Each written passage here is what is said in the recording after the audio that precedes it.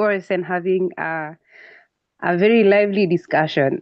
We'll be having the International Network for Governmental Science Advice, and we'll be having the role of Malagasy culture in protecting its ecosystem, which is a very important topic, especially when it comes to what the youth in the indigenous communities are doing when it comes to climate change. All right. So I would like to first introduce Onja, who will welcome us and give us the welcoming remarks. She is, wait a minute, she is called Dr. Razanamaru Onja. She is a Malagasy plant biologist and conservationist, and she has a PhD in life science and environment. She specializes in baobab conservation, biodiversity research, and science diplomacy. What I know about her is she is very, very passionate when it comes to including the young people in the discussion about conservation and climate change, and of course, leaving a print there when it comes to her research. And she is the lead in the international project of, and also, of course, a global lead in the GIYSCC, which is why we are here. So, a very welcome, Dr. Onja, so that we can have the welcoming remarks from you. Thank you so much, Irene, for giving me the floor. Just let me share my screen. Do you see my screen? Sorry.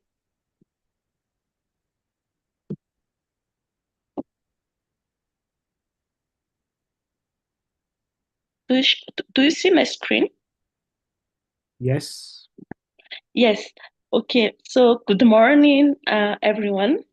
Good afternoon and good evening if you come from another region.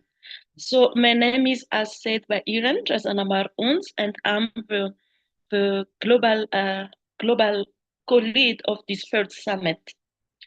Welcome to the Global Indigenous Youth Summit on Climate Change for this year, 2025.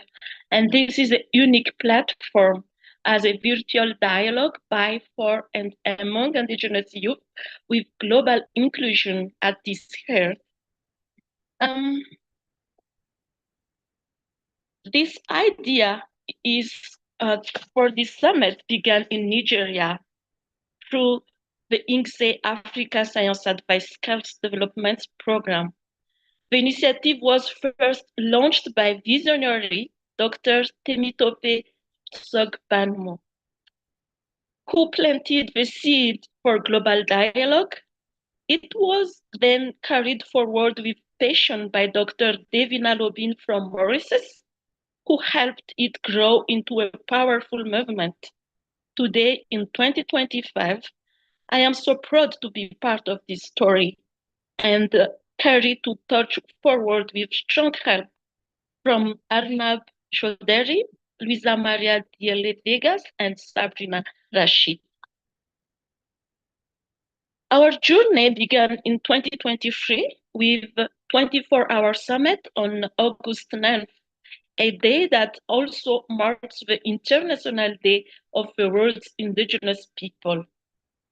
The response was incredible. In our first 2 years, we welcomed 2,100 people who registered from 136 nations, speaking nearly 2,290 languages. This shows the power and passion of our global community. We as indigenous people are deeply connected to nature. This profound relationship is the source of our great resilience and our rich indigenous knowledge, which offers unique solution for a changing world. And we are proud to share this knowledge because we believe our commitment has immense value in the global dialogue on climate change. Indigenous youth are potential conduits for integration and transfer of indigenous knowledge and practices to scientists and policymakers. They serve as essential advocates, articulating the challenges and vulnerabilities faced by communities in pursuit of sustainability. So we are at the heart of this dialogue, and our voice must be heard. And this morning, I learned that it is not only be heard, but it is also need to be responded as well around the world. This summit is ours. It is the platform that allows us to be part of the discussion, not just on the sidelines, but right at the center. As a past achievement for these 2 years of the summit, we were invited to write a commentary on the prestigious journal Nature, and our leaders have been organized a session on science diplomacy during the last Sustainability Research and Innovation Congress in Kenya and meet in person in Chicago. We are now in the process of publishing 2 book series focused on indigenous youth leadership, climate resilience, and the historical dimensions of climate change. GIYSCC is hosted by Future Earth with coordination from Science Diplomacy Center and collaboration with INCSE, SISTP program, and indigenous youth leaders. We are excited to be more inclusive for this summit and vocal than ever for forging a new partnership. And for this summit on 2025, we run again a 24-hour summit. And yesterday, we are over 500 participants. And for this summit, we are very proud to announce that there will be a virtual indigenous workshop and also an art showcase, in virtual art showcase from the indigenous knowledge as well. So there will be a diverse of activities during this summit, even it is on virtual. So we will move beyond the summit to build a lasting and powerful movement that will make our voice heard for generations come. For this year as well, we plan for GIYSCC a strategy to build the structure for GIYSCC and hope to have a GIYSCC hub with the collaboration of a lot of partners. Before I close my intervention, I want to express my heartfelt thanks to everyone who made this summit possible. Thank you to the visionaries who started this initiative, to the leaders who helped it grow, and to our valued partners, Future Earth, the Science Diplomacy Center, and the INCSE, and the indigenous youth leaders. I want to give a special thanks also to our incredible mentor, Professor Paul Berkman, for his outstanding effort to support us beyond his scheduled commitments. His guidance and his dedication have been invaluable. My sincere gratitude also goes to every single participant for your contributions and your patience. So thank you for being here and for being part of this important work. Together, we will continue to grow and create a sustainable future. I wish you all a happy International Indigenous Day for today. Thank you so much. Thank you so much, Dr. Onja, for the welcoming remarks. Well, of course, we also appreciate you for your continuous work to make sure that this this conference is actually a whole success. We appreciate that you've put your time and a lot of energy into bringing all of us here. Thank you so much. And I pick it up from where you last regards were with the mentor, our mentor, Professor Paul Bachman, who is also who has shown exemplary efforts when it comes to mentoring the Global Indigenous Youth Summit on climate change. And I'd like to welcome him and Dr. Tomitope, as you have mentioned earlier, to give their opening remarks too, because they were the founders of this, the Global International Youth, Indigenous Youth, sorry, climate change. Well, let me introduce Professor Paul. Let me introduce Professor Paul. Professor Paul is a science diplomacy expert and the founder of Science Diplomacy Center. His work is on bridging research with action, and he's the coordinating, and one of his most achievements that we know of as I'll kindly unmute Dr. Professor Paul. One of his achievements is coordinating the Global Indigenous Youth Summit on Climate Change in 2023, which brought about 1,300 participants from more than 112 nations to foster global cooperation on climate change. Help me welcome Professor Paul Bachman, and thank you for being available under your tight schedule. It is an honor as well as pleasure to be part of the third annual Global Indigenous Youth Summit on Climate Change by, for, and among Indigenous youth with global inclusion. This global dialogue, I'm pleased to be in Malaysia this year in Region 1. So we've just completed the first 8 hours of our journey around the world on this International Day of the World's Indigenous Peoples. The concept of global inclusion is represented well by the Indigenous youth leaders from Asia, from Africa, from the Americas, from Oceania, from the Arctic, around the world talking with each other. And I was very pleased to see a number of Indigenous youth leaders from Africa participating in the discussion in Asia just completed. This concept of global inclusion is represented, as Dr. Rosanna Maro Onza just mentioned, by nearly 290 languages across 136 nations in the first 2 years.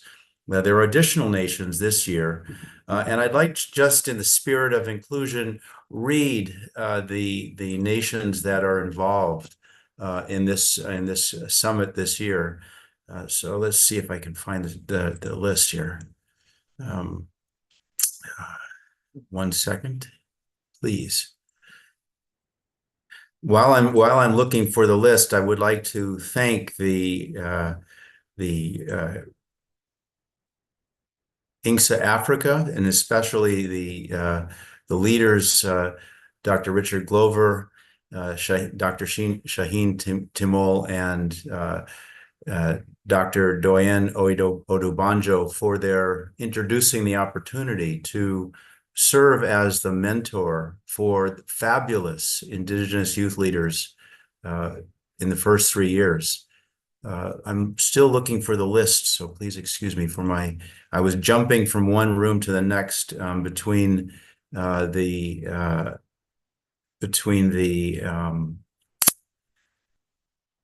two meetings. So I cannot find it immediately. So I'm going to just say that there are nearly 90 languages or 90 nations that are represented in this year's Global Indigenous Youth Summit. And I would like to thank all of the Indigenous youth leaders from around the world who are participating. In this context, from Africa, in the first Global Indigenous Youth Summit, I was introduced to the concept of the continent.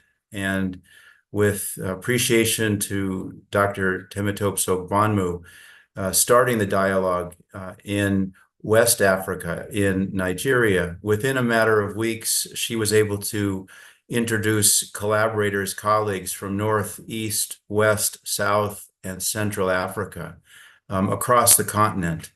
And in this sense, Africa itself is a very special continent on Earth where indigenous youth and the participants, the members, the citizens of different nations in Africa view themselves as part of the continent.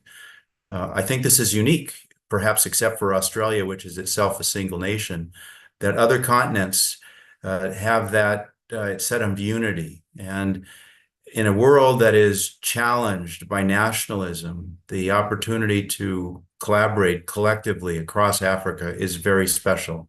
And so for me, and you can tell I'm neither indigenous nor youth, the opportunity to help coordinate this global dialogue is very special. I learn from you each year, and I hope that all of the indigenous youth who are participating in this discussion today value the discussion, contribute actively and with passion, and share observations with a sense of purpose, in that indigenous youth have a voice, an important voice, a voice of inclusion, which is, in a sense, hopeful for humanity.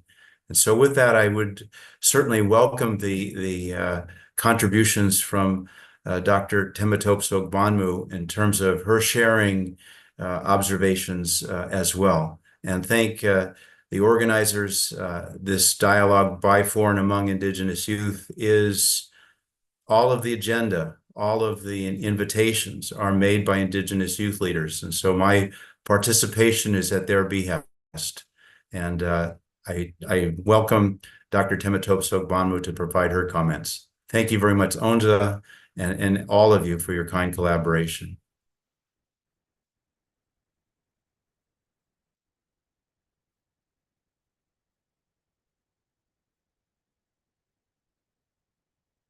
Is Tope on the call? Yes, I'm here. Hello, Okay. everyone.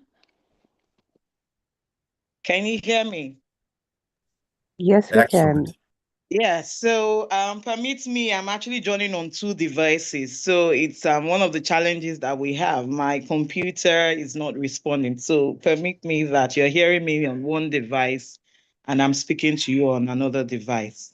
I intentionally dressed in my local outfit because this is what is part of what we're doing here at the Indigenous Youth Summit on Climate Change. Thank you so much, Paul, for the introduction. Thank you, everyone, for making this happen.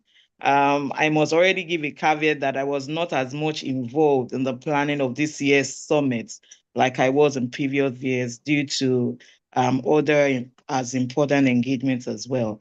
But I mean, in the spirit of sustainability, I'm very happy that we've come this far and it's truly been successful seeing, even though I've not been part of all the meetings, I'm aware and I was copied in all the communication, and I'm very happy with this cohort at the global level of how these has truly emerged. And this is really what we designed the GIYSCC for. So on that note, once again, I really want to thank Professor Paul Beckman. I mean, these all came through the mentorship of Professor Beckman. I also want to thank INSA Africa, International Network for Governmental Science Advice, Dr.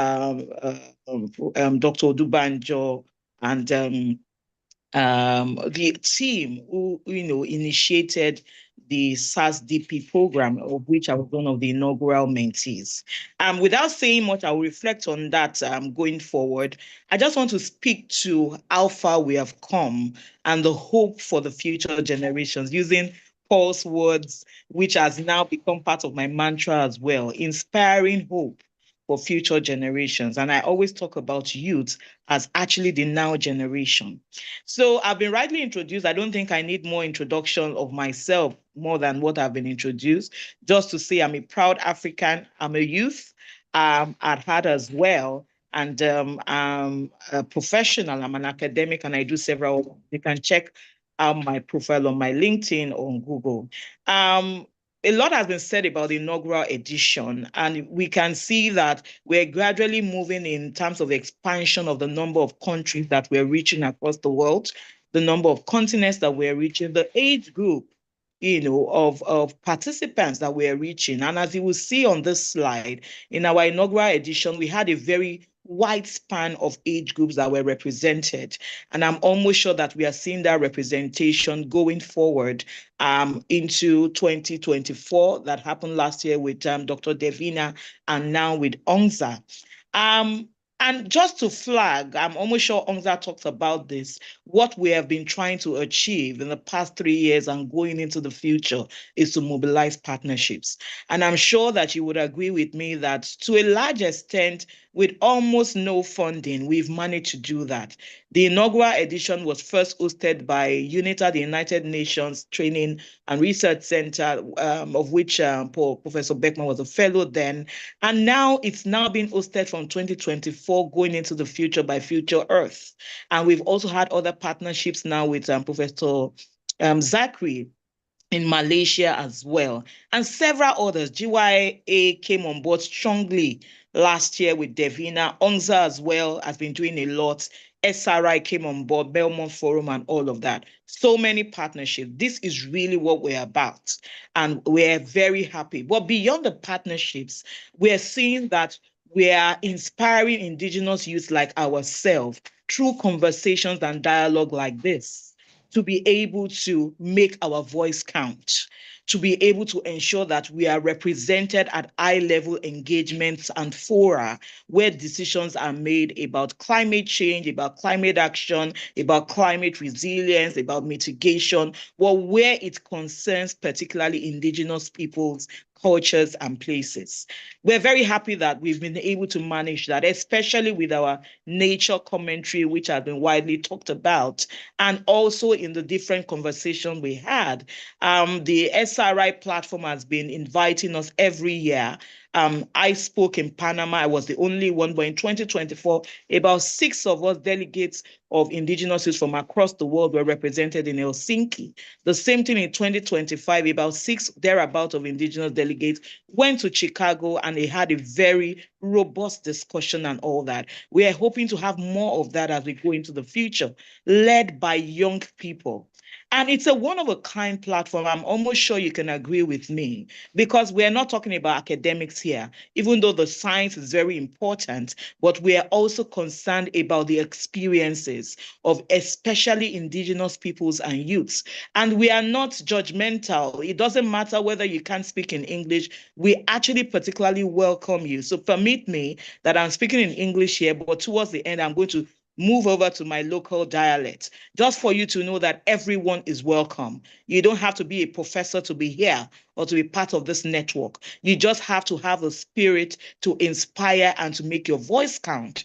And this is what we are all about. We would invite you to come. You can present in any form that you feel you can make your voice heard on any global platform. We share perspectives, our concerns, our interests, our strategies. And we've all seen from all our what we've put forward that there are quite a number of resilient and one-of-a-kind strategies that are actually inborn with indigenous peoples that even the academics don't have. And so there is that need for cross-fertilization of ideas. And that's what we do here in the GIYSCC. And hopefully, we are seeing that in the long run, we're inspiring short to long term and throughout lifetimes, indigenous youth to be leaders in their own rights and for sustainability. And that's why I started this with Paul. Devina continued. Now we've handed over to Ongza. Ongza is going to hand over to the next person, and we continue. That is actually the spirit of sustainability.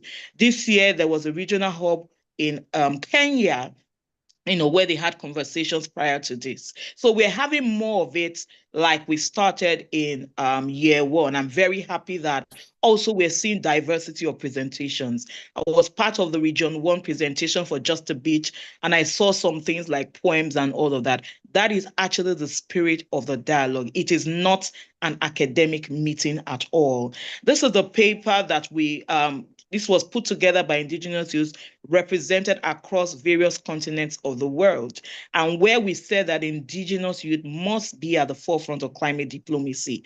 If you don't take anything away from this region presentation today or throughout the summit today, I want you to be inspired as an indigenous youth to ensure that you are truly at the forefront, both at the local, national, region, and international level of climate diplomacy. Nowadays, you don't need to fly to Washington to get your voice heard. You just need to tag the right persons or look on social media. You just need to get into the right networks. And some of those people actually are requesting you to come to the forefront and make your voice count. So please ensure that you do that. We have set the pace for you. It's time for you to take on the baton and move forward. So my call to action, ladies and gentlemen, youths like I from all over the world, especially those areas where it appears that you've never been heard or you don't have access to be heard.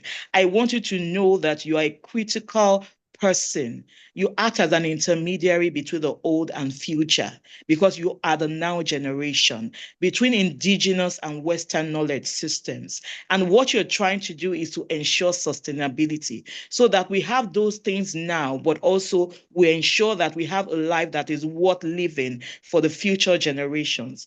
So we are addressing the present generational challenges that we're having, especially as it has to do with climate change. So we're calling you to continue to co-create, to continue to dialogue, to continue to play active role in these high-level discourses, to continue to make a case for the inclusion of youth leaders, indigenous youth leaders in high-level. We emphasize high-level decision-making because that is where whatever decision that is taken is bounding on everyone. You want to ensure that your voice truly counts and you are represented there. And then we want to ensure that you are emboldened and you're facilitated. That's what this summit is about. We are facilitating you to get that seat at the table where these discourses, where this dialogue, where the decisions are made. And we have true mentors who are here with us to support you. We have Professor Zachary, we have Paul Beckman. We're also doing more. We have a legacy collection. I'm sure you've heard a lot about it.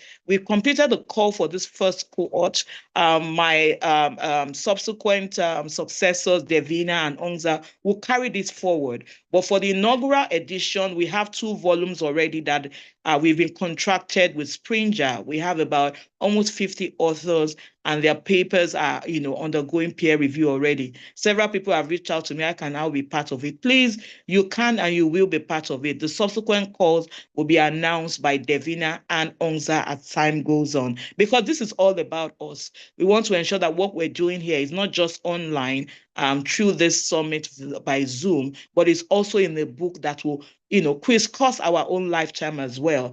And people in those next lifetimes will have this collection to be able to reflect on what you and I have contributed to ensure that we have a better place in the world, especially through climate action. I acknowledge all these people. I know that this slide does not reflect the current milieu of partnerships that we have. This is a slide from last year, but we do acknowledge everyone, and particularly my university and my initiatives that gave me the platform to even start this mentorship with Professor Beckman. I want to thank Future Earth. I want to thank Ongza. I thank Devina, Professor Paul again, Inside Africa, and the team for providing these opportunities, and that I was able to see and make use of the opportunities. I'm hoping that future youths like I will also leverage these platforms and also make very good use of it.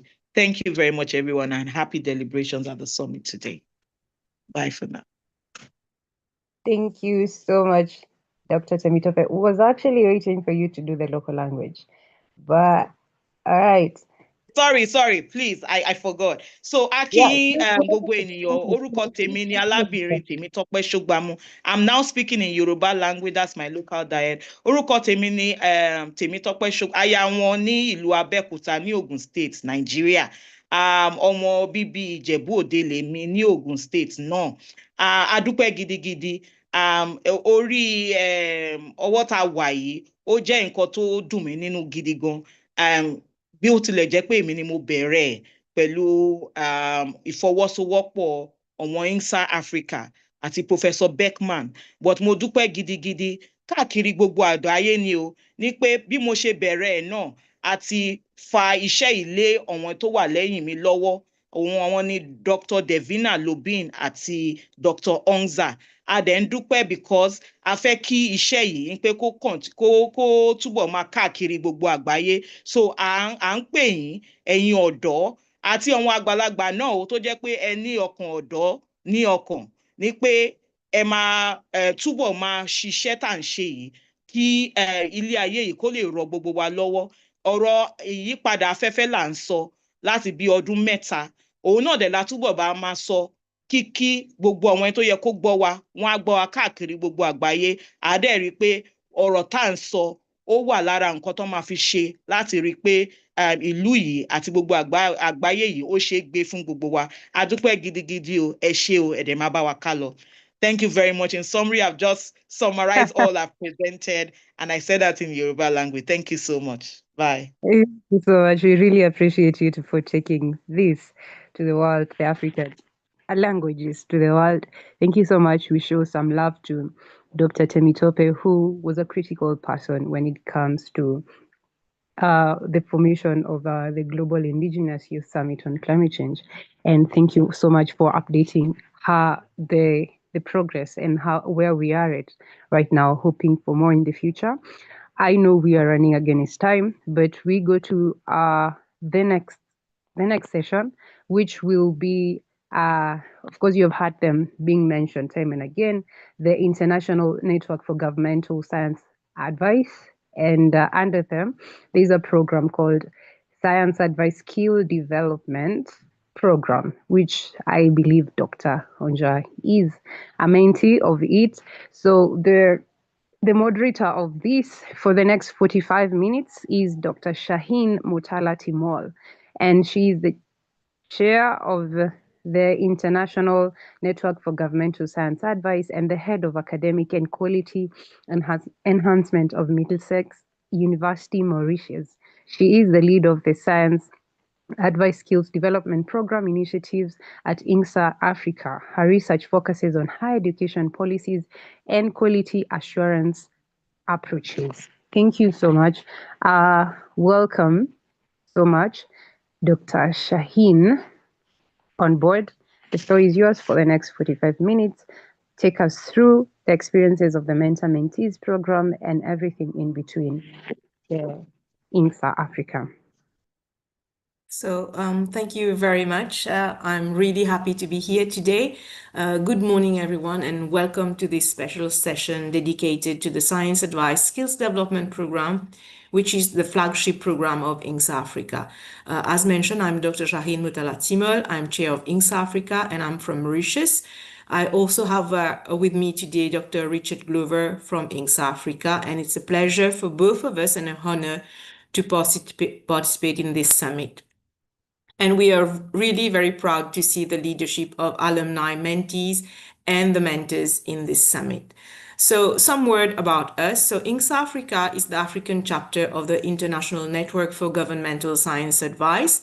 And what we do is that we work to bring together scientists and policy practitioners from across the continent to support science advice systems that are specifically tailored for African contexts. So we build capacity, we try to create network, and we foster collaboration for evidence-informed policymaking. And the Science Advice Skills Development Program, so SCSDP as we call it, so this is GIYSCC Africa's flagship initiative. It's a 6-month virtual mentorship program, and it focuses on climate change related projects. And what we do is that we pair emerging African scientists, mid-career scientists with experienced science advisors and policy experts. So we try to strengthen their ability to bring scientific evidence into policymaking. And since that program began in 2022, we have trained over 40 researchers from different countries, different regions in Africa. And our session today really is an opportunity for us to reflect on the SASDP journey. And we have with us 2 mentors and 4 mentees joining us. And really, we look forward to hear their stories and insight. So the mentors that we have with us are Dr. Salem Somtali from Mauritius and Professor Shireen Farag from Egypt. And our mentors come from Nigeria, Uganda, Kenya, and Ivory Coast. So Dr. Clara, Dr. Anthony, Dr. Samuel, and Dr. Kofi. So for this session, what we'll have a few questions for the mentors and the mentees. So I'll start with Dr. Salem. Dr. Salem, you have been a mentor since the launch of the program in 2022, and you have mentored 3 mentees from 3 different countries in Africa. Can you tell us about yourself and why you joined SASDP as a mentor and your experience in general? Okay. Hello everyone, and thank you for having me. It's truly a pleasure to be part of this conversation, and let me thank Dr. Timol and Dr. Glover for inviting me to contribute to this session. So I am Salem Somtali from Mauritius, as Dr. Timol mentioned, and I've spent around 40 years in agricultural research and development, and mostly focused on sugarcane. And I'm also a fellow of the Mauritius Academy of Science and Technology. So why did I join SASDP? Honestly, I owed that to the encouragement I received from Dr. Timol and Dr. Glover. This was my first mentoring experience in this kind of structured program, and have to say that it's been more than worth it. What inspired me most is that mentorship isn't one directional. In fact, it's a two-way exchange, and I've gained a great deal from my mentees, their passion, their curiosity, and their eagerness to make science, to show science.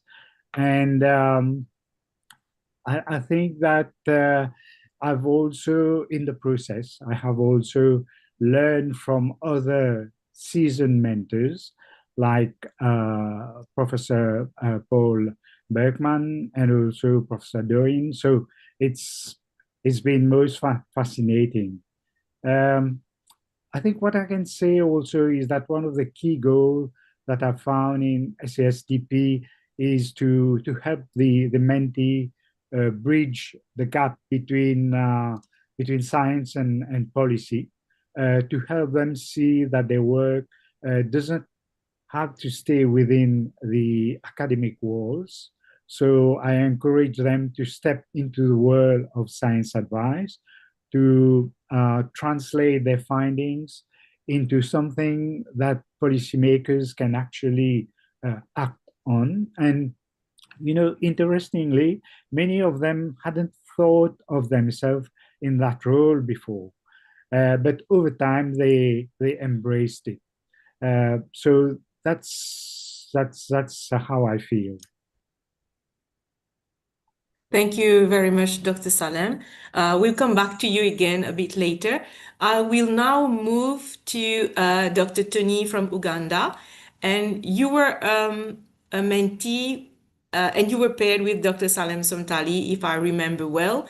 And you were part of the inaugural SASDP cohort in 2022, while we ourselves at GIYSCC Africa, we were still learning about this program. And so how did this program shape your journey in science advice, and what key lessons or experience have stayed with you since?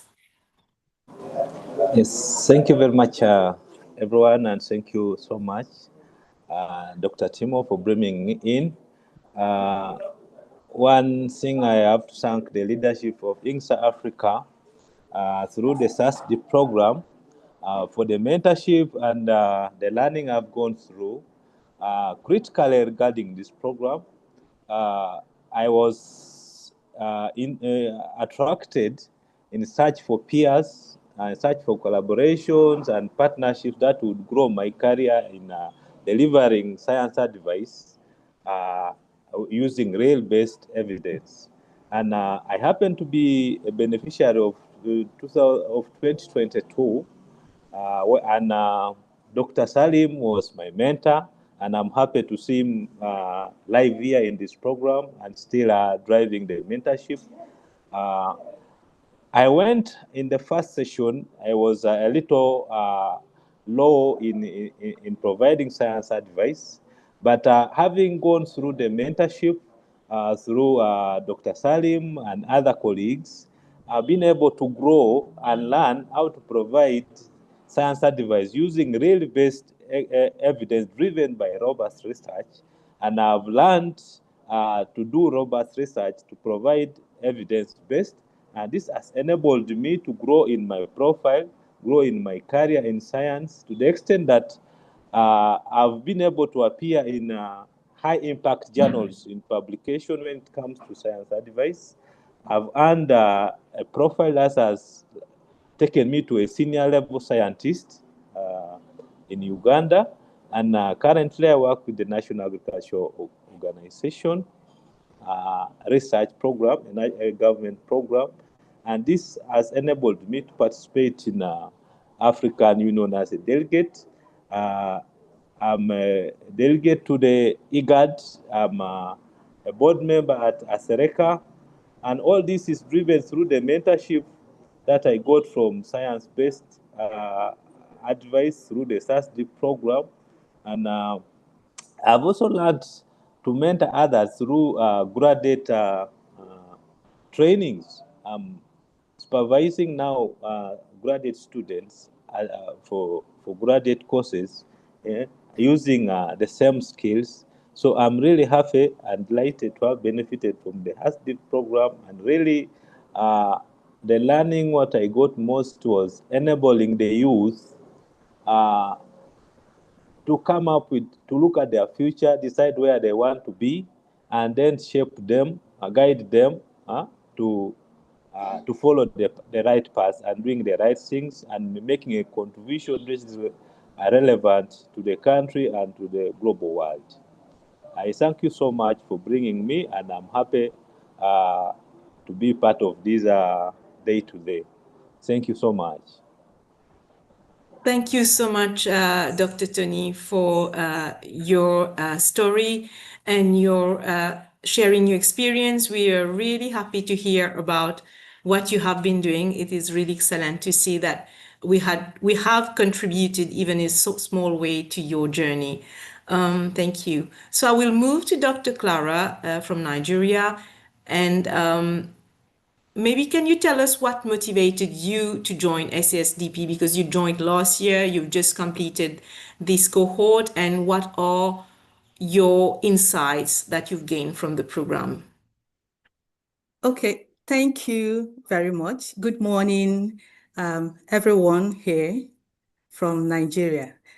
I am honored to be part of this program today. I think I started this journey with the maiden edition of the summit, and I'm so happy to be part of sustaining the program. So for the Science Advice program, I think one of the basic things that actually motivated me to apply to be a mentee is that when I read the call for mentee, I saw that the objectives of the program relate so much to my values and mission as a researcher. I am quite passionate about using my research outcome to influence policy and practice in my country and even beyond. I don't believe in doing research and just having my outcome published in journals.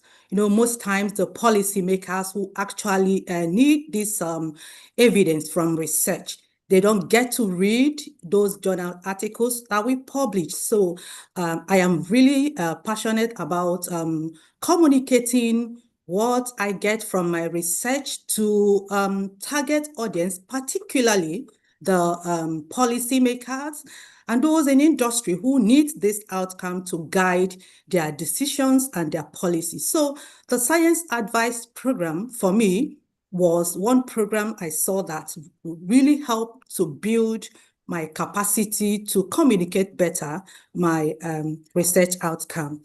And going to the take home, the key, I had so much, but I will just share one or two key ones because of time. At the time I joined the Science Advice Program, I was already in a fellowship, a GRAFS fellowship, that's the Gender Responsive Agricultural Systems Policy Fellowship that is implemented by the African Women in Agricultural Research and Development. And under that fellowship, I was implementing a project. And that project is I was developing a framework that will be used in my country to assess gender responsiveness and the implementation of climate change components that are contained in agricultural policies in my country. And it was a lot of work for me coming from the university. I don't really know the practical act of, stakeholder mapping, getting buy-in from the relevant stakeholders. Yeah, the Science Advice Program was key in developing my capacity in those areas. My mentor, Doreen, the discussions I had with her gave me a lot of guidance on how I was able to get do effective stakeholder mapping, getting the stakeholders that really had influence and are relevant to what I was doing. And I was also not just getting their, to identify them, I was able to get their buy-in to be interested and be part of what I am doing. So the Science Advice Program for me was topical in helping me develop that framework, which hopefully before the end of this month, because it has gone through so many processes, and last month we were able to do the validation of the framework at the Federal Ministry of Agriculture. By the end of this month, it will be formally presented to the ministry. So the Science Advice Program was a big push and a big support for me in doing my stakeholder mapping and getting buy-in from stakeholders. Thank you so much.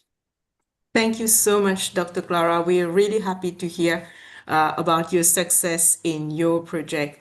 So moving forward, we're going back again to one of our mentors. So Professor Farag is from Egypt, and you joined us last year in our SSDP program. And one of the aspects of this SSDP that I really like is that we are able to pair mentors and mentees from very different countries, different region, different cultures. So maybe you can tell us about your experience and how it was like to work with a mentee from Cameroon. Thank you, Dr. Timur. Hello? Yes, we can hear you. Okay. Thank you, Dr. Timur. Hello, everybody. I am Dr. Shireen Farag, Professor of Biomedical Engineering, PhD in Environmental Engineering from Cairo, Egypt. I was a former member of Egyptian Parliament, so I have been involved in policy making. I have many dreams before that simply when I will be involved in policy making, I will be able to implement all my science information to be applied for the sake of our people. But sure, it wasn't not the case. As I'm interdisciplinary and my field of research is not a common information, so it's not easy to be able to implement my knowledge to be registration and strategies. For example, there is a lack of legislation for non-ionizing radiation in all African countries and Middle East. And when I submit that law, most people and colleagues do not realize what I submit. So the law is not still in discussion.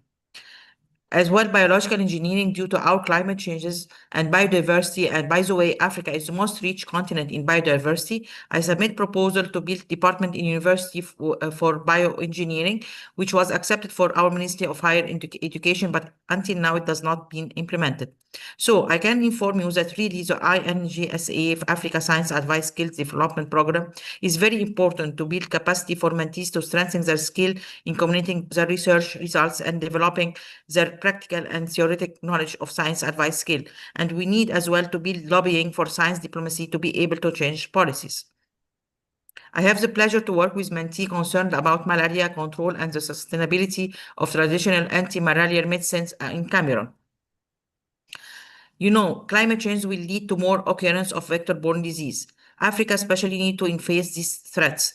We all need to face the general public idea of referring indigenous herbal treatment over drug treatment, which the mentee has addressed with a new idea to preserve medicinal plant resources through biodiversity conservation, sustainable cultivation, to enhance registration and to integrate the integration of improved traditional medicine into health policies. I have the pleasure to participate as mentor in the third cohort in INGSA, Science Advice Skills, and I hope that I have helped mentee to make a difference in her approach to her proposal. Thank you for all. Thank you so much, Dr. Farag. And I have to say that last year we had so much interest from Egyptian researchers, policymakers into our program, and we look forward for this year's too. So I will move again to one of our mentee from Kenya, Samuel. And Samuel, maybe you can tell us about your challenge. What was your biggest challenge in applying science advice in your work, in your life, and how have you approached that? Yeah, thank you, Dr. Timor and the team for the chance to share my experience. I'm Dr. Samuel Mungale from GIYSCC University, Kenya. And my mentor was Dr. Yusuf from Cameroon, and these are two countries which are diverse a lot. In the process or before we started the mentorship, the biggest challenge that I had was on communicating science-related innovations and ideas. But throughout the communication, the mentorship process, we overcame it. But allow me to say that integrating scientific evidence into policy processes was the biggest challenge, even up to now, because this idea involves competing interests, competing stakeholders, and even varying levels of understanding among stakeholders. In most cases, you find that we have indigenous people, technical and non-technical people, and also including politicians who have vested interests in certain aspects. And then going back to my background, which is health science, focusing on infectious diseases and also vector-borne diseases, then we connect this to climate change. We realized that there is a complex relationship between change in climate and also the prevalence or the incidence in infectious diseases and also vector-borne diseases. So there is need for us to know how to communicate to all the stakeholders if they are to take up the evidence that scientific advisors have come up with. So that was the biggest challenge. And then the other challenge that I got, maybe I realized, is that there is need to develop adaptive communication strategies and also how to develop relationship building skills, especially with indigenous communities.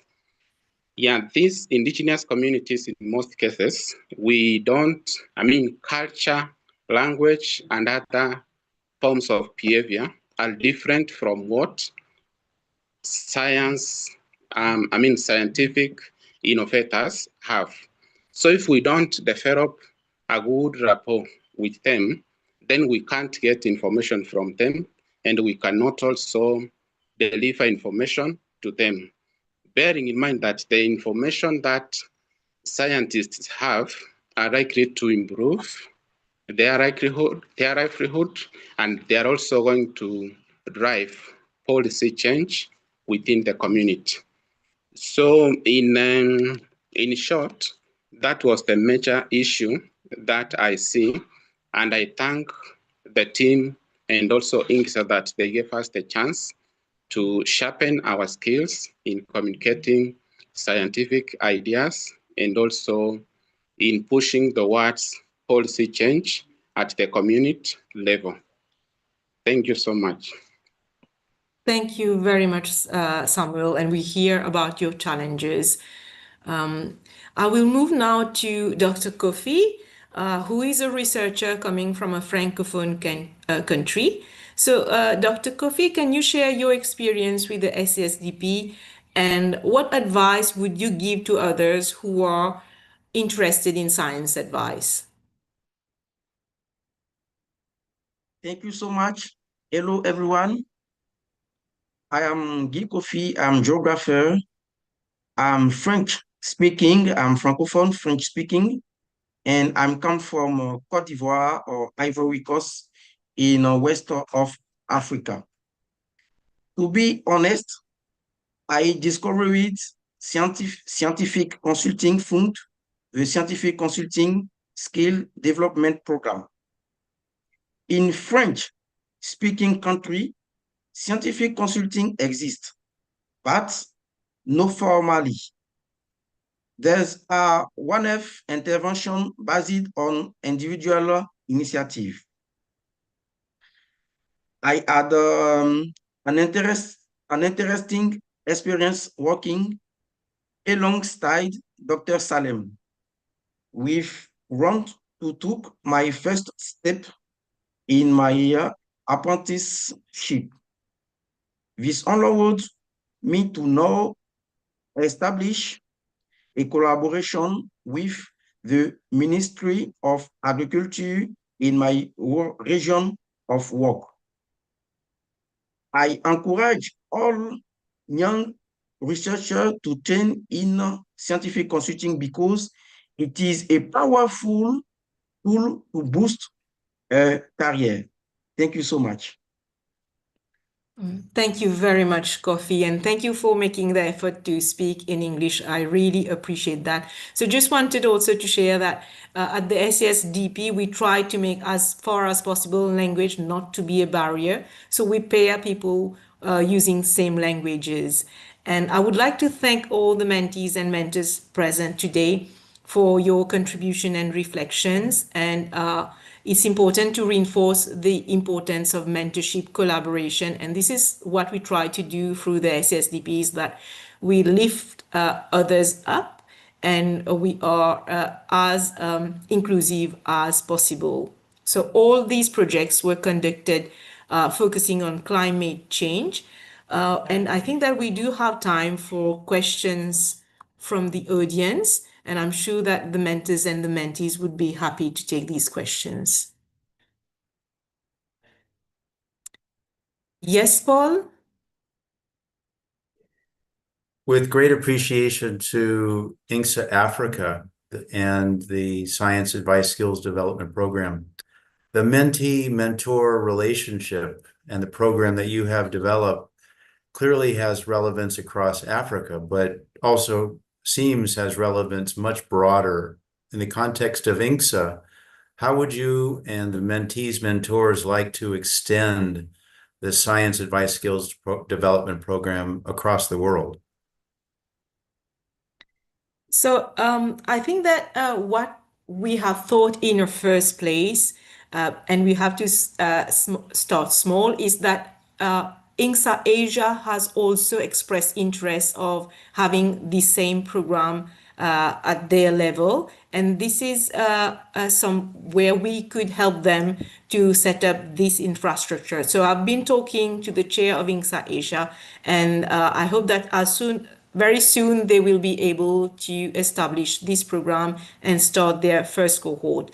I've also talked to the GIYSCC LAC, the Latin America and the Caribbean, and they are very much looking forward to having a similar program at their end. So if we can start that at the level of the different chapters, soon we can cover the whole global space, I would say, and develop this further. But what I would want to see happening forward at the level of Africa, and this is something we've been discussing, is to create working groups with the mentees and mentors for the different region, and then we can come up with projects that would be for the context of the region, but also across the continent. So this is one of the ideas that we are exploring right now.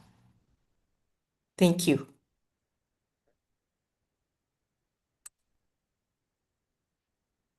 Any question?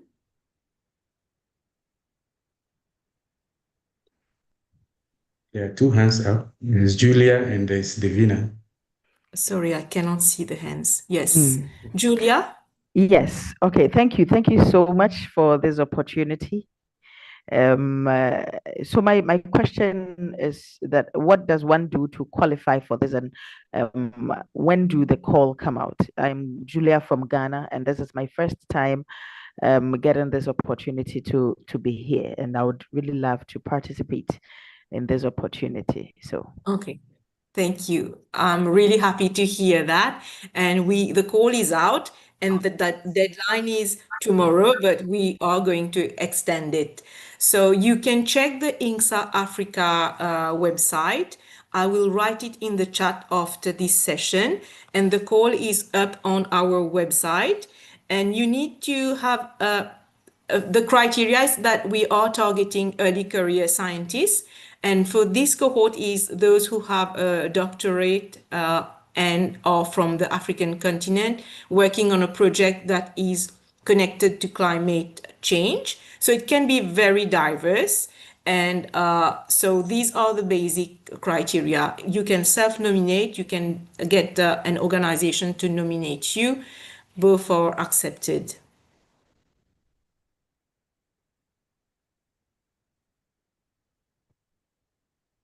I hope that I answered your question. yes, thank you. So I'm expecting it in the chat. Thank you. Yes. So, Davina, I saw a Yes, hand. thank you. Yes, thank you, Dr. Shaheen. I just wanted to add a comment to what Dr. Shaheen mentioned earlier about the working group, about replicating the program across the different INSA, but we also had a discussion how to include other mentees in the GIYSCC. So as we are moving forward, we are developing the strategic plan for GIYSCC to make it a sustainable network with maybe having the first home in Malaysia, but we are also looking at opportunities how to expand the network. So we had this discussion with INSA Africa about including more mentees and mentors in the GIYSCC to really make it a strong and sustainable network, and to really work in, as Dr. Shaheen mentioned, the different working group that will focus on thematics areas.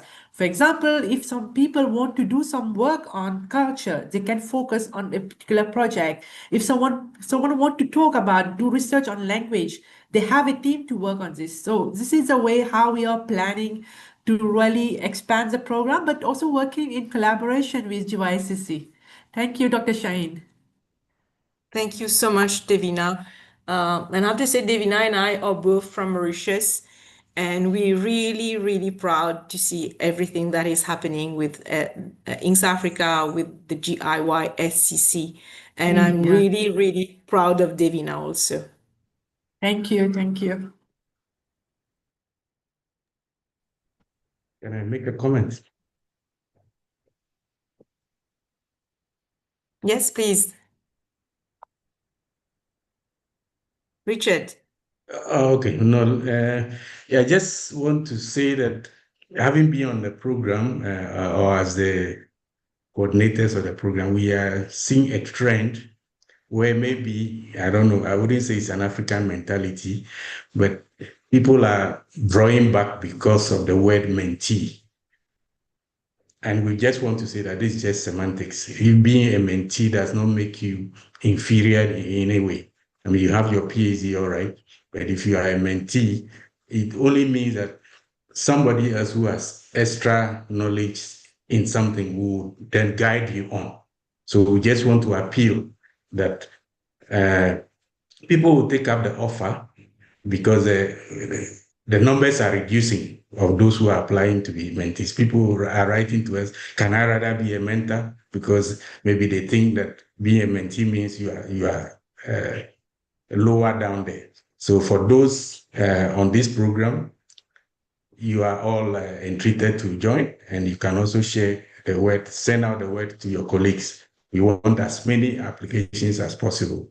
And even though we cannot take so much, but it's best if we have so many to select from, then we can get the creme de la creme, but not just a few, and then we are forced to take all of them, whether they are up to it or not. Thank you. So we really encourage everyone to apply as mentee. And I think that even I would love to be a mentee in this program. Unfortunately, this is not possible, but please do apply, and we will be meeting great mentors who have experience in science advice. But there is so much more than this program, than science advice. It's about sharing, it's about building leadership, building your network. So do check the program. And I would like to really thank the mentors for dedicating their time, because it's a voluntary work that they are doing, and they support GIYSCC Africa so much. Thank you very much. I think we have a hand raised. Can I make a comment, Sharon? Yes. Yes, my name is Dr. Alice Omariba from Murang'a University of Technology, Kenya. It is my first time to be here, and I'm so glad and very proud and inspired to be here. On the issue of mentee, I would love the mentees who have spoken from Ngara, from some, I don't know what is his experience on what is preventing indigenous youth from actively engaging in climate adaptation efforts, or being indigenous, actively engaged in indigenous activities. That is just what I can say for now, and maybe we can respond on that if we. Thank you very much. Thank you, Alice. Did you get my question well? No, I did not get your question. I thought you were making. Okay, I said a I'm statement. glad to Yes. be here because I can All see right, it. sorry. It is my first time, and I'd want to be a mentee. So maybe the call will be shared to all of us. And then I had some, like, a question or a comment to one of the mentees, Mungare something, who was saying that Samuel. challenge he has experienced. Yes, Yes. Samuel. And I would like to know, because he's coming from almost the same region from where I come from, whether there is a barrier, big barrier, that prevents our indigenous youth from engaging themselves, especially in, he talked about something to do with health. Thank you. That is what I had. All right. So I will just reply to your first question. So I've added the call for mentees in the chat. Samuel, maybe if you can respond to the second comment or question. Yeah, thank you. And thank you, Alice. Actually, that is a major challenge. Many of our youths and also earlier career researchers are not really getting into work that is related to climate change because of the poor communication strategies. Actually, currently, immediately after the mentorship, we engaged in activities involving primary school students or learners for us to teach them more about climate change. We realized that if we go with our academic approach, they are not getting the point. So we had to change the strategy, and this involves developing relationship with them through various activities, one of them being through music, through sporting activities, and then also through agriculture-related activities. Then in the process, we bring on board the issue of climate change and climate action. So really the issue is about changing the strategy on how you make a non-technical person to understand a technical issue. So use a layman's language. That way they will be able to understand and see the impact of climate change, and then after that they will take action. Yeah, thank you. That's my response. Thank you so much, Samuel. And I want to add, Alice, that we had a mentee, Frida, from University of Kenyatta, who worked on exactly the same thing that Samuel mentioned. So her project was on how to communicate research and scientific ideas and decision to the people in different villages, and how to not use technical jargons, because this is something that she thought would not be accessible to the people in the villages that she was working in. And she is a linguist, so it would be good if you could look her up. We have reports on our website on all those mentees who have participated in the program, and you will find about their project also in the report. Thank you. Any other question? So if we don't have any other question, yes. I would like to say a big thank you to our mentors, to our mentees, and to all participants today. And we thank Paul, we thank Onja, Devina, and Temitope Arnab for this opportunity to be here and to celebrate Indigenous youth. And we look forward to the journey forward. Thank you.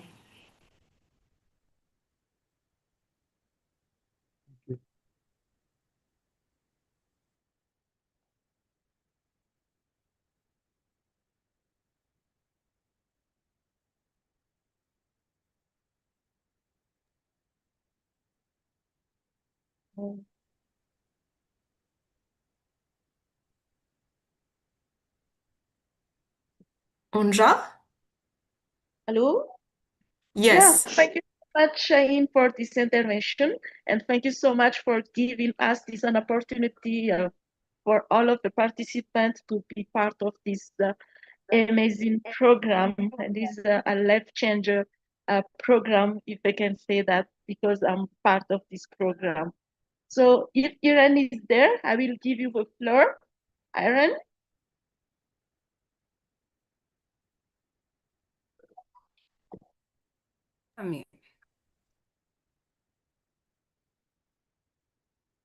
Am I audible?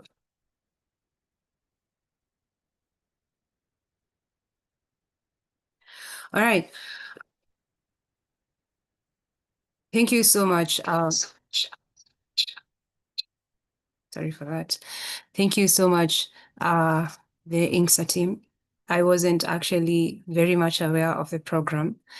Probably before I let you leave, I would like to know, for us who are not into PhD, but we are one step to PhD, but we're still in our masters and we're doing more of environment.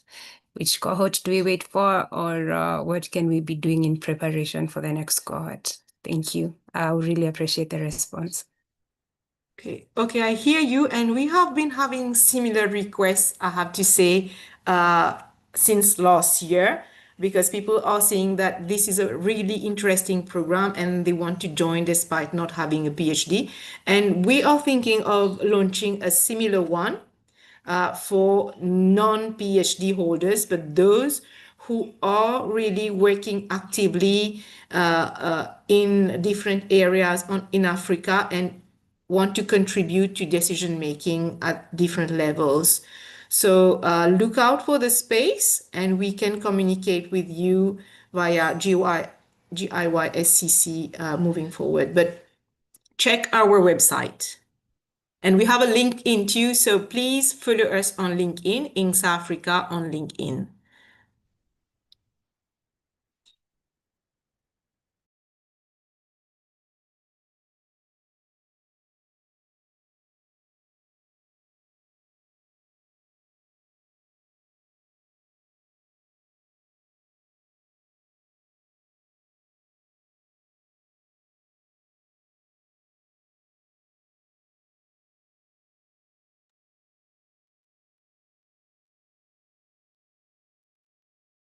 Ondra? Thank you for that. I'm sorry. We had a challenge with the technical, but I'm sorry for that. Thank you so much, Dr. Shaheen, for the reassurance and of course for the future that we can be molded as the indigenous youth from a young level to be able to champion for the policy using science evidence. Thank you And so if I much for may that. add, if I may add, if you could get in touch with us and tell us what Yes. type of a program you would want to have. So Uh-huh. that would be helpful also. All right. Do we reach out through GIYSCC or do we reach Through out via your Ondra, website? you can get our mails from Ondra. No problem. Thank you so much. I hope, Dr. Ondra, you have noted that. Really appreciate. Yes, I'm Thank you. happy and be honored to be help you.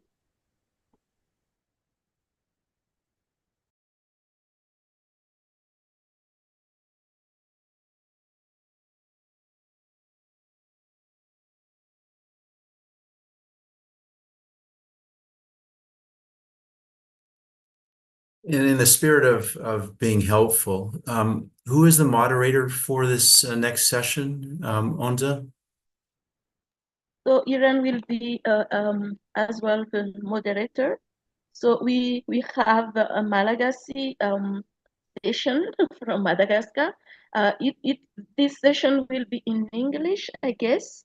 Some of them might be do a French presentation. So yeah, I think if everything is okay in your side, Iran, I will give you the floor for this part. Thank you. Right. Thank you. Okay. Thank you so much, Onja, for that.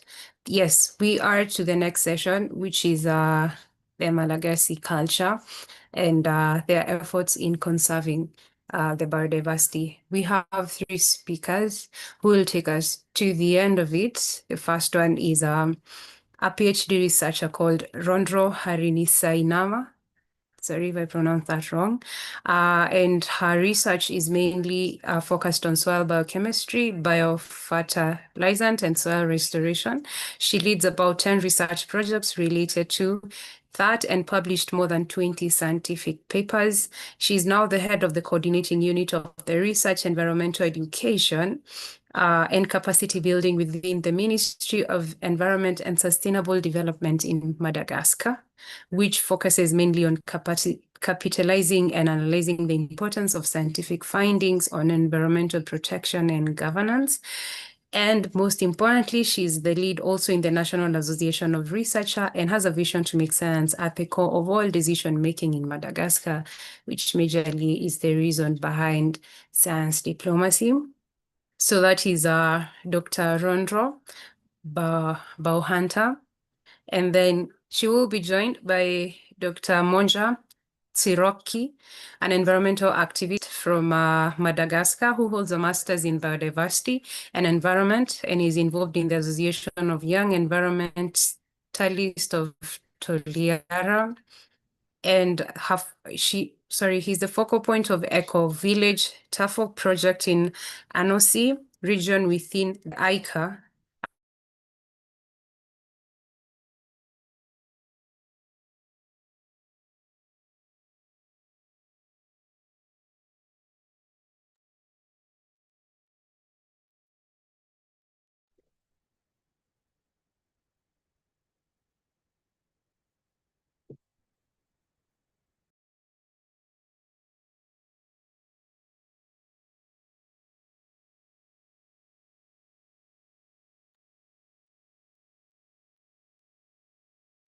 Hello? Sorry, I'm sorry. Are they here?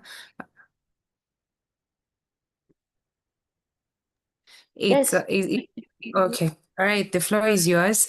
Kindly take the next 45. Sorry. Kindly take the next 45 minutes. We really appreciate that, and you're free for question and answers. And we look forward to a very interactive session, especially we see the progress of the young people when it comes to conservation of the conservation of the environment in Madagascar. Thank you so much.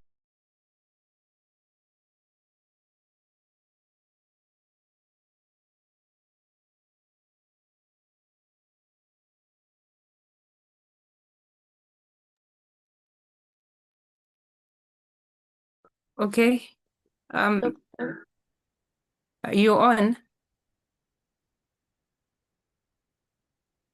Dr. Rundru? Yes, I'm Please here. go ahead. Yeah. Okay. And please share your screen. Should I project my PPT in there? Yeah. Share your screen on Zoom and make it on presentation mode. Okay. Thank you. Just give me just 1 minute, please.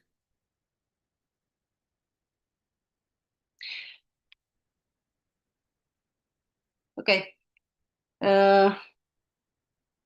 Greeting from Madagascar. We say Mbolatsara Dahulu. Sorry, Rund, we don't have your screen on Zoom.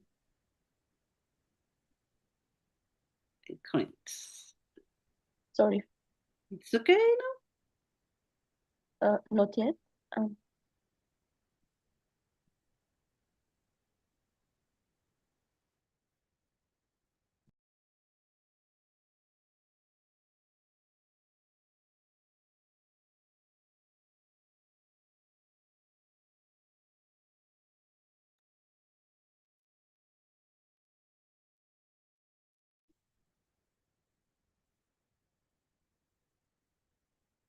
It's okay? It's okay. Thank you so much. Okay. It's a real pleasure for me to be here on this global stage as a voice rooted in the red soil of Madagascar, a land that is alive, sometimes wounded, yet deeply resilient. First of all, I would like to thank all of you for giving me the opportunity to participate to this event. I really appreciate that. Thank you, Unj, for your motivation and for not giving up for inviting me. For Malagasy people, when we talk about land, Tanindrazaku in Malagasy, it means the land of our ancestors. It is sacred. Our grandparents, parents, and elders have taught us the value of the land, to protect it, to cherish it.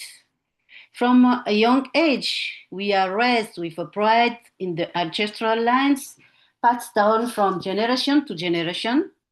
These lands are not just property, they are memory, responsibility, and a living legacy. Today, a new concept emerges. We talk about Taninzanaka, which means the land of our children.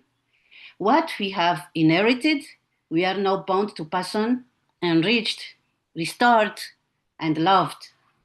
But this vision has been challenged. Rapid population growth, limited access to land injustice, gaps in education, and of course, the mounting pressures of climate change. Too little water, then far too much. Madagascar is a land struggling to breathe. But let the numbers speak. According to the national report submitted to the UNCCD from Madagascar, 12 of Madagascar's 23 regions face severe land degradation. That means 30% of our total land area. Studies show that 44% of arable lands are already degraded or under threat. Soil depletion, loss of minerals, and vanishing biodiversity, these are silent degradation with massive consequences. From space, our red Earth looks scorched, fragile. But to us, Malagasy, it is alive. It is where our roots run deep. I have studied this land. I've sown scientific hypotheses in it and harvested silent answers. It holds stories of thousands of years of harmony between people, forests, rice paddies, winds, and seasons. In Madagascar, there are 4 seasons. But it also tells of wounds, massive erosions, vanishing primary forests, creeping desertifications. And yet, my dear Madagascar is incredibly rich. Yes, we are rich. Our land holds treasures that are rare and unique in the world, coveted, admired. But we are unconsciously rich. Many Malagasy people have lost the understanding of this wealth, the deep connection between Tanzan, the land of our ancestors, and Tanzanak, the land of my child, between pride and responsibility. These connections has weakened. How did our ancestors care for the land and assign it value? How can we prevent our land from dying? How can we heal a wounded soul, a soul that longs to be healed? This connection is not a mystery. It's rooted in another crisis, the crisis of education. According to UNICEF, by the end of a primary school, only 17% of students in Madagascar achieve minimum reading skills. How can they understand laws, land rights, or climate risks with that? In our culture, healing the land begins with healing ourselves, our choices, our practices, our relationships with the living world. Our ancestors spoke to the land. They understood it. Forests, rivers, sacred hills. They were masters of the resources. How do we restore this wisdom? In the face of these questions, I see hope. I see Malagasy youth rising up and searching for answers. They're asking, where can we plant our feet? How can we protect our precious land? And they act. They plant, they restore, they raise awareness, they turn schools into gardens, waste into knowledge, and villages into living laboratories of resilience. But they cannot do it alone. It is up to scientists to place knowledge at the surface of life.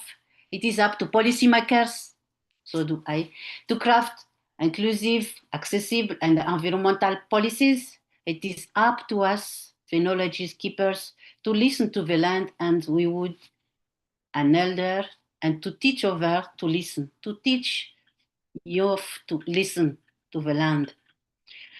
At the Ministry of Environment and Sustainable Development in Madagascar, we've transformed this concern into actions structured around 7 strategic pillars.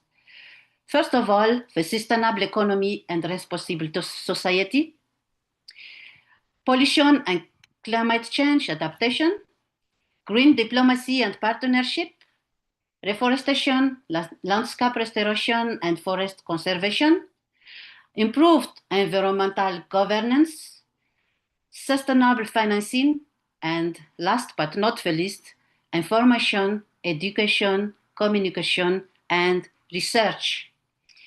My mission in the Ministry of Environment, my ambition is to make environmental education a right, not luxury, to turn capacity building into a path to dignity, not a favor, to make land restoration and environmental protection a national culture, grounded in science, not just a pilot project. Empowering young people is one of our priorities. In our culture, the sacred is not spoken lightly. It lives with our gestures, in the silence we keep when entering a forest. The sacred deity we share with our youth should not remain mere words. They must become tangible acts, honoring the earth, passing on knowledge without domination, acting in alliance. It is in this sacred alliance of knowledge and of actions and spirit that we can build a livable future. Today, I'm not here to inspire, I'm here to join you, to stand with indigenous youth people at the heart of sustainable development. At home, we say, Nitan malemi anzakan vaj. That means, in English, soft soil is conquered by roots of plants. Malagasy youth already sending roots deep into the crack of possibility through local initiatives, tangible projects, and shared wisdom. Let me highlight just a few that are thriving. You'll see the power is already in Madagascar. Let me introduce you one of the Malagasy youth framework called the Alliance ICA, that will be a speaker after me, which work closely with the Ministry of Environment in the area of climate change and so on. ICE is framework of Malagasy youth, dynamic, active in environment protection.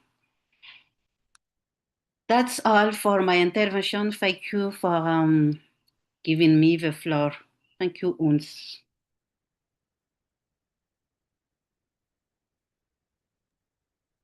Merci. Yeah, merci. Merci beaucoup, Dr. Runge. And now we have someone from Alliance IKEA. She said, Tirukai Munza. So I think for the time, we'll go through this presentation now. So the floor is yours, Tirukai Munza. Thank you.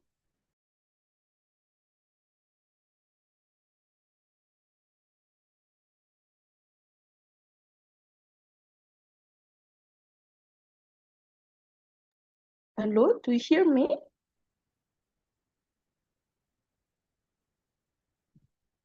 Hello? Doesn't hear. Hello? We hear you, but I don't know if I can hear you.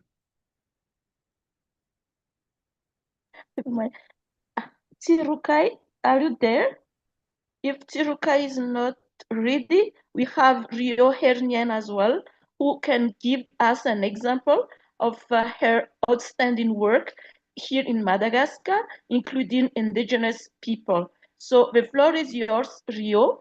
Due to the time, we will be run a quick session. Thank you. And maybe after that, Tirukai can join us for his presentation. Thank you so much.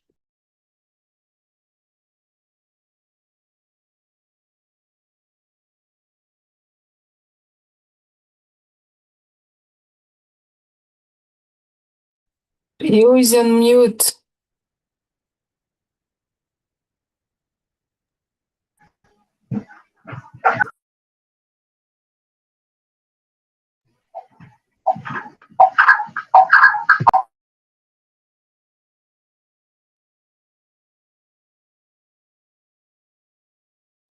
Hello? Hi everyone.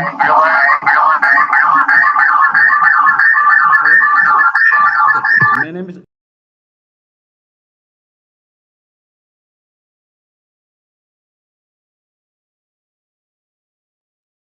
Maybe you use two different devices, so why there is an echo? So maybe you okay. could. It's work now. It's work okay. Hello everyone. I don't know what happened, but I cannot accept it. I want to share my slide, but I can't. Can you accept me, Yunze? Sorry, quickly. It's written. L'autre n'autorise pas de partage. Donc, the host cannot share my slide. So for you, it's Hortensia. So if Okay, I will speak. I will speak through. It's fine. My name is Rio Hirnien, and I'm the founder and the president of Vision for Nature and Conservation in Madagascar. I'm also a lecturer at the University of Antsiranana in the top north of Madagascar. I'm here to talk about our project in the east part of Madagascar, which is in Andasi Bay area. This is rainforest. So I would like to talk about from degradation to resilience, linking the forest restoration and climate action in the eastern part of Madagascar. Madagascar have been lost 19% of our natural forests. It's due mainly by habitat loss and forest degradation. Slash and burn agriculture, logging, timber harvesting, population growth, urbanization, fire are the main factor for the habitat loss and fragmentation. We know that habitat loss and forest degradation have impact on climate change by releasing a large amount of carbon dioxide into the atmosphere, contributing to the global warming. Madagascar rainforests play a vital role in the sequestration of the CO2, of the dioxide of carbon. So their destruction undermines efforts to mitigate climate change. The challenge posed by habitat loss and the forest degradation are particularly evident in the Madagascar eastern parts, including Andasi Bay region.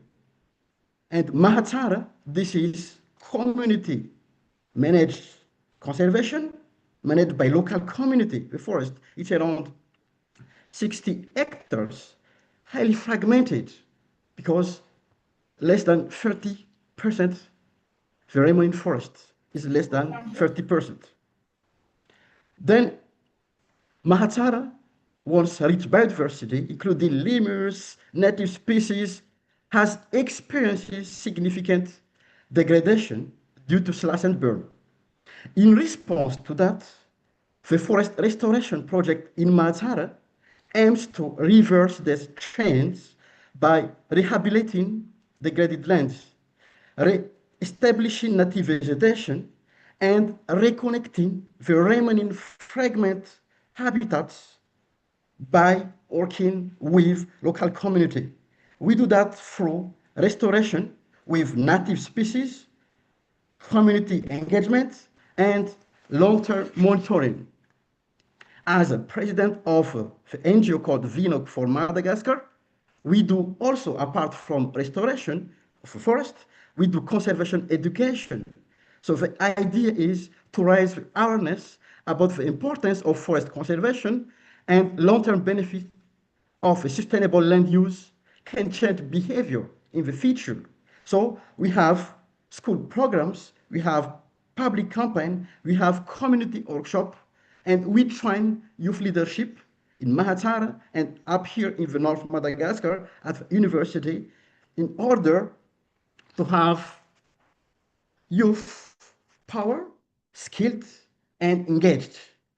And that is the end of my presentation. So I would like to say thank you for all organization, organizer, youth, all in participants on this session, and happy Indigenous Day. It's time to celebrate, honor the rich cultures, traditions, and voice, and especially the power of indigenous community worldwide. Thank you very much. And sorry, I cannot present my slide, but I'm trying to talk about it. Thank you. Sorta. Oh, so terrific, Rio, thank you so much. Munza, you are there? Please go ahead. Yes, I'm here. Yes, do you hear me?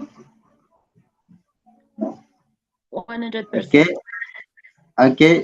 Do you hear me? Go ahead. Thank you. Okay, thank you for giving me this floor. First of all, good morning, everybody. And I am Moons. I'm from Madagascar Youth, and I'm part of the member of Alliance ICA in Madagascar. We are and the youth who protect the environment and support the indigenous people in Madagascar. So can I share my screen, please? Unja, can I share my screen?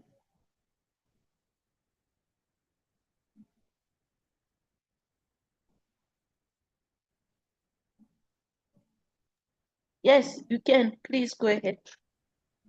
Okay.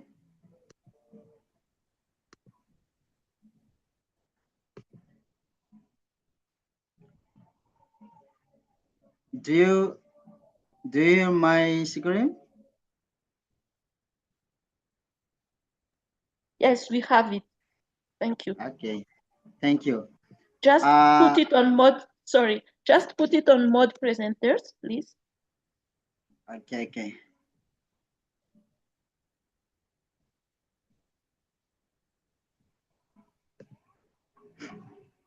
You ambane mkosh.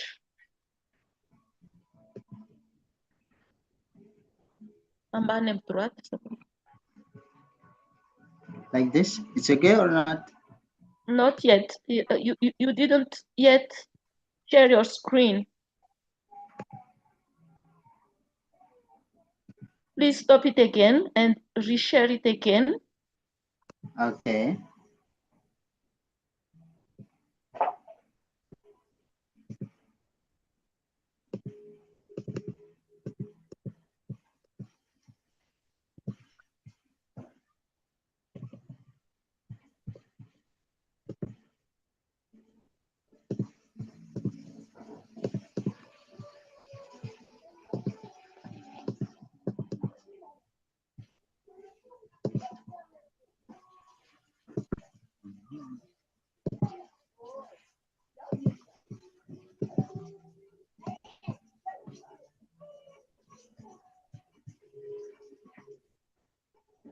And then a mode presenter, yeah, this one.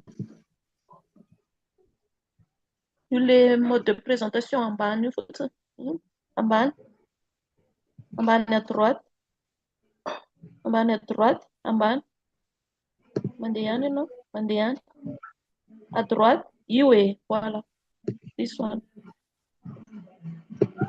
It's okay? Maybe It's okay? Maybe text them. Did you already click on it? Okay. First of all, sorry for this problem, and I think that's a problem technique for me. And now I want to explain about the Mika people. The Mika people is the indigenous community living in the southern Madagascar, especially around the dry forest calling Mika. They are using the dry forest for like the house, like the culture, and they need their food in the forest dry. The the dry forest is for him the vital to their survival, culture, and traditional lifestyle. And their way of life is closely connected to the forest, and they use its resource sustainability. And next, the sustainable harvesting and natural resources. The Mikia collect forest produce like tubers, for example, the fruits and honey, without ever exploiting them. They respect the regional cycle and allow time for regeneration and only mature or fallen rituals are taken. So as Mikia people, the forest and the land is on the same. That is, they protect it for your generation and for their life.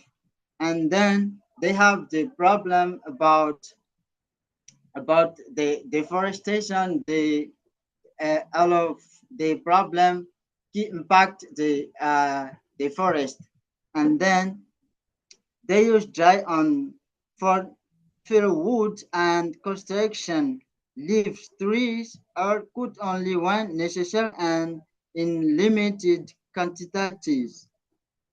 Sacred or cultural importance, trees are left untouched for him. And the Mikia has the traditional eco-friendly agriculture. When the Mikia practice and charge their food in the forest, they must they have the processes, and if no one can touch the forest without this culture, and everyone must respect it. As for him, the lands and life to rest and recover and refill after using. Intergenerational knowledge sharing. When they, as you look in this screen, they, the Mikia people has the technical means in your generation, and they respect environmental value and practice are taught from childhood, and thus transmit ecological knowledge and taught oral tradition and daily practice. Their respect only for the nature is deeply rooted in their identity. And now, calling for the action and with a strong message, encourage policymakers, researchers, and NOG to evolve the media in conservation programs. Say that protecting the forest must include protecting and empower its traditional guardian. So thank you so much for listening until the end.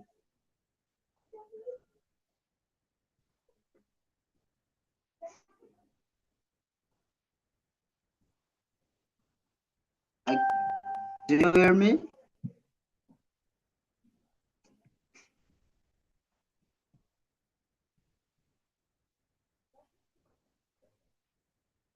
Unja? Yes, of course. Thank you so much for all of the presenters. As we move for the time, I think we should give a floor to Nowhere for now, and then we will keep all of those questions during the open discussion. So the floor is yours if you are here. Nowhere from Comoros. Sorry.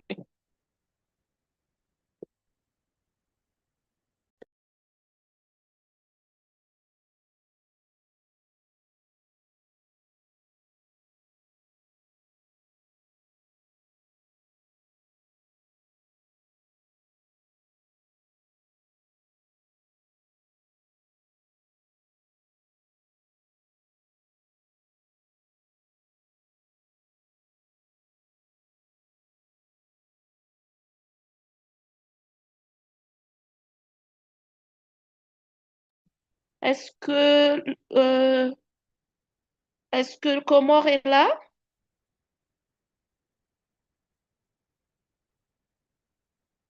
Allô? Allô? Everyone? Hello, everyone.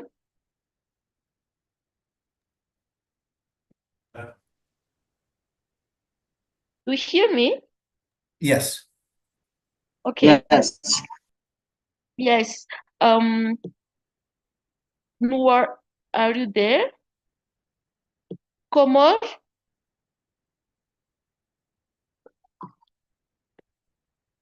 Since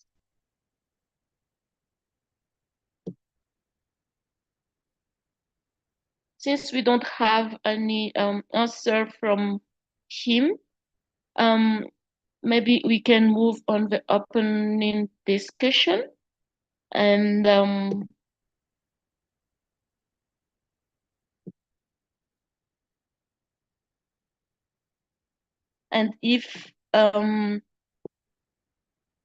if you have a questions, please feel free to ask a questions, make this dialogue for this session. Thank you so much.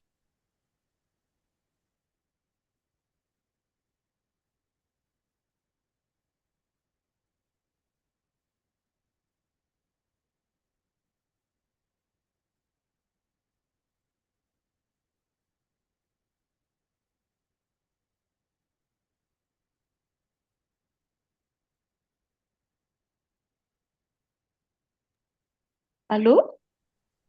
Hello. Okay. Irene, I think we move to open discussion for now. All right. Okay. Yeah. No problem. Thank you for the team from Madagascar for the presentation, and thank you so much, Onja, for coordinating the discussion. Now we open the floor for questions. It's an open floor. So in case you have a question, kindly raise your hand and then the technical team will unmute you. Anyone with a question to the team?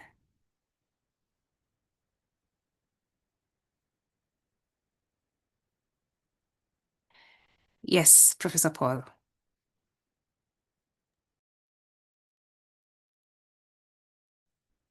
Hello, everyone. Madagascar has fabulous diversity on Earth.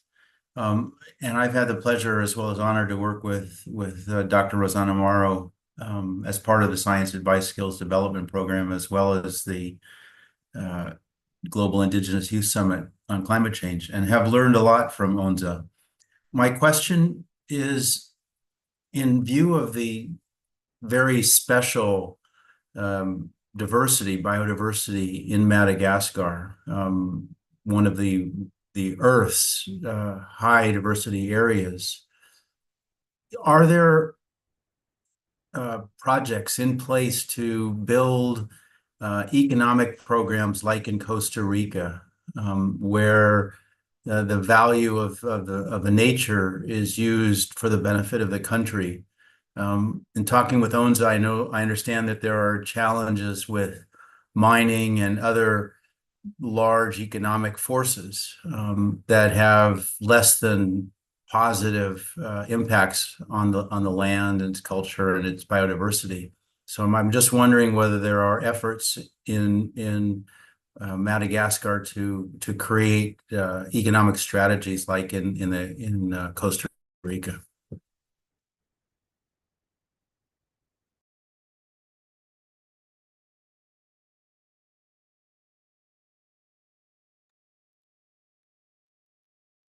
Go ahead, Rio or Runru, for this important observation from Paul.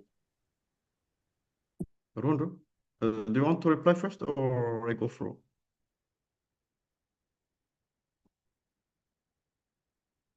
Okay. So go ahead, Rio. Okay.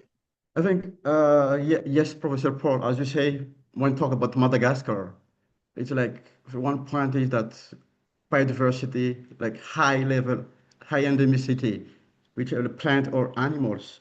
And I think that there is this kind of pressure, mining, but also in other way, we have couple projects that value the nature. For example, the protected area, this bring tourism. It's not like in Costa Rica that they got like millions of tourists, but after COVID, we can see that the number of tourists who enter the park is increasing. And if the Malagasy people, that the number of Malagasy people increase to visit the park, I think that is quite nice. And currently also, there is this kind of responsibility of society on toward environment. That is part of one project that few society company do it in Madagascar. Then more global, the RED plus, the mitigation. This project come up, it's through mitigation. I think that is one of part, but we still have the law regulation. I think Rund can explain more about where we are related to the law regulations about this RED plus in Madagascar. So I would say that there is, and apart there is some livelihood activity in different protected area. We try to attract people to sell, and that raised some livelihood for local communities, indigenous people in Madagascar. That is my point of view. I don't know if my peers have other comment or replies. Thank you.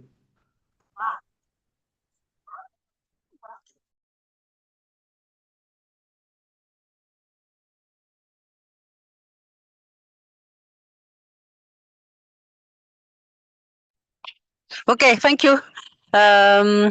Yes, in Madagascar we have some projects involving nature to develop economic progression. And in the Ministry of Environment and Sustainable Development, we develop policy and strategy to encourage Malagasy people to exploit more nature and to protect more nature. For example, we are now scaling a project which aims to reducing the use of how to say that, bois de chauffe, I don't know how to say that, bois de chauffe, to use more gas energy, and also we are encouraging local community to exploit the nature-based solutions and develop local activity that help them to have economic growth in their localities. So in the Ministry of Environment, there are many projects, but we faces the problem on scaling them in a national level. Thank you.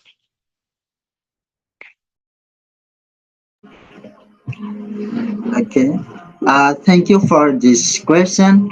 I think that I can answer your question like this. In Madagascar, usually youth in Madagascar, we have sometimes a project. It's not like a Costa Rica project, but we think that it can resolve the problem about the environmental. For example, in Alliance ICA, we have the project especially for Mikia people who can develop their cultural and who can help their life in the about the climate change because the Mikia people lives in the dry forest. He had the difficult about how to charge food and the impact about the climate change, and we propose this project to help him and to resolve and to who can help about the adapting about the climate change. And then we have also the the same project about this for eco village and the environmental entrepreneurship, and then we have also the project about the young people who can take the responsibility about the climate change and how to protect our research, biodiversity, and nature. So thank you. That is my response about your question. Thank you.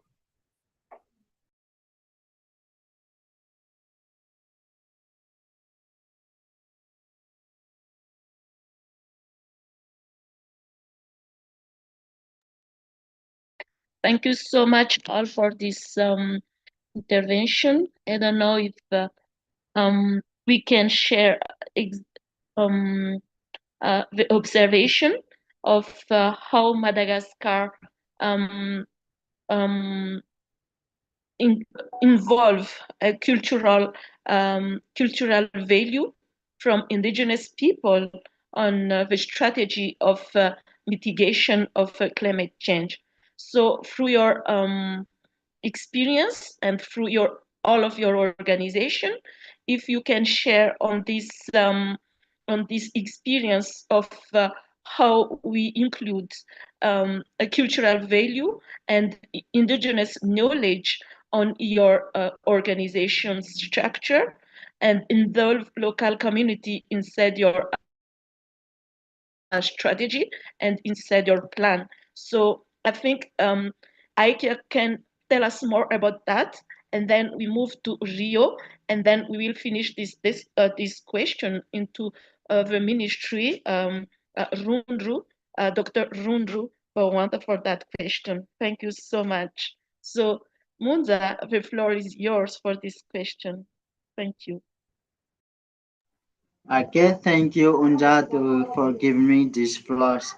Okay, as I said that answer this question, think you know that for our project, it's not like Costa Rica project, and we have also the project. We think that it can help a young media people.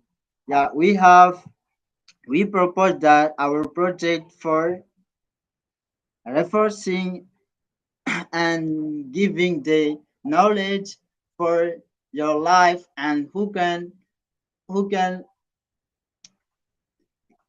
live with that. And then we propose that the police takers for the young Mikia in the south of Madagascar, and the first impact of climate change. And then we propose that our project is the best solution for resolve and climate change for him. So thank you so much. I think that's all.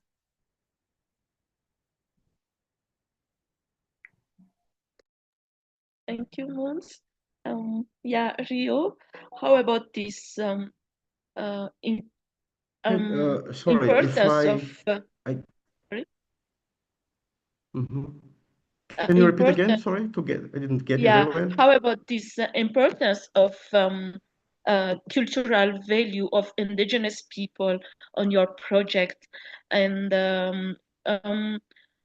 yeah, so this is you know how in what stage we as the Malagasy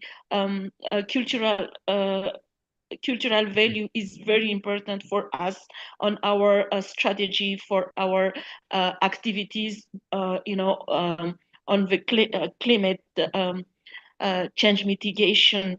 So that is my question. Yeah, thank you. Okay, thank you, Yonza. I think as a Malagasy, we respect taboo or fadi in Madagascar. It's called fadi. That is part of our tradition, our culture. For example, in some part of forest in the east part of Madagascar, entering into one fragment of forest, it's fadi, it's taboo, and it's help to protect the forest. there is some tree was been allocated for taboo, and people do not cut it. So that help to protect the forest. Having tree or forest as a taboo, that's important. Then also related to the skills, local people, indigenous people have some skills, more traditional skills, how to plant one trees. For example, in my site, there is many papers talk about reforestation, like how to grow up, for example, ocotea or varungi. But the local community knows that this tree bloom on this month, and it's useful to not to replant it on certain month of the year, based on their knowledge. That's important. And finally, to close with my replies, I think many plants in Madagascar are medicinal use. Traditionally, people know that from the ancestor, and it's transmitted by generation and generation. And this tradition on the use of medicine help to protect the plant, the forest, because people knows, local community knows that if they cut it, they don't have the medicine because we don't have time to, we don't have like the drugstore or market. The forest is, that is the pharmacy, that is the drugstore. So I think to summarize with local tradition, local culture help in other sides to protect the forests. But in other hand, that might also have kind of job negative impact. For example, many people knows about the IA. I'm primatologist. They can talk that. When people see the IA come to the town or to the village, some people, some tribe kill it because it's bring bad luck. That so there is some good things and some more like inconvenient as well. But that way, we are here to discuss and to find the better strategy to protect our biodiversity. Thank you. Wow, thank you so much, Rio, for this intervention.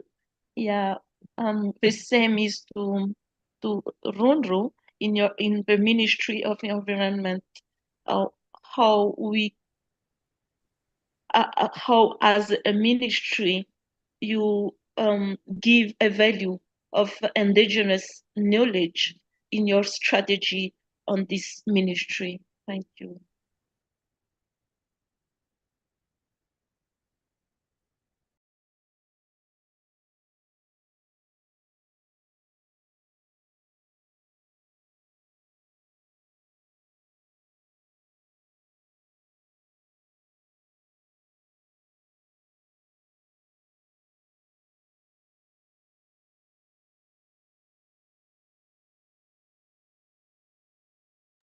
Hello?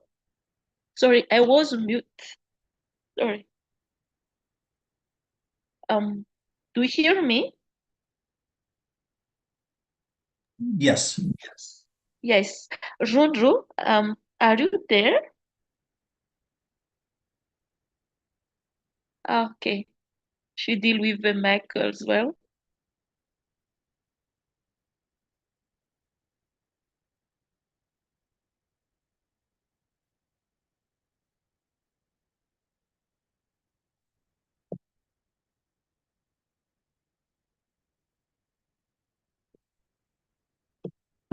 Rundru, she is a CE, so please give an access for her.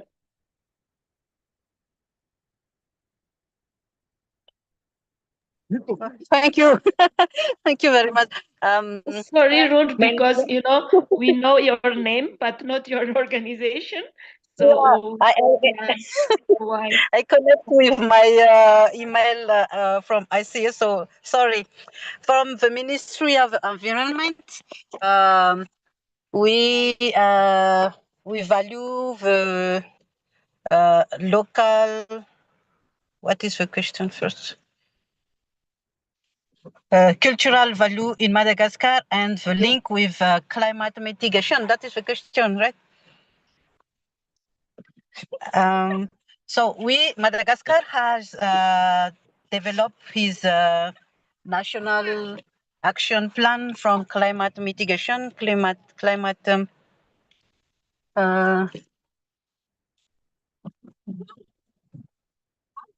and we in this PNA we value especially the respect of nature, traditional knowledge, and community-based initiatives. I can tell you one of these local initiatives that is supported by the Ministry of Environment. There is one project that called Felundiake in the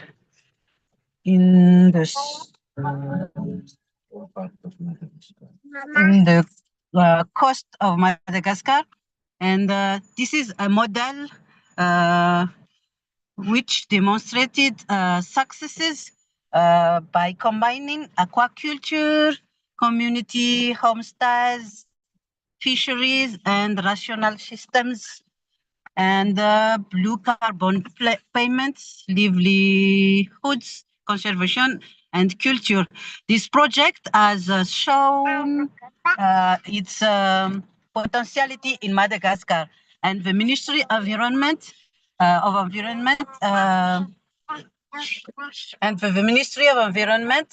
support a project like that. And now we extend our policy by defining our national contribution, national contribution, how to say that, contribution determinée national in English.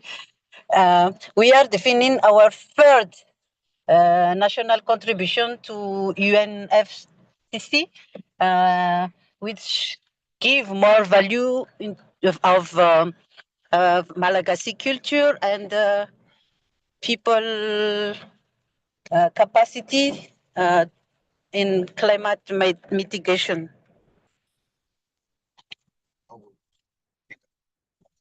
Thank you.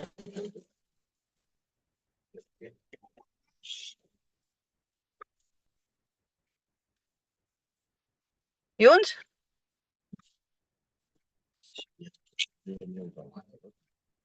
Sorry, I was mute. Thank you so much for this intervention. Irene, if you have any question, please go ahead. Thank you. Irene?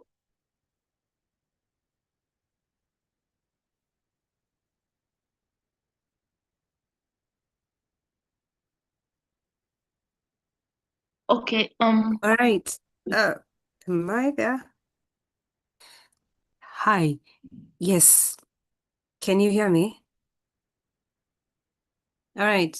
So I Yes. have this question. Yeah, I have this question regarding we all aware as a region we have a vision 2067 as per the African Union. And I would like to know for the young people represented here in the discussion, and of course to our panelists, where our position in terms of aligning with Vision 2067 and the steps we are taking to ensure that we are included and that by the time we are reviewing our steps towards meeting the 2067, which includes inclusivity, we are remarkably included in terms of our actions and also in terms of our presence while we're championing for our continental challenges, including, of course, environment and climate change. I'll go first. I'm from Kenya. So before 2067, we have a Vision 2030, which includes including young people amongst other groups. And as the young people of the country, the president has been categorical in making sure that the young people, especially from the marginalized or the indigenous communities, are included in most of the projects in the country. There is the review, of course, of how far we are with Vision 2067 and Vision 2030 for our country. But what is there is the president has the country has set aside like funds for indigenous and marginalized communities, where in those areas the advantage is that the young people are leading because they are the ones who are mostly accessible, have the accessibility to online networks. So I'd like to hear from other young people in the group across the continent of the challenges they are facing in ensuring they are included, so that as we proceed to Vision 2067, we are able to make a milestone when it comes to championing for our position, and also making sure that whatever we would like, of course, 2067 will still be a young continent. That means mostly we'll have young people, that we are well positioned, including in capacity building, for example, what GIYSCC is doing. I'm opening the floor for everyone across any country to tell us their milestones, their challenges, or what they would like to share with us about the inclusivity, especially towards Vision 2067.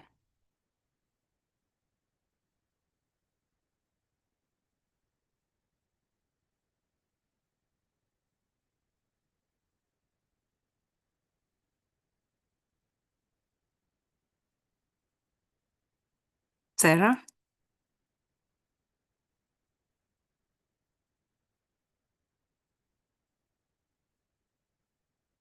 Good morning, everyone.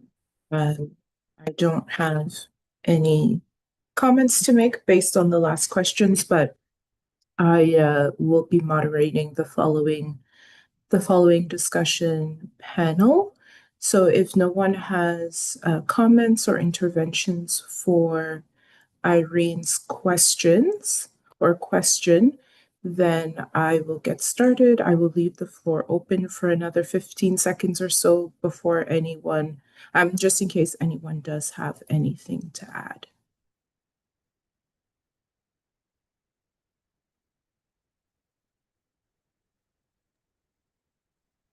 I guess we're good to go. Okay, perfect. Thank you, Irene. Good morning or good afternoon, depending on where you're joining us. I do want to mention that the following session will be moderated and presented in French. If you could please use Google Translate to listen in your preferred language. Bonjour ou bon après-midi à tous et à toutes. Cette séance sera animée et présentée en français. Veuillez utiliser Google Translate, Google Traduction, pour écouter dans votre langue préférée. Les instructions sont disponibles dans le clavardage, in the chat. Je m'appelle Sarah Limbombe. Je suis experte en engagement des jeunes.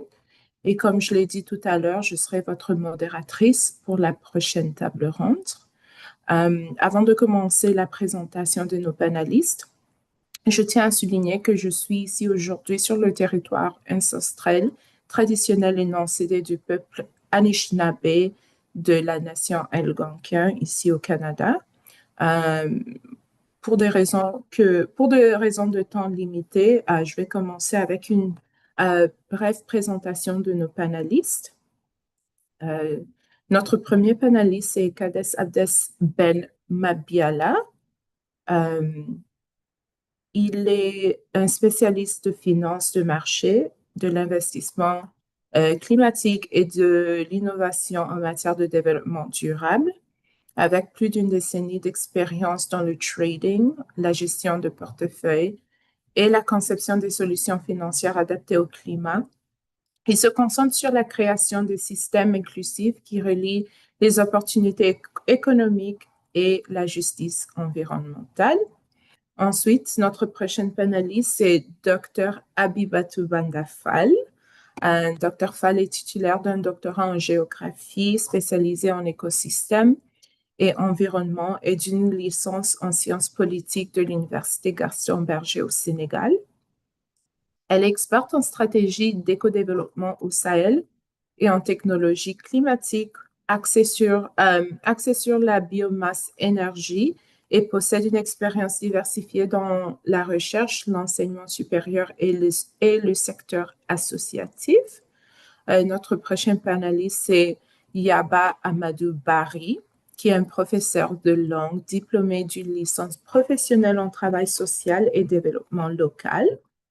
Elle est également alumni de l'Académie de leadership africaine pour l'engagement civique de l'Université de Georgia, University of Georgia, ainsi du prestigieux programme CRL YALI Dakar des États-Unis. Notre dernier panéliste, c'est Mahamadou Sumbounou, désolé, et il est un jeune entrepreneur social, artiste, activiste du climat, militant de droits humains, des droits humains. Après son bac, il s'est investi dans sa carrière hip-hop où il embrasse l'engagement dans la lutte contre les changements climatiques.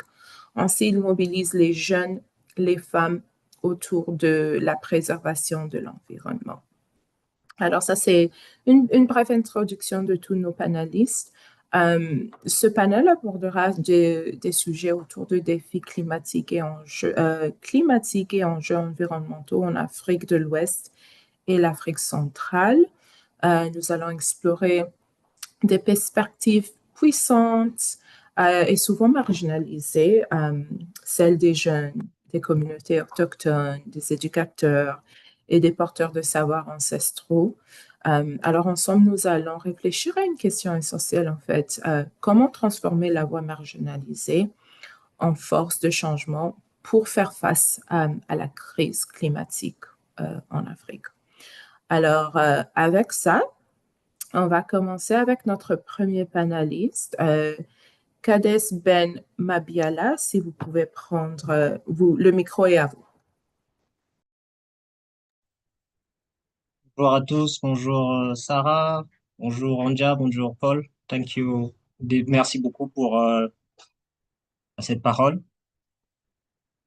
Je vais, comme je dis, je vais brièvement me présenter. Je suis Kades Ben Mabiala, président fondateur de Vincialum, une organisation non gouvernementale qui est dans la promotion des droits des peuples autochtones et aussi dans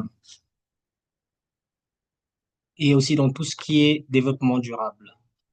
Pour notre présentation, normalement, on devait le faire avec trois autres panélistes, dont ceux du ministère de la direction, excusez-moi, des droits de l'homme au niveau de la République du Congo et aussi du coordonnateur des peuples autochtones au niveau de Brazzaville. Mais malheureusement, on a eu un petit souci de dernière minute, donc on n'aura pas l'opportunité de faire une présentation au thème qui était les marges au mandat, justice climatique, savoir autochtone et le pouvoir des jeunes autochtones à l'éveil institutionnel. Mais pour moi, j'aimerais juste souligner un petit point, c'est ce sommet qui est une opportunité assez intéressante pour tout un chacun, non seulement pour les communautés autochtones, mais aussi les scientifiques en tels, pour permettre à chacun d'entre nous de connaître, de savoir l'importance, le pouvoir que ces communautés autochtones ont dans la lutte contre le changement climatique, dans le développement durable et aussi euh, mieux comprendre leur culture, mieux comprendre comment ils fonctionnent pour que ces derniers ne soient pas, comme on dit en amont, non mis sur la scène internationale, mais que ces derniers soient plus vus, plus mis en avant afin que leur culture persiste et qu'on comprenne mieux comment travailler dans une parfaite harmonie avec ces derniers. Je vous redonne la parole, Sarah. Thank you. OK, merci. C'était assez cool, ça. Désolée pour vos autres panélistes qui n'ont pas pu nous joindre.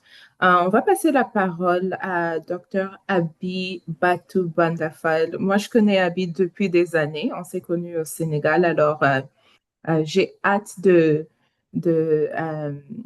qu'elle vous présente sur ce qu'elle travaille. Alors, Dr. Fall, si vous pouvez prendre le micro.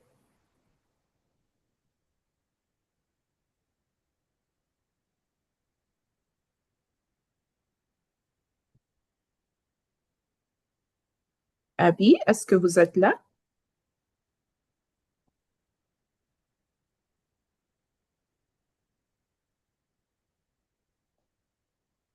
OK, je la vois, mais je pense qu'elle est toujours en mute. Abby?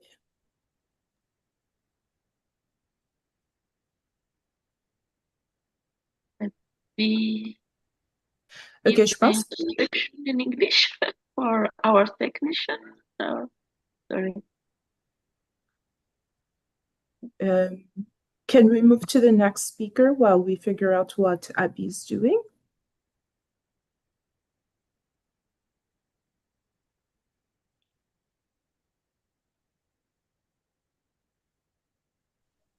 OK, alors, oh, voilà, elle s'est unmute. Abby, on ne vous entend pas. Oui, bonjour Sarah. OK, parfait. Merci beaucoup, Dr. Fall.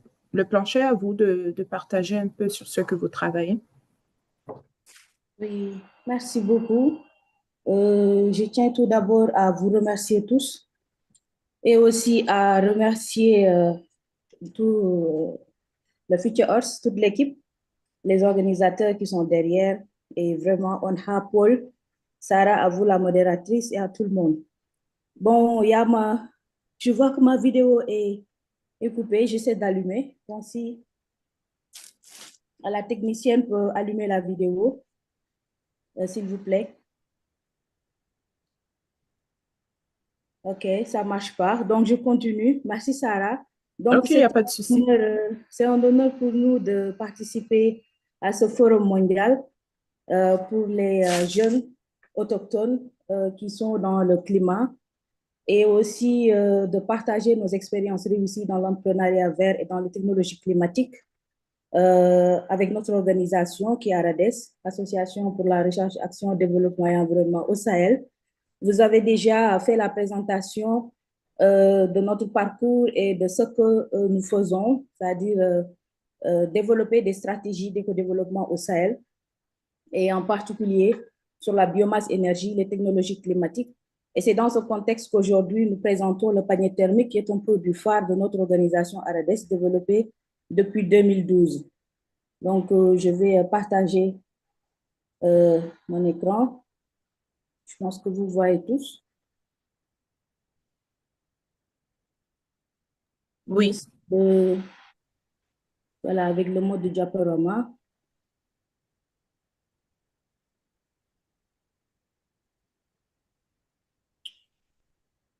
C'est vers la droite. Voilà, très bien. Non. Accueil.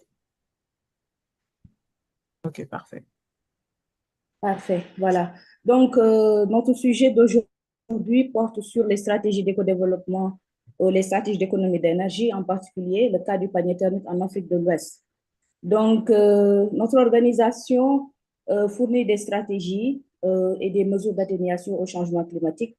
Donc, nous l'avons créé en 2012 et œuvrons dans l'entrepreneuriat vert, comme je l'ai dit, et dans les technologies climatiques. Et nous essayons également de contribuer à la création d'emplois pour les jeunes et les femmes au niveau du Sahel, mais encourageons également l'échange et la diversité culturelle et la mutualisation des acquis pour un développement beaucoup plus collaboratif et beaucoup plus productif. Donc, notre stratégie repose tout d'abord sur la recherche-action, c'est-à-dire en termes de partenariat. Et cette recherche est développée dans la communauté pour qu'elle puisse en bénéficier et à la fin dans des industries créatives, donc pour ces emplois verts que nous venons de citer. Donc, notre approche est une approche d'ingénierie. Donc, nous travaillons avec des ingénieurs, des chercheurs, des artistes, mais également la population locale. Et c'est dans cette approche de science citoyenne que nous essaierons de mettre en œuvre ce qu'on appelle la recherche-action ou la recherche-action participative. Donc, tout d'abord, il y a des programmations qui sont effectuées et des visites des organisations de femmes au niveau de la zone nord, au niveau du Sénégal également. Et avec nos partenaires, nous essayons d'identifier les cibles et aussi d'échanger avec les femmes pour recueillir leurs besoins. Et c'est dans ce cadre-là que nous mettons en place différents programmes, que sont le programme Femmes et Justice climatique, et y compris le projet marketing social des paniers thermiques, l'entrepreneuriat vert et les technologies climatiques pour les jeunes qui sont âgés entre 18 et 35 ans, l'économie de déchets dans les universités, le programme d'ISOLAB où les designers, les chercheurs, les ingénieurs travaillent également dans ce programme, et enfin une éducation environnementale et numérique dans les établissements scolaires. Concernant le panier thermique, donc c'est un panier qui est issu de la biomasse et donc qui est constitué de capotes ou de fromager que nous appelons en langue wolof le benteñe, qui est une très vieille technologie que nos ancêtres utilisaient pour conserver les repas préparés. Pourquoi en Afrique de l'Ouest, au Burkina Faso, ils appellent le panier bitatore. Au Sénégal, ils appellent le panier panier thermique parce que nous l'avons initié ici. Et au Mali, ils appellent le panier thermos. Et donc, c'est un autocuiseur qui fonctionne suivant la loi de l'isolation thermique. Et c'est une méthode très simple de conservation de la chaleur permettant de terminer la cuisson des aliments à l'étouffée et de conserver le plat au chaud pendant 12-24 heures. Et donc, c'est le benteñe ou le capoquier ou le fromager en français existe un peu partout en Afrique de l'Ouest, l'arbre, ainsi que le rognier qui est constitué du panier. Donc, dans sa conception, nous avons à droite, en haut, l'arbre qui est le capoquier. Et ici, avec le dessin, vous avez à l'intérieur la marmite, le tissu qui est constitué de coton, du coussin avec le capot à l'intérieur. L'isolant, c'est toujours le capot. Nous avons le foyer à l'intérieur pour permettre notre couvercle pour bien fermer, mais à l'étanchéité. Donc, dans la formation et la conception de ces paniers, nous avons fait ce qu'on appelle du marketing social. Donc, vendre le produit, former les femmes d'abord pour qu'elles puissent concevoir le panier, mais également l'utiliser correctement. Et donc, sur ces photos, vous avez vu un peu à gauche la formation, ensuite l'utilisation dans les ménages avec les femmes et aussi les femmes qui font la diffusion au sein de la communauté. Les différents plats qui ont été faits, nous sommes à plus de 100 plats, 60, plus, ça fait 120 plats. Là, nous avons quelques illustrations comme le plat en macaroni à la sauce tomate, le riz blanc, le tchéboujen qui est notre plat local, qui est reconnu qui est un patrimoine mondial de l'UNESCO, voilà, depuis 2 ans comme ça. Et là, nous avons des plats comme vermicelle et autres. Donc, vous pouvez voir un peu ce qui a été fait dans le panier. Donc, la technologie du panier a plusieurs avantages multisectoriels par rapport aux méthodes traditionnelles d'utilisation. Nous sommes au Sahel, nous utilisons du bois, du gaz, du charbon. Et ce panier vous permet non seulement d'économiser du temps en 50%, d'économiser de l'argent, mais également d'avoir une meilleure qualité des aliments parce que la cuisson est faite de manière hermétique.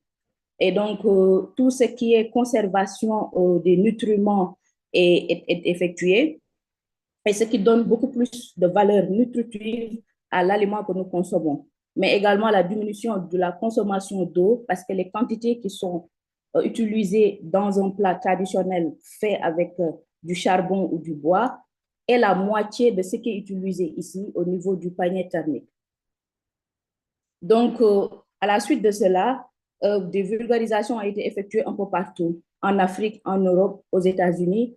Et donc, vous pouvez voir un peu la diffusion avec les femmes et l'utilisation en haut, c'est l'East African Research Center à Dakar, qui a été notre partenaire phare quand même pour la diffusion de ce projet, avec l'appui de l'ambassade des États-Unis à Dakar. En bas, vous avez au niveau de l'université de Gießen en Allemagne, où il y a une diffusion aussi de ce panier, la présentation, parce que c'est de la recherche-action. Donc, il nous faut toujours une recherche poussée pour mieux valoriser le produit. Nous avons besoin des ingénieurs pour garder le format du panier, pour garder ce modèle traditionnel, mais tout en gardant également l'étanchéité, une meilleure conservation, pour qu'elle ne perde pas aussi sa valeur qui est recherchée. Et enfin, à droite, vous avez aux États-Unis la former présidente de West African Chess Center qui l'utilise aux États-Unis pour dire que le panier est devenu mondial. New Design, nous sommes passés du modèle traditionnel pour un modèle beaucoup plus standard que vous voyez ici. Donc, et nous avons travaillé avec des designers, des chercheurs en haut, des modèles qui ont été proposés pour finir à ce modèle qui est beaucoup plus standard. N'empêche, le premier modèle traditionnel reste, mais celui-là nous permet d'avoir une marmite au lieu de 3 marmites parce que avec l'autre modèle, il fallait 3 tailles différentes. Alors, au niveau environnemental, de manière très simple, si 10 familles utilisent le panier thermique, c'est 10 arbres qui sont conservés, qui sont sauvés. Donc, soit chaque arbre qui a le poids moyen d'une femme qui est à 57 kg. C'est comme ça que nous avons mené notre approche pour faire intéresser les femmes et leur montrer aussi l'utilisation de ce panier et d'éviter la coupe abusive de bois, l'utilisation également des autres énergies fossiles qui sont nocives aussi à la santé. Pour renverser la tendance, il faut toujours reboiser, mais également utiliser le panier thermique. Sur le plan environnemental, toujours en termes de réduction, dans les études qui ont été effectuées par Arades en 2012, nous pouvons voir de manière très rapide que les émissions, les familles, parce qu'il y a 13 familles qui ont utilisé, sur les 60 femmes, nous sommes partis sur un échantillon de 13 familles. 13 familles multipliées par 8 personnes, c'est aux environs de plus de 100 personnes qui ont utilisé, qui ont bénéficié de ce panier. Ça fait au moins 41% de 41% pour les émissions de carbone qui ont été réduites. Sur le plan énergétique, 50%. Au niveau coût, 43% au global. Et au niveau poids, nous pouvons voir que pour le bois, c'est 61%. Pour le charbon, c'est 43%. Et pour le gaz, c'est 33%. Toujours au niveau environnemental, mais sur le plan économique aussi, les familles qui ont utilisé le panier ont pu faire aussi leur évaluation et nous dire qu'en termes de gaz, par exemple, ils ont conservé 5 400 francs CFA, parce que ça c'est en termes de HOF. Au niveau du charbon, ils ont bénéficié 3 600 et au niveau du bois, 6 800 francs. 1800 francs. Pardon, 3 600 pour le bois et pour le charbon, 1800 francs CFA. Pour le bois de chauffe, nous pouvons voir ici les données. Et au total, 10 635 francs par mois. Donc, en termes de bénéfices sur l'année, c'est au moins 10 000, c'est au moins 100 000 en quelque sorte de bénéfices pour un ménage. Donc, pour terminer, je vous propose un petit film sur les réalisations et ce qui a été fait sur le terrain.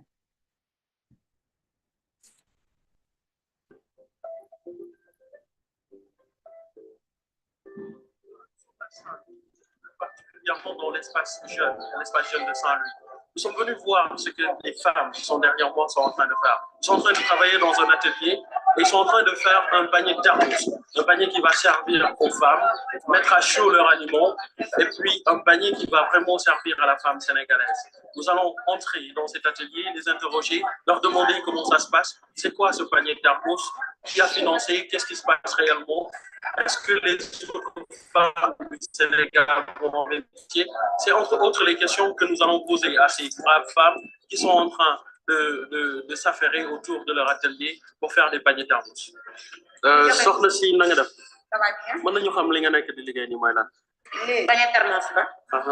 Au lieu que pour seddal mais pour tàngal réservoir pour tàngal. waaw léegi dañu ne panier thermos mën nañu ko téye bu mu am 5 ans. Est-ce que vous pouvez nous expliquer un peu qu'est-ce qui se passe ici? Quel est l'objet de cet atelier? L'objectif de cet atelier est de former les femmes qu'elles puissent être en mesure de fabriquer elles-mêmes des paniers thermos, des paniers qui permettraient de conserver la nourriture à chaud pendant 24 heures pour certains types de plats et pour 12 heures pour d'autres types. Et également jouer un rôle de thermos, c'est-à-dire tout ce qui est froid, pouvoir le garder au moins d'une période de 24 heures. Qui est le bailleur qui est derrière tout ça? Au fait, c'est un programme aujourd'hui qui est géré par le WARC, le West African Research Center, qui a bénéficié d'une bourse du State Department des États-Unis pour pouvoir aider 11 jeunes africains de la zone ivoire bénéficier d'une bourse après avoir eu une formation de 2 mois et 2 jours au niveau de et ils sont venus avec ce projet à la base parce que Abibatou aujourd'hui qui est en train d'organiser cette formation avait ce projet depuis le début parce qu'elle est spécialiste en environnement, mais au bout de sortir de la formation, elle a eu l'outil pour pouvoir commencer réellement à développer et implémenter le projet de manière concrète. Donc là, c'est ce qu'elle est en train de faire maintenant. On peut conserver l'aliment ou l'eau chaud pendant 24 heures ou plus. Voilà. Ce qu'on ne peut pas conserver seulement, c'est les sauces. Les sauces. À cause des épices qu'on met dedans, tout ça. Voilà, ça ne va pas se refroidir, mais ça va gonfler, ça va se gâter. Parce qu'avec les épices là-dedans, si vous mettez du tchèpouin dedans, pendant 24 heures, vous pouvez mettre du tchèpouin à midi, manger le soir. Voilà, au lieu de chauffer, c'est toujours chaud, vous mangez le soir. Mais si vous laissez demain matin, ça ne va pas se refroidir, mais vous n'allez pas pouvoir manger. Ça va être... Voilà. Le riz blanc, il n'y a pas de... Vous pouvez le mettre ce matin-là, laisser demain matin, et puis manger, il n'y a pas de problème. Parce qu'il n'y a rien dedans. Voilà, à part le sel que vous mettez, vous ne mettez rien dedans. Le niébé aussi, vous pouvez le mettre dedans, attendre demain, il n'y a pas de problème.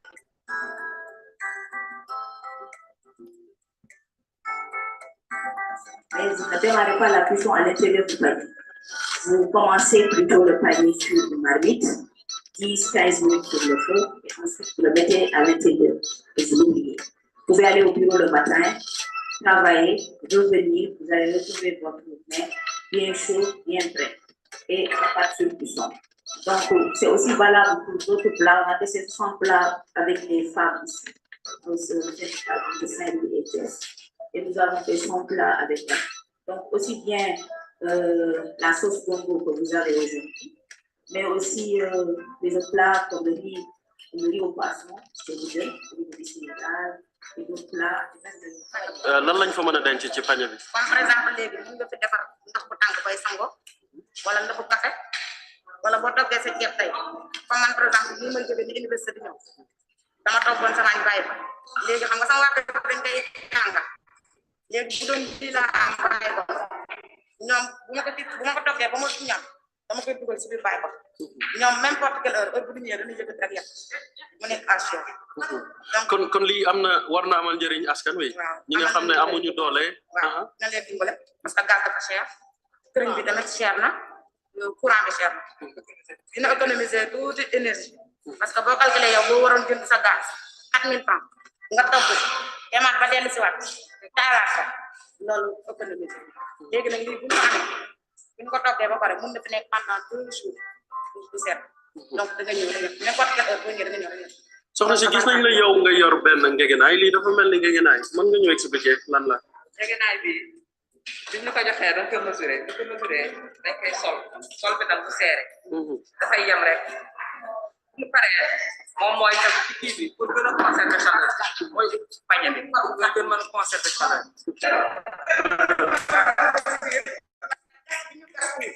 ngegenaay bi moo taxawal pour cin bi mun a en place. léegi boo tegee cin bi nga teg ba pare da nga jël ngegenaay bi teg ci kawam jëm kuréel bi akas. léegi bu ngeen woyal au lieu ngay tàngal ndox bi dafa teg woyal meew woyal soow. mën nga ñu wax seen formation bi nan la demee ak lan moo fi xew exactement. La formation, c'est sur la base d'un projet pour le marketing social des paniers thermos au Sénégal, initié par notre association, l'Association pour la recherche, action et développement et environnement au Sahel. L'association a été créée en 2012, août 2012, donc elle est toute récente. On a pu regrouper 6 associations, 4 qui sont à Saint-Louis et 2 associations qui sont à Thiès. On a démarré la première formation à Thiès le 14, donc les 3 jours, 14, 15, 16 et le 17, 18, 19, les 3 derniers jours de filles à Saint-Louis. On va terminer demain, Inch'Allah. Donc, c'est le panier thermos. Ça permet de faire la conservation des mets au chaud, mais également au frais, mais aussi pour la continuité de la cuisson.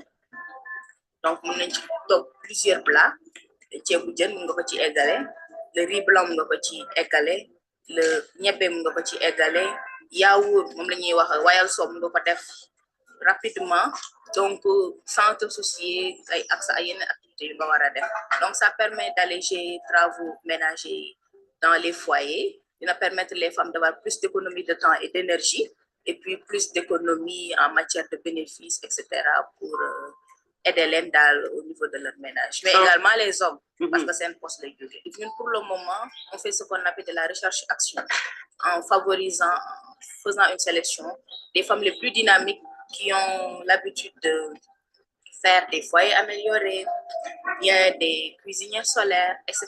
Donc, elles sont déjà dans le domaine de l'environnement, elles sont déjà sensibilisées. Mais matière bi est-ce que yomb na am ci Sénégal matière bi fii la jógee wala feneen lañ ko jëlee. Pour le moment matière bi Burkina lañ ko jëlee mais Sénégal am na fi en pagaille mais xamuñu utilité bi ñuy valeur benteñe lañ koy wax benteñe boo demee dans les zones de Tambacounda en pagaille dans les zones de Thiès en pagaille. Là, les arbres sont là-bas, donc on peut les avoir facilement.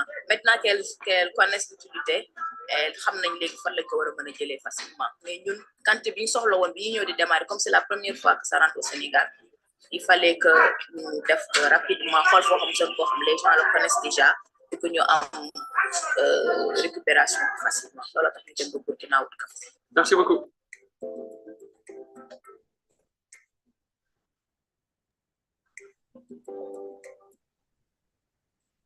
Merci beaucoup, Sarah. Je suis à la fin de la présentation. D'accord. Je suis à la fin de la présentation. Et pour résumer, bon, c'est un programme, c'est un sommet des jeunes autochtones. Donc, la langue, elle est importante, raison pour laquelle la vidéo est en Wolof, notre langue nationale. Et pour résumer ce que la femme disait en Vox, donc que c'est utile pour nous, ça permet de garder, de continuer la cuisson du mets, mais également, on peut l'utiliser pendant 5 ans, plus de 5 ans.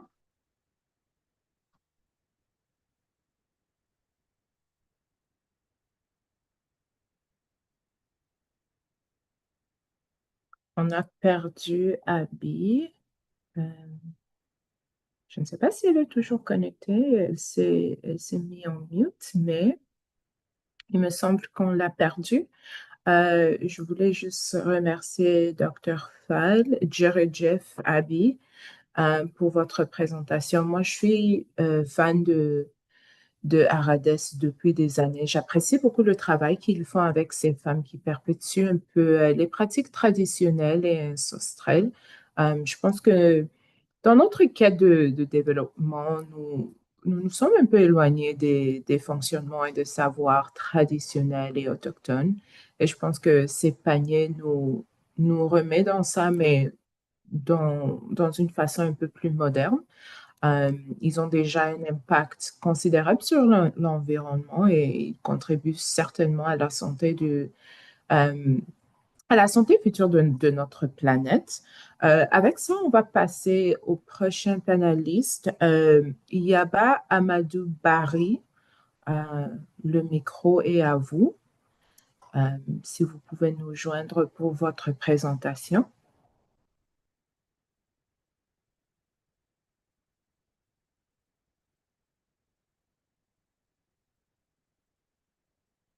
Est-ce que Yaba Amadou Barry est avec nous?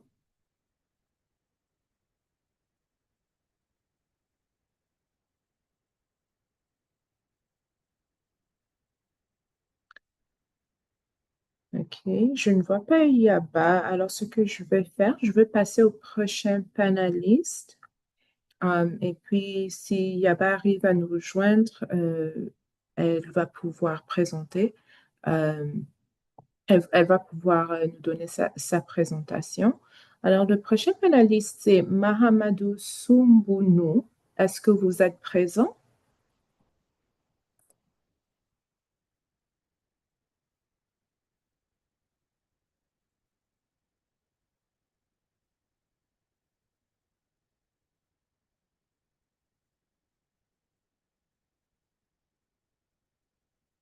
OK. Il me semble... Ah, voilà. Bonjour. Mahamadou, si vous pouvez présenter.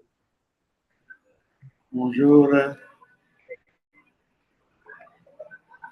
Désolé. Bonjour tout le monde. Je pense que le micro est ouvert. Oui, on vous entend bien. Ah, c'est super. Donc, bonjour à tout le monde. Moi, c'est Mahamadou Fumbundu. Je suis le directeur exécutif de l'association dénommée Urgence écologique Sénégal. Donc, Urgence écologique Sénégal est une association qui travaille dans la protection de l'environnement depuis 2019. Et aujourd'hui, nous nous distinguons par des actions de sensibilisation, de plaidoyer, mais aussi de plaidoyer pour la justice climatique, mais aussi pour adapter, c'est-à-dire accompagner les associations, les communautés à participer à ce que nous appelons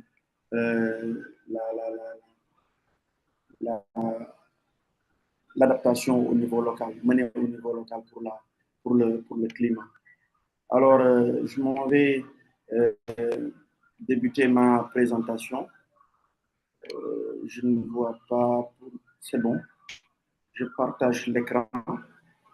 Aujourd'hui, nous allons un peu parler du savoir empirique. On va partager l'écran.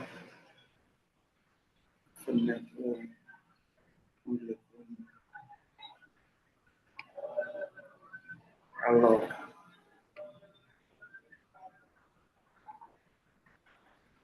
pardon, là je ne...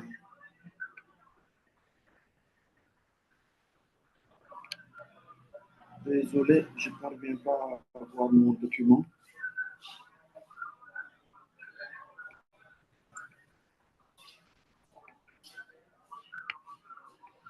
Je ne sais pas si vous le voyez.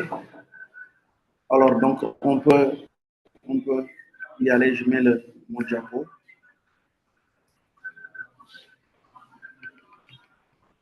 Alors, aujourd'hui, on va parler un peu du savoir empirique des sages dans les prévisions agricoles en période hivernale et le bois sacré dans un contexte de changement climatique en Casamance.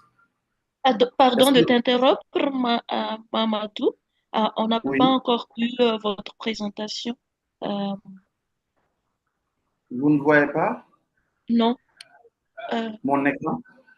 Non, pas encore. Est-ce que vous l'avez donné l'autorisation de partager son écran?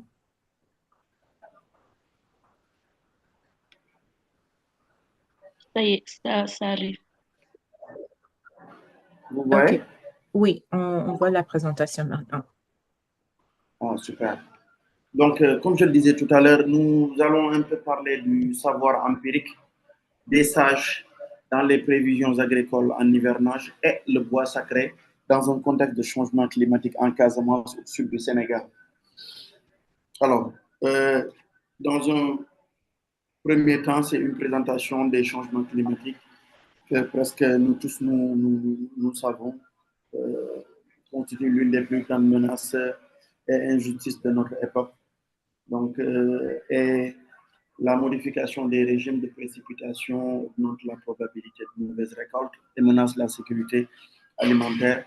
Et le changement climatique intègre plusieurs dimensions ici dont on va parler: la vie humaine, environnementale, économique, sociale, l'éthique, culturelle et politique.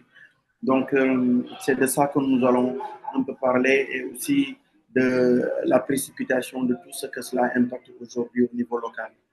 Surtout pour nous qui sommes en Casamance et les autochtones. Maintenant, là, c'est une image qui reflète un peu des paysans qui sont dans le Médina Yoro Fula, qui est aujourd'hui l'un des derniers bastions forestiers du Sénégal, mais qui est menacée par la déforestation, parce que avec les autochtones qui se battent pour cette préservation, mais aussi avec d'autres qui viennent un peu de la sous-région et qui ont comme travail le déboisement. Alors, l'impact global, les impacts locaux du changement climatique, nous, en tout cas au niveau local, c'est déjà c'est des tempêtes plus extrêmes que nous ressentons ici, c'est des sécheresses, donc des inondations, même s'il n'y en a pas beaucoup, mais ça se présente parce que dû au fleuve Casamance qui est étouffé, donc, et le déboisement en amont. Il y a aussi des vagues de chaleur. Donc, je pense que la Casamance, où tout le monde se référait pour parler de microclimat aujourd'hui, est menacée par ça. Et en parlant de la Casamance, il faut comprendre que c'est deux parties. Il y a la partie Kolda, donc où on ressent plus la pression de l'humain sur la forêt. Et il y a la Casamance qui est de l'autre côté, c'est-à-dire chez les Peuls où on voit plus l'impact et le déboisement, mais chez les Djola, on voit toujours la conservation. D'où on parle aujourd'hui de l'impact des changements climatiques en Casamance, mais aussi du bois sacré, le rôle qu'il a aujourd'hui comme un modèle de préservation des forêts et de puits de carbone luttant contre les changements climatiques. Donc, on voit ici que les tempêtes plus extrêmes, il peut conduire à des inondations, conduire à la migration et au conflit, et la productivité faible en matière agricole. En parlant de la migration et au conflit, sans nul doute, on peut retrouver la commune la plus impactée aujourd'hui par la migration clandestine dans la région de Kolda, dans le département de Belengara, dans une commune nommée Kanja, où on retrouve des milliers de jeunes, en tout cas, qui ont perdu la vie et qui se sont aventurés dans ce qui est un peu la migration irrégulière. Donc ici, c'est des enfants qui aident leurs parents au champ, mais ici, on pourra aussi parler de tout ce qui tourne autour des solutions et du savoir empirique par rapport à ces fléaux. Donc les sages ont eu à en parler et lors des activités que nous organisons, comme les Katchen écologie. Katchen en pulaar veut dire discussion, échange sur l'écologie et l'agroécologie. Là, on a eu beaucoup de témoignages des sages, des vieux, des mamans qui nous donnent des signes aujourd'hui, en tout cas, qui montrent aux communautés quel genre d'hivernage ils auront. Est-ce qu'ils auront des hivernages favorables? Est-ce que ce sera impactant? Est-ce que ce sera bénéfique? Ou est-ce que ça ne passera pas? Donc, ça, c'est des signes qu'ils ont montrés. Et on peut dire à 90%, toujours, c'est un peu une météo locale, une météo africaine, donc, mais dans une projection hivernale. Donc, lors de ces Katchen, il est ressorti donc, des points comme ça, des connaissances empiriques pour une meilleure adaptation en agriculture. Il est ressorti de ça des signes annonciateurs d'une bonne pluviométrie ou d'un mauvais hivernage, comme quand les scorpions sont nombreux, donc dans les champs, quand on le constate, les vieux, les sages montraient que ça montrait une abondance, en tout cas, de récoltes, donc dans l'agriculture. Quand la première pluie tombe la nuit ou bien à l'aube, c'est des signes que les sages aussi ont montré dans ce sens, et ça permet à beaucoup de s'aventurer ou bien d'étendre même leur espace de production. Quand la première pluie tombe le matin, c'est toujours parler de l'aube. Quand une horde d'insectes apparaît en début d'hivernage et que ça stoppe la pluie, par exemple, deux premières pluies, qu'on voit ces hordes d'insectes, ils seront là pendant 1 voire 2 semaines. Et pendant ces 1 à 2 semaines, on voit qu'il y a un break de pluie. Mais quand ils repartent et qu'après qu'il y ait la pluie, sans qu'il y ait de pluie, ce sera un hivernage vraiment abondant. Mais quand c'est insectes sont là et qu'on retrouve qu'ils ne sont pas, qu'il y ait un pluie, ça, à la limite, on peut parler de désastre. C'est des inondations, c'est des récoltes que l'on perd, c'est des invasions même d'insectes donc pendant l'hivernage. Donc, c'est des signes qu'on peut ressortir de l'ordre des insectes, en tout cas qui apparaissent pendant l'hivernage. Il y a les signes d'un mauvais hivernage aussi, quand la première pluie est accompagnée de beaucoup de vent. Donc, c'est un signe majeur que ce ne sera pas la bonne. Donc, l'avantage des connaissances empiriques aussi, elle permet le choix des spéculations et variétés à cultiver dans le cas où la pluviométrie sera bonne ou mauvaise. Donc, elle permet aussi le bon choix de la période de semis où la pluviométrie sera bonne ou mauvaise. Donc, ça, c'est en tout cas, les autochtones vivent de cela. Alors, ça, c'est quand il y a un grand souci. Maintenant, il y a le mythe du bois sacré en Casamance qui est aujourd'hui ce qui vend même, en tout cas, la Casamance au niveau national, voire international. Le bois sacré en pays Djola. Donc, c'est une cérémonie ultime d'initiation de jeunes Djola à la sortie de laquelle il acquiert une maturité et devient homme. Donc, décideur et responsable au même titre que tous les chefs de foyer de leur concession. Après toutes ces années, en tout cas, l'âge que tu peux avoir si tu n'entres pas dans le bois sacré, c'est comme si toi, tu n'es pas encore un homme et tu n'es pas, je dirais pas spirituellement accompagné par nos esprits, par les ancêtres. Donc ça, c'est une initiation en 2010. Donc au moment où je vous parle actuellement, en Casamance, nous sommes en période de bois sacré à Tchoboul. Donc le rôle des bois sacrés dans l'environnement. Aujourd'hui, on peut montrer que les forêts sacrées sont des espaces préservés où la biodiversité est protégée. Elles contribuent à la conservation des ressources naturelles. Parce que nous, à la limite, voir les fromagers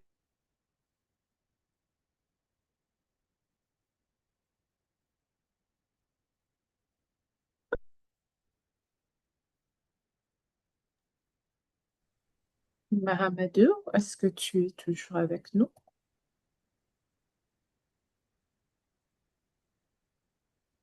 Ça se peut qu'il a des problèmes de connexion, des problèmes techniques en ce moment.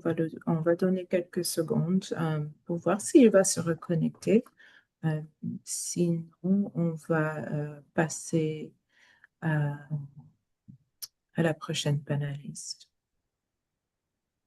OK, il me semble que sa présentation a été coupée, mais on va quand même passer à la prochaine panéliste. Si vous pouvez donner des accès de micro à l'utilisateur HP, ça c'est Yaba qui va partager cette présentation avec nous. Yaba Amadou Bari, s'il vous plaît, le micro est à vous. Oui, merci Sarah. Bonjour. On vous entend bien, Bonjour. vous pouvez commencer. Oui, bonjour Sarah. Bonjour tout le monde. Moi, c'est Yaba, je suis professeur de langue au niveau du lycée Rosso 2. Permettez-moi de vous présenter notre projet au niveau de l'école en partenariat avec l'association Sono Rosso.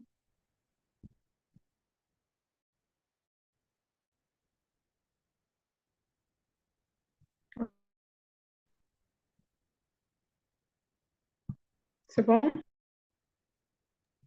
Oui, on voit que votre présentation est sur l'écran. Oui, la thématique école verte et éducation citoyenne en Mauritanie et avec l'association Sono Rosso, plus précisément avec la commission environnement, assainissement et cadre de vie.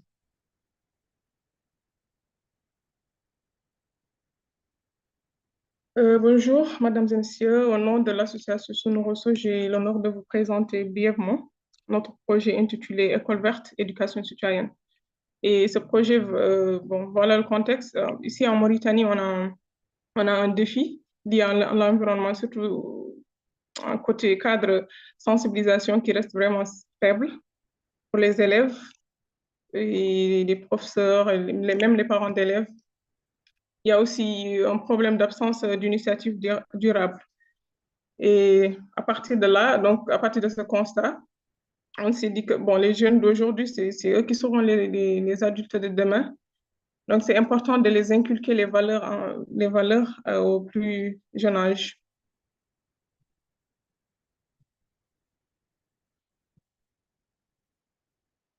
Donc, vu que l'éducation environnementale reste toujours au niveau éducation, c'est surtout côté théorique, ça reste toujours côté théorique. Et nous, on a jugé nécessaire de créer un club scolaire avec les élèves. Et à partir de là, on a décidé de faire un boisement au niveau de l'école parce qu'il y avait quasiment aucun arbre. Dans l'école, il y avait l'espace. Et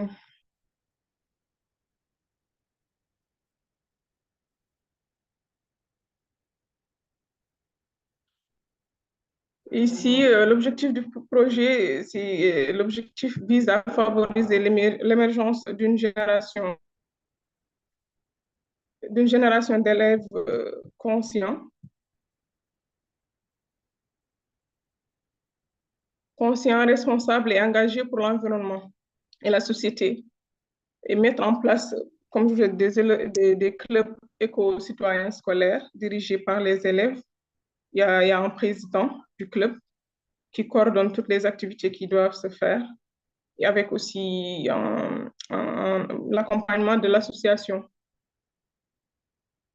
Ici, nous avons également impliqué les enseignants dans nos activités, dans le but de les former sur les pédagogies vertes et citoyennes.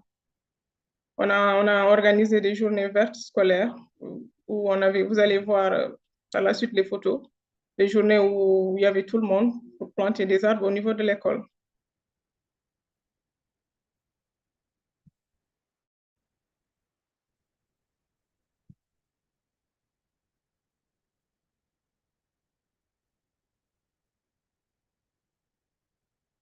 Le 5 juin 2024, c'est en ce moment-là qu'on avait choisi, par la présence des autorités locales, on avait choisi l'école Rosso 2 comme l'école pilote. L'école pilote pour le projet École verte et éducation citoyenne. C'était à l'occasion de la journée internationale, journée mondiale de l'environnement. Et le 11 janvier 2025, une activité de boisement a eu lieu au lycée de Rosso 2 avec l'implication des élèves, le club, le président des parents d'élèves, les professeurs et les membres de l'association Souno Rosso. Et là, c'est un projet qu'on a déjà mis en place et que nous poursuivons aussi. On poursuit le suivi d'une dizaine de plantes qui ont été plantées et qui ont réussi. Et pour un meilleur impact et surtout pour une meilleure appropriation, on a décidé, chaque élève choisit à planter un arbre. Et l'arbre porte le prénom de l'élève, donc c'est à l'élève de prendre soin de l'arbre. Il va s'occuper de l'arbre. Après chaque clôture, il y aura le nom de l'élève, la classe de l'élève. Donc là, l'arbre, c'est lui qui doit s'occuper de l'arbre, qui doit protéger, qui doit arroser l'arbre. Et aussi, les photos, c'était le 11 janvier 2025. Il y avait la présence des élèves, des professeurs.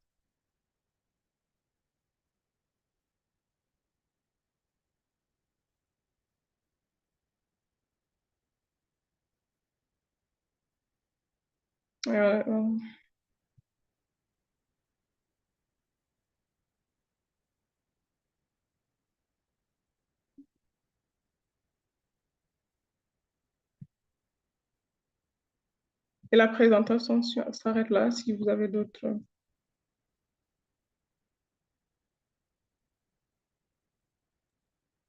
Merci beaucoup, Yaba, pour votre présentation et merci à tous les panélistes également pour vos présentations. Je pense qu'un point qui ressort clairement dans dans les présentations d'aujourd'hui est l'importance de savoir-faire traditionnels et ancestraux. Je pense que nous l'avons vu avec la présentation de Dr. Fall avec les paniers thermiques.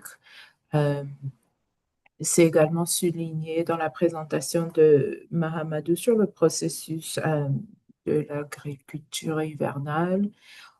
Et je pense qu'un point qui ressort plus de ça, même sur chaque présentation, c'est l'importance de formation, d'éducation des jeunes. Et c'est ce que Yaba vient un peu de souligner dans sa présentation. Alors, je pense que euh, aujourd'hui, ces présentations, nous, je pense que ça nous pousse vraiment à continuer à faire entendre ces voix, à bâtir des ponts entre les savoirs des anciens, la transformation, on peut dire, des marges et leviers d'action. Et je pense que ça nous montre que euh, les, les défis climatiques en Afrique de l'Ouest et en Afrique centrale ne seront pas uniquement d'en haut, mais aussi surtout dans les communautés avec des jeunes, les éducateurs et, et je pense que beaucoup plus les gardiens du savoir. Alors, je vous remercie tous encore une fois pour votre participation dans le panel d'aujourd'hui et on va passer à la période de discussion. So I'd just like to thank everyone for participating and taking the time to listen to our speakers and our panelists today. The floor is now open for questions. So if you have any, pardon me, if you have any questions for any of the speakers you heard today, the floor is open. Comme j'ai dit, on passe à la période de discussion. Alors, si vous avez des questions pour nos panélistes, le plancher est à vous. Irène ou Anna, je vous passe le micro pour continuer avec la facilitation.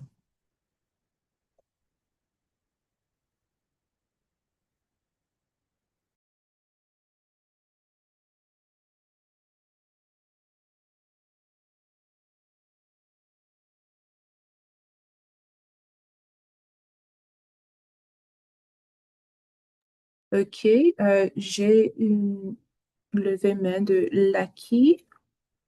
Lucky, you have your hand raised. I don't know if you're going to ask in English or in French, but the floor is yours. Merci. Donc, je crois que je ferai la question en français plutôt. OK. Donc, merci déjà pour les trois interventions. Je pense que c'est vraiment très intéressant d'avoir justement cette panoplie de perspectives des différentes régions d'Afrique. La question que je me pose, en fait, c'est que dans ces différents combats, que ce soit pour les droits humains, l'énergie ou ou du renforcement de capacité de jeunes, comment est-ce qu'on arrive justement à porter la voix de ces organisations? Comment est-ce qu'on arrive à porter ces initiatives-là dans les cadres nationaux donc on n'a pas vu le Sénégal, la Mauritanie par exemple. Comment est-ce que les acteurs, les panélistes font pour que dans les CDN, dans les plans nationaux d'adaptation, on puisse mieux considérer ces actions-là? Et dans la continuité de cette question, c'est qu'est-ce qu'on peut aussi envisager en tant qu'acteur de différents pays? On a une plateforme commune qui est l'Union africaine. Comment est-ce qu'on peut aussi mieux faire intégrer les questions relatives aux populations indigènes dans l'agenda de l'Union africaine, par exemple? Merci. OK. Abi, Yaba, Mahamadou ou Kades, c'est qui veut répondre à la question que Lucky vient, aux questions, il y a deux questions que Lucky vient de poser.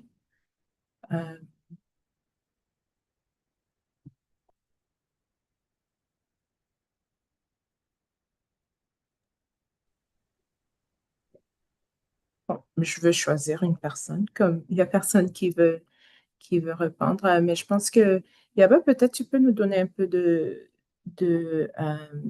perspective du Mauritanie, comme vous avez fait un peu des, des éducations autour de l'école verte, éducation citoyenne en Mauritanie.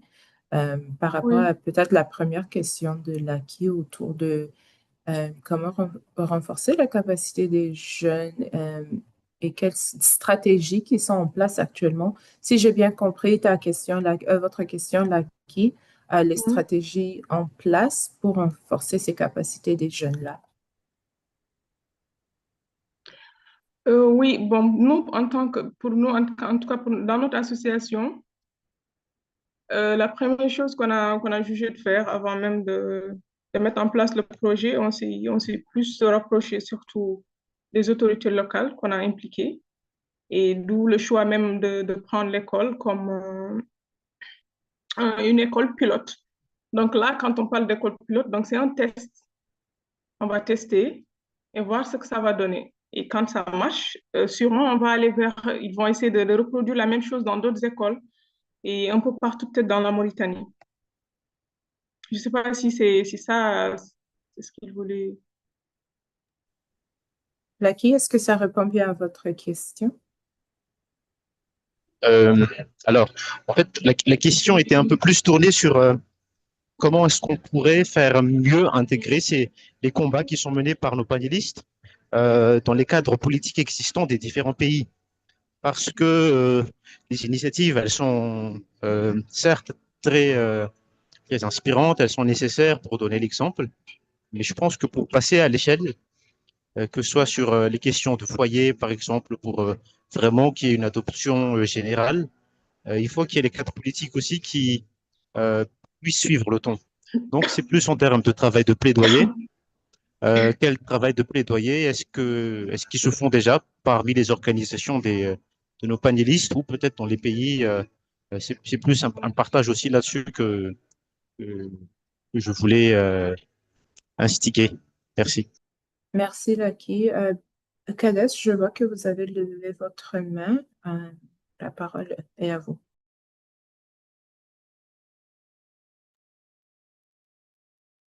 Ok, merci pour la parole et merci aussi Je vais rapidement répondre à la question de Laki. Comme a énoncé, je crois, l'autre, c'est surtout une question de plaidoyer qu'on met en avant. Et personnellement, au niveau du Congo-Brazzaville, je sais qu'avec Shalom, notre ONG, on essaie de mettre en place un système qui permet non seulement à d'autres ONG de travailler en parfaite harmonie avec nous, mais aussi surtout euh, proposer, comme on dit, des résolutions ou des solutions qui peuvent permettre aussi du côté politique au niveau des différentes institutions gouvernementales d'emboîter le pas, mais aussi d'améliorer ce que eux aussi sont déjà en train de mettre en place. Parce qu'il faut aussi savoir que euh, chaque gouvernement a une politique assez adéquate. Je ne sais pas comment ça se passe au niveau de la Mauritanie au Sénégal, mais je sais qu'au niveau du Congo-Brazzaville, lorsqu'il s'agit que ce soit une association, une organisation non gouvernementale qui s'implique sur une action climatique ou environnementale, s'implique sur une action climatique ou environnementale, le gouvernement s'arrange toujours à suivre pour ne pas dire de travers, s'arrange à suivre et pourquoi pas aussi à s'y impliquer en donnant un coup de pouce. Cela dépendra aussi bien sûr de dans quel type d'environnement ou bien dans quel type de vision ces dernières ONG ou associations essayent d'avancer. Merci beaucoup. Continuez si vous avez toujours d'autres interventions à Mais ajouter. pour moi, ça sera intéressant comme je crois ceux de la Mauritanie, c'est plutôt mettre en place aussi, comme je viens de le voir, euh, des événements ou on dira peut-être d'autres panels qui permettra aussi à certains jeunes de mieux comprendre parce qu'aujourd'hui on parle d'environnement, mais peu sont ces jeunes qui comprennent exactement la vision, le but, les objectifs. Ça serait mettre en place ce type le panel d'événements qui permettra aussi à une multitude de jeunes de mieux comprendre, suivre ce que d'autres ont déjà fait et pourquoi pas apporter des nouvelles innovations et idéologies. Merci. Merci, Kadessa. Je vais donner la parole, un moment, Abi, je vais donner la parole à Mahamadou comme il a la main levée et puis je vais te passer le micro.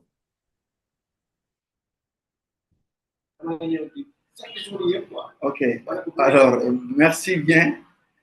Et désolé, ma connexion s'est envolée tout à l'heure. Alors, je ne sais pas si on a le privilège de finir. On avait deux diapos, mais si ce n'est pas le cas aussi, on va essayer de répondre à la question du monsieur. Malheureusement pas, Mahamadou. Comme on a déjà commencé la période de discussion, si vous pouvez rester sur la question qui a été posée, comme ça, on peut passer à la prochaine personne. Merci. Ok, il n'y a aucun souci. On est ensemble. Donc, je pense bien que les efforts qui sont consentis par les communautés allant dans le sens de l'adaptation au niveau local est bien pris en compte et ça se comptabilise. Même si c'est dans la CDN, même si ça se fait de manière très short, de manière très... Il n'y a pas... Ce n'est pas assez ressourcé. Et c'est le grand problème de la CDN. Quand je donne l'exemple du Sénégal, par exemple, nous sommes à notre troisième génération de contributions déterminées au niveau national. Mais les communautés ne se sont pas appropriées parce qu'ils ne savent pas. Il n'y a pas assez de dynamique de sensibilisation de ces derniers dans ce cadre-là. C'est peut-être les services des eaux et forêts qui essaient de capitaliser avec les actions de reboisement qui sont menées au niveau local, qui sont répertoriés et mis dans le paquet de la contribution de l'État du Sénégal. Maintenant, ces communautés, les actions qui sont menées au fur et à mesure, l'État est en train de le mettre dans le paquet en donnant l'exemple des plaidoyers lors des semaines climat que des organisations du Sénégal organisent. Donc, en mettant des pré-COP quand il y a la COP qui s'annonce. Il y a aussi les forums qui sont organisés et que l'État est là, que ce soit le tutelle, le ministère ou les démembrements ou même ces derniers, donc les constituants. Maintenant, on peut considérer qu'au fur et à mesure, c'est en train d'être pris en charge et nous pensons que pour cette CDN 3, la génération 3 de la CDN du Sénégal, les efforts des communautés autochtones dans l'adaptation au changement climatique sera encore mieux, en tout cas ressourcé, en tout cas mis dans le paquet de l'État. Merci. Merci beaucoup pour vos interventions, Mahamadou. Abi, je sais que vous avez des mots à ajouter, alors le micro, c'est à vous. Okay. Merci beaucoup, Sarah. Donc, je vais dans le même sens que Mamadou pour répondre à la question qui a été posée par rapport aux organisations, par rapport au réseautage, par rapport aux groupes qui sont constitués. Il faut rappeler que l'État est en train de faire dans sa politique un effort quand même pour inviter les organisations environnementales dans les prises de décision, dans la mise en place ou l'élaboration même des feuilles de route au niveau du ministère, surtout le centre d'éducation environnementale qui est basé au ministère. Donc, les organisations commencent à s'intéresser, mais aussi à être invitées pour mettre à niveau, mettre à jour leur plan d'action interne qui pourrait se concorder avec les plans d'action de l'État. Ça, c'est au niveau national. Dans un cadre beaucoup plus élargi, les organisations non gouvernementales comme Oxfam, ENDA, Rosa Luxembourg, et sur le plan de la recherche également, et d'autres organisations comme la Young African Leaders ou les Mandela Washington Fellows des programmes Obama. Ça, ce sont des organisations qui regroupent plusieurs organisations de jeunes qui s'activent autour des questions environnementales et qui posent le débat et qui sont accompagnés. Et ces groupes de jeunes-là aussi se regroupent au niveau interne en créant des réseaux internes, comme le réseau des organisations environnementales, qui sont appuyé par la direction de l'environnement au niveau du Sénégal, par exemple, au niveau de la région de Saint-Louis, qui est notre cas. Donc, ces genres d'initiatives commencent à faire écho au niveau local, mais également au niveau national et au niveau sous-régional. Et ces jeunes, une fois dans des réseaux beaucoup plus construits, structurés, participent maintenant au COP, ainsi de suite, et aux autres événements mondiaux pour se faire entendre.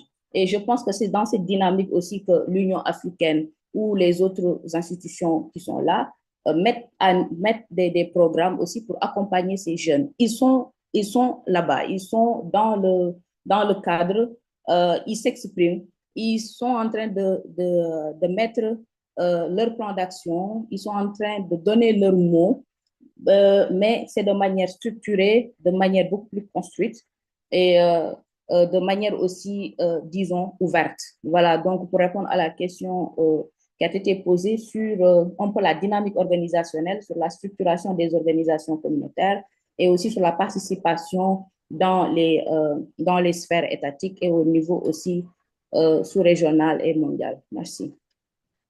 Merci beaucoup, Abby. Et puis moi aussi, je dois dire que si je dois un peu ajouter dans la discussion en tant que quelqu'un qui a assez travaillé avec les jeunes, engagé avec les jeunes, je pense que les jeunes ils ne sont pas seulement des leaders de demain, mais ils sont déjà des acteurs du changement aujourd'hui, dans le présent. Ils ont de l'énergie, la créativité, la proximité aux réalités locales, qui font d'eux vraiment des alliés incontournables dans la lutte contre les changements climatiques et les enjeux environnementaux. Mais pour que je veux dire, mobilisation ait un réel impact, il faut l'engagement clair de l'État aussi, créer des espaces de participation, intégrer les jeunes dans les processus décisionnels et soutenir leur initiative par des politiques publiques concrètes. Je pense que l'avenir climatique de nos régions, en Afrique, je veux dire, dépend de cette alliance entre jeunesse engagée et volonté politique. Alors, de ma perspective, ça, c'est ce que je peux ajouter. Anha, je vois que vous avez votre main levée. Est-ce que vous avez une question ou des commentaires?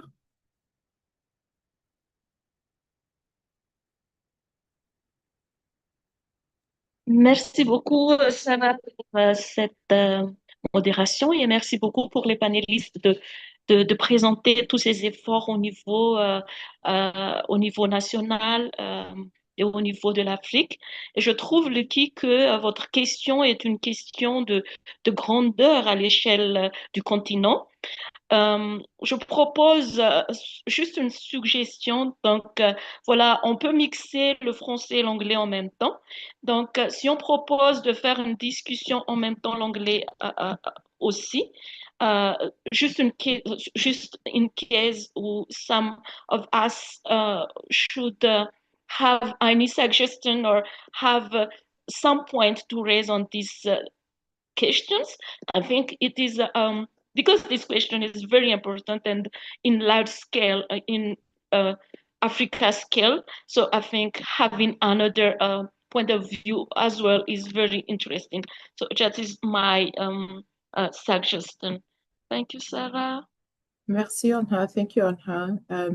I don't know if anyone has anything to add to the discussion. The question is around advocacy and youth engagement and the responsibility of state and policy. Where does state and policy come in terms of youth engagement or advocacy around climate issues? What is the responsibility of the state in engaging youth or not in the discussions and the solutions around climate change and environmental issues? Does anybody have comments that they would like to add?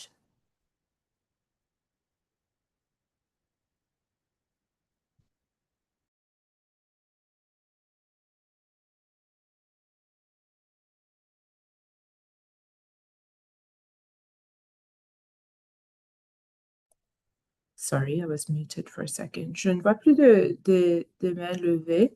I don't see any more hands raised. So I think that we can close out this portion of the session. Anha and Irene, thank you very much for allowing me to be part of this discussion. Merci à tous et à toutes qui ont fait partie de l'organisation de ce sommet et qui m'a donné aussi l'opportunité de modérer ce panel d'aujourd'hui. I think I'm going to close it out there on my end. Moi, je vais terminer ici de mon côté et je redonne le micro à Irene et à Anha. Irene and Anha, I pass the mic. Oh, just one second. There is a question in the chat. It's a question in French. I will read the question. En prolongeant son idée, la question devient: comment pourrions-nous collaborer ensemble à l'échelle continentale, c'est-à-dire à l'échelle de l'Afrique? So there's a question in the chat one last question, I guess, before we close out in the chat. It was posted in French, but I will translate in English just so that anyone else who wants to participate in the discussion can add their conversation, just on extending the ideas that we previously shared. How can we collaborate together on a continental scale? That is to say, on the scale of Africa. So how can we collaborate together on these issues at the continental level? Mahamadou, vous avez levé votre main? Oui. Oui, tout à fait. Sarah, merci de me redonner cette parole. Je pense que l'idée aujourd'hui même de ce sommet, c'est de nous amener vers ça. Comment est-ce que les jeunes autochtones peuvent ensemble se retrouver pour, de manière plus efficace, contribuer à l'adaptation au changement climatique. Donc, ceci dit, je pense bien que en parlant de politique étatique, c'est au fur et à mesure, ça se passe. C'est-à-dire, il y a un moment où les jeunes n'étaient pas assez impliqués dans la chose. Mais aujourd'hui, au fur et à mesure, de fil à aiguille, ça bouge. On ne peut pas dire qu'à 100%, parce qu'aujourd'hui, la dynamique de voir les jeunes et les femmes même dans les instances de décision est toujours un défi. Ça constitue toujours un challenge. Mais quand même, c'est en cours parce que c'est une génération décomplexée qui se bat, qui porte des plaidoyers et vont vers les choses, et parce que c'est eux-mêmes qui sont aujourd'hui acteurs de la chose. Maintenant, ceci dit, je pense que quand je parlais de la CDN, pas plus tard qu'hier, nous, on a été saisis pour nous demander comment est-ce que nous pensons l'implication des jeunes, en tout cas dans les instances ou bien dans les politiques publiques et écologiques. Et comment est-ce que nous pourrions participer aujourd'hui et comment est-ce que nous pourrions documenter tout ce que nous sommes en train de faire pour que l'État puisse capitaliser et enfin, comment est-ce que nos initiatives peuvent être accompagnées. Donc, tout cela, si l'État revient à la base pour le faire, ça veut dire que ça est en train de bouger. Maintenant, ce que nous devrions faire, c'est aujourd'hui, que ce soit le Sénégal, l'Afrique de l'Ouest, voire l'Afrique tout ensemble, comment est-ce qu'on peut élargir les réseaux. Il existe des réseaux. Maintenant, il faut aller vers qu'est-ce que les réseaux ont eu à réussir entre-temps, qu'est-ce qui manque, est-ce que nous y arrivons. Je donne l'exemple basique de la COP. La conférence des partis se fait, c'est les politiques qui sont là pour aujourd'hui les communautés, c'est-à-dire les populations. Mais qui sont les porteurs de voix qui vont, lors de ces activités, de ces conférences, pour porter la voix. Alors que les autochtones sont là, ils sont impactés, ils n'ont pas demandé aujourd'hui le changement climatique, Ils sont en première ligne de combat face à ça, mais ils sont moins représentatifs. C'est-à-dire qu'ils ont la voix, ils peuvent dire ce qu'ils sont en train de ressentir et ce qu'ils sont en train de faire et ce dont ils ont besoin, mais ils ne sont pas assez impliqués, ils ne sont pas assez dans ces activités. Je pense bien que nous devrions aller vers la part des autochtones, en tout cas africains, pour des rendez-vous de ce genre, comme cela se fait au niveau des autres continents. Par exemple, l'Amérique, on voit, quand on est dans les COP, les autochtones, on les voit avec leur culture qu'ils montrent et les combats qu'ils mènent, mais cela manque vraiment chez nous. Et je pense bien qu'à l'échelle africaine, si on parvenait aujourd'hui à un réseau, à travailler dans les similitudes d'adaptation, de mesures, de bonnes pratiques, et si on le documentait et on le partageait, nous pourrions avoir une voix, en tout cas audible, une voix pour tout le continent. Et ce serait bien pour que l'on puisse vraiment avoir gain de cause lors de nos plaidoyers dans ces moments. Merci. Merci, Mahamadou. Je vais juste faire une synthèse de ce que vous venez de dire un peu, mais en anglais pour les gens qui n'ont pas compris. So, from Mahamadou's perspective, he mentioned that for a very long time, youth haven't been included in conversations, in these very important conversations, but the needle is moving. And I think that we can all recognize that. I think many states, many organizations, even the private sector, they're doing a very great job at including youth at the table, whether it's in advisory councils, whether it's providing funding to youth-led initiatives. I think the needle is definitely moving. One thing that Mahamadou mentioned is the need to engage with networks that exist. There's many networks that exist to propel youth voices. And one of the things he mentioned is the need to engage with those with those networks, and engage with those networks that have presence at forums like COP, because oftentimes we see at those forums, different networks, whether it be through the major stakeholders or through member states, they have these delegations, and within the delegations, there are youth there. There's many indigenous youth there, and they provide a platform for youth to be able to share their voice. And Mahamadou stressed the need that we need to do that at the continental level in Africa. We need to organize ourselves to give youth those opportunities, because that is what is currently missing for Indigenous African youth at the moment. Je vois d'autres mains levées. Je vais commencer avec Guy Fabrice. Il avait sa main levée en premier, et puis il a été déconnecté.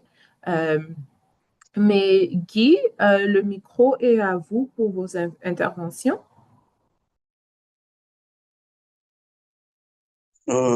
Merci beaucoup pour la parole. Je suis Guy Fabrice Ngoma, d'origine peuple autochtone du pays du Congo-Brazzaville. Vraiment, je n'ai pas une question à vous poser, mais juste un plaidoyer que je veux mettre à votre disposition si vous pouvez vraiment nous soutenir. Je suis le coordonnateur du réseau national des peuples autochtones du Congo, en cycle RENAPAC. En fait, ce qui me fait très mal, que depuis que notre organisation est créée jusqu'à aujourd'hui, on n'a jamais participé à aucune COP qu'on n'a jamais participé.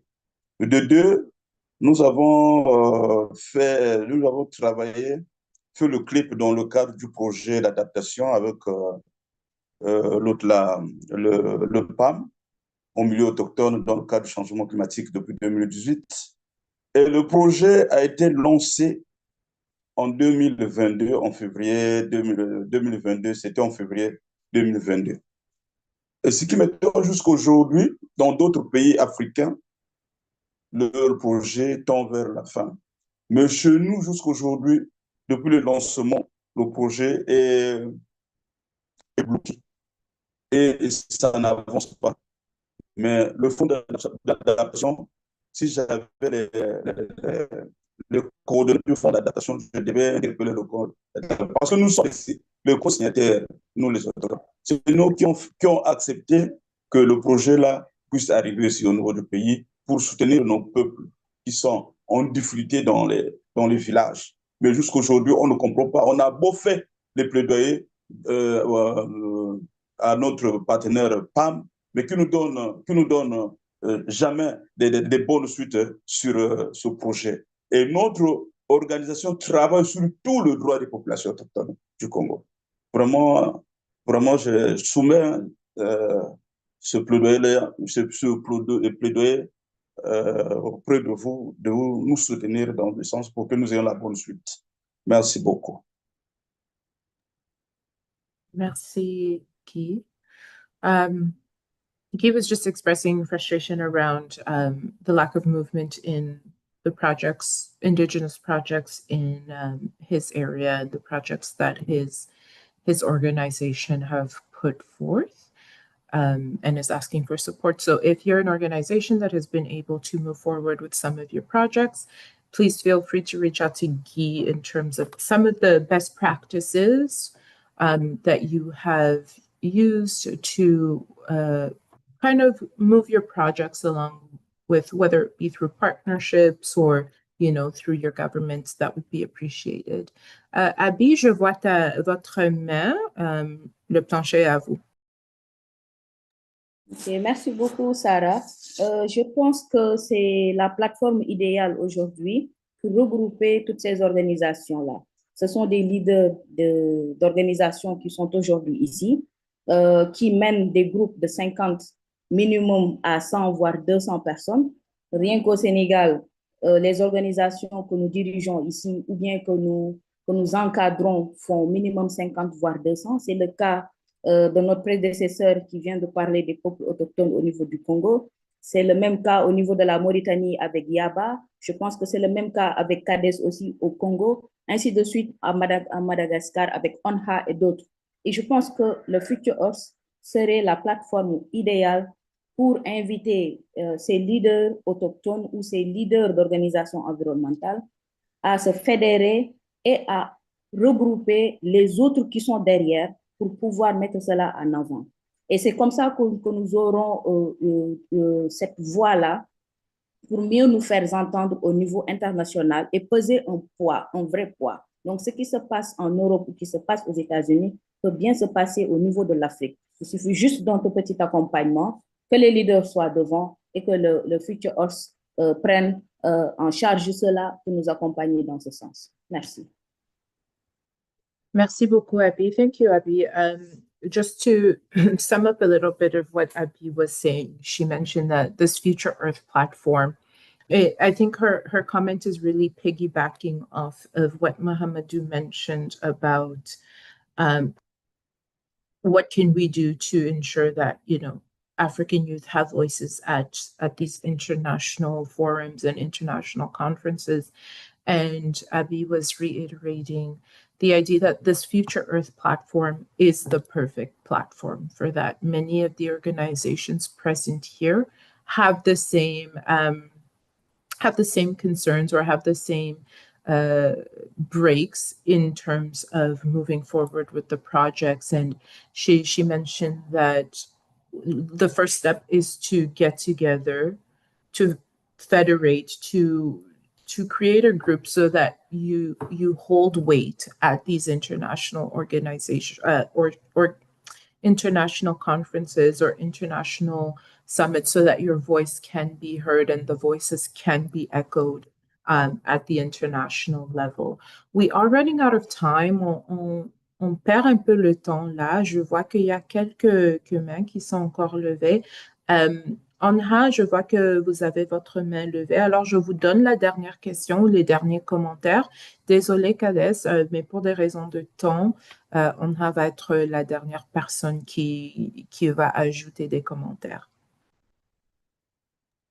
Thank you so much, Sarah, for this moderation, and thank you for your leadership for to mix the French and English at the same time.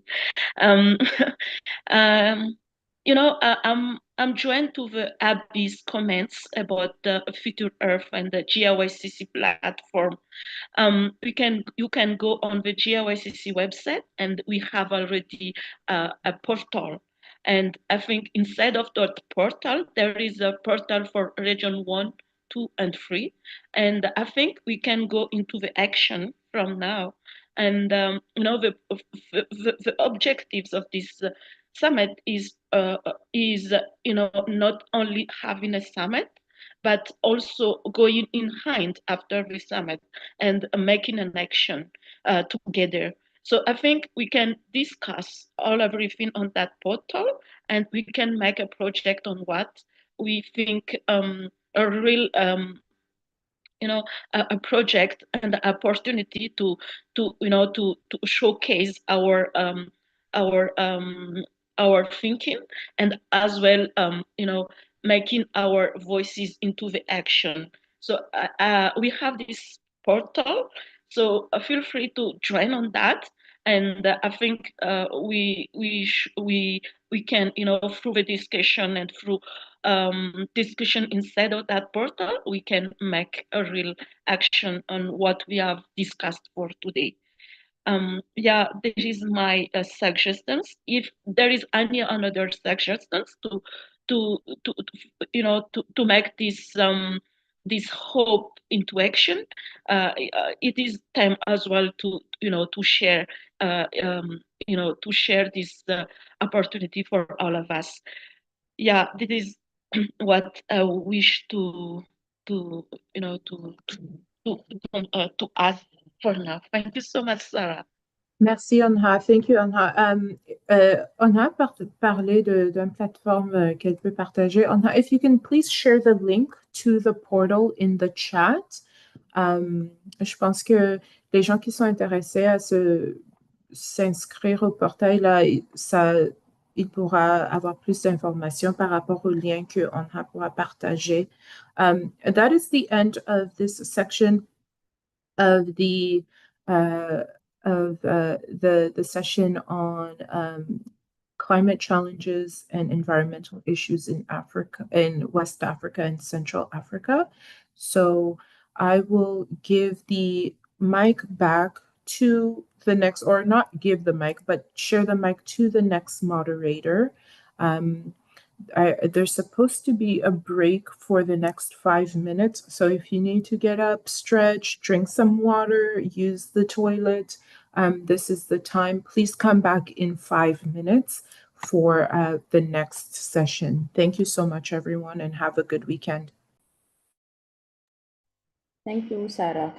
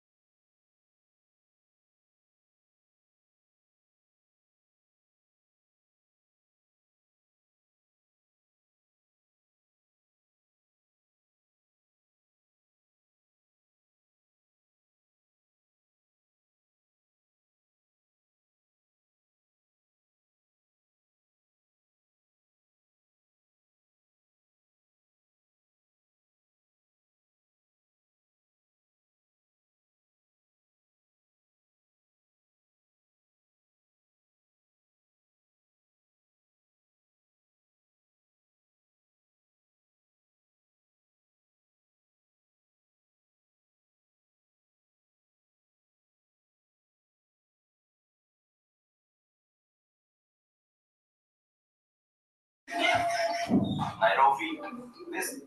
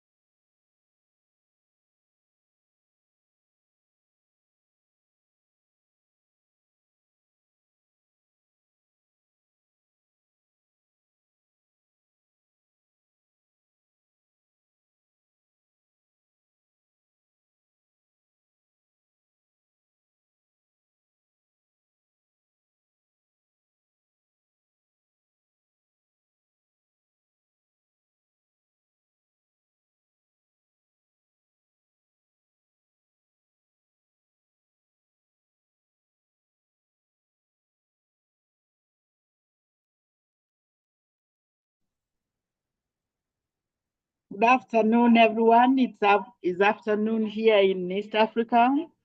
I want to welcome you to this session. I hope you have stretched after a long deliberation. So we are starting another session. I want to introduce the presenters of this time. My name is Alice. The first presenter who is taking us through empowering sustainability science in Africa, integrating efforts and addressing continental challenges through future Earth is none other than Dr. Faten Atik Bahar, who is the Deputy Director of the Future Earth Africa Hub. He holds a PhD in energy engineering. Oh, sorry, she holds. Okay, she's an expert in renewable energy and climate finance with an extensive experience in international science management. She's also a celebrated author of children's literature with 20 published books. So I want to welcome you, Dr. Fatin. You have a few minutes to present, and I would request the audience that you allow the presenters present as you take down your notes or your questions that you have, and some you can do on the public chat, so that once all the presenters are presented, then we can have an interactive session for questions and answering and all the sessions. Thank you very much. Over to you, Fatou. Faten, you're welcome. Thank you so much. Hello, everyone. Hello, and thank you very much for this great invitation. Today, it has been a very great presentation coming from the different groups and the different regions. This is very amazing. So my name is Fatin Atik Bahar. I'm the Deputy Director for the Future Earth Africa Hub Leadership Center. And I'm here today with you to take you through some of our activities and also engage in the discussion with you. So let me share my screen so then I can take you through my presentation. Yeah, go ahead. I'm happy also to hear that other colleagues and friends are watching us on YouTube. So this is great. Thank you, Erica. So yeah, do you see my screen? I'm sharing the entire. Yeah, it's coming. Yes, okay, thank you so much. So As most of us might know, Future Earth, because of this event and the nature of the event. So Future Earth is global initiative focusing on advanced sustainability science in the world. So the vision is to provide a sustainable and equitable for the whole world and support and advance this research, throughout the global. The Africa Hub is one of those 9 secretariat, as you see here. And the Africa Hub joined the main Future Earth in 2022 with a mandate to coordinate and support the various sustainability initiatives across the continent, create also communities of practice that brings African scientists and innovators together to promote this ecosystem, facilitate the strong working connections within society, industry, and government, and play a role in sustainability landscape. So this is what we try to do for the Africa Hub, and also what we try to promote from the Africa Hub through the Leadership Center, and also definitely work together in order to articulate a science agenda that allows people from government, NGOs, industry, society, to identify their needs with it.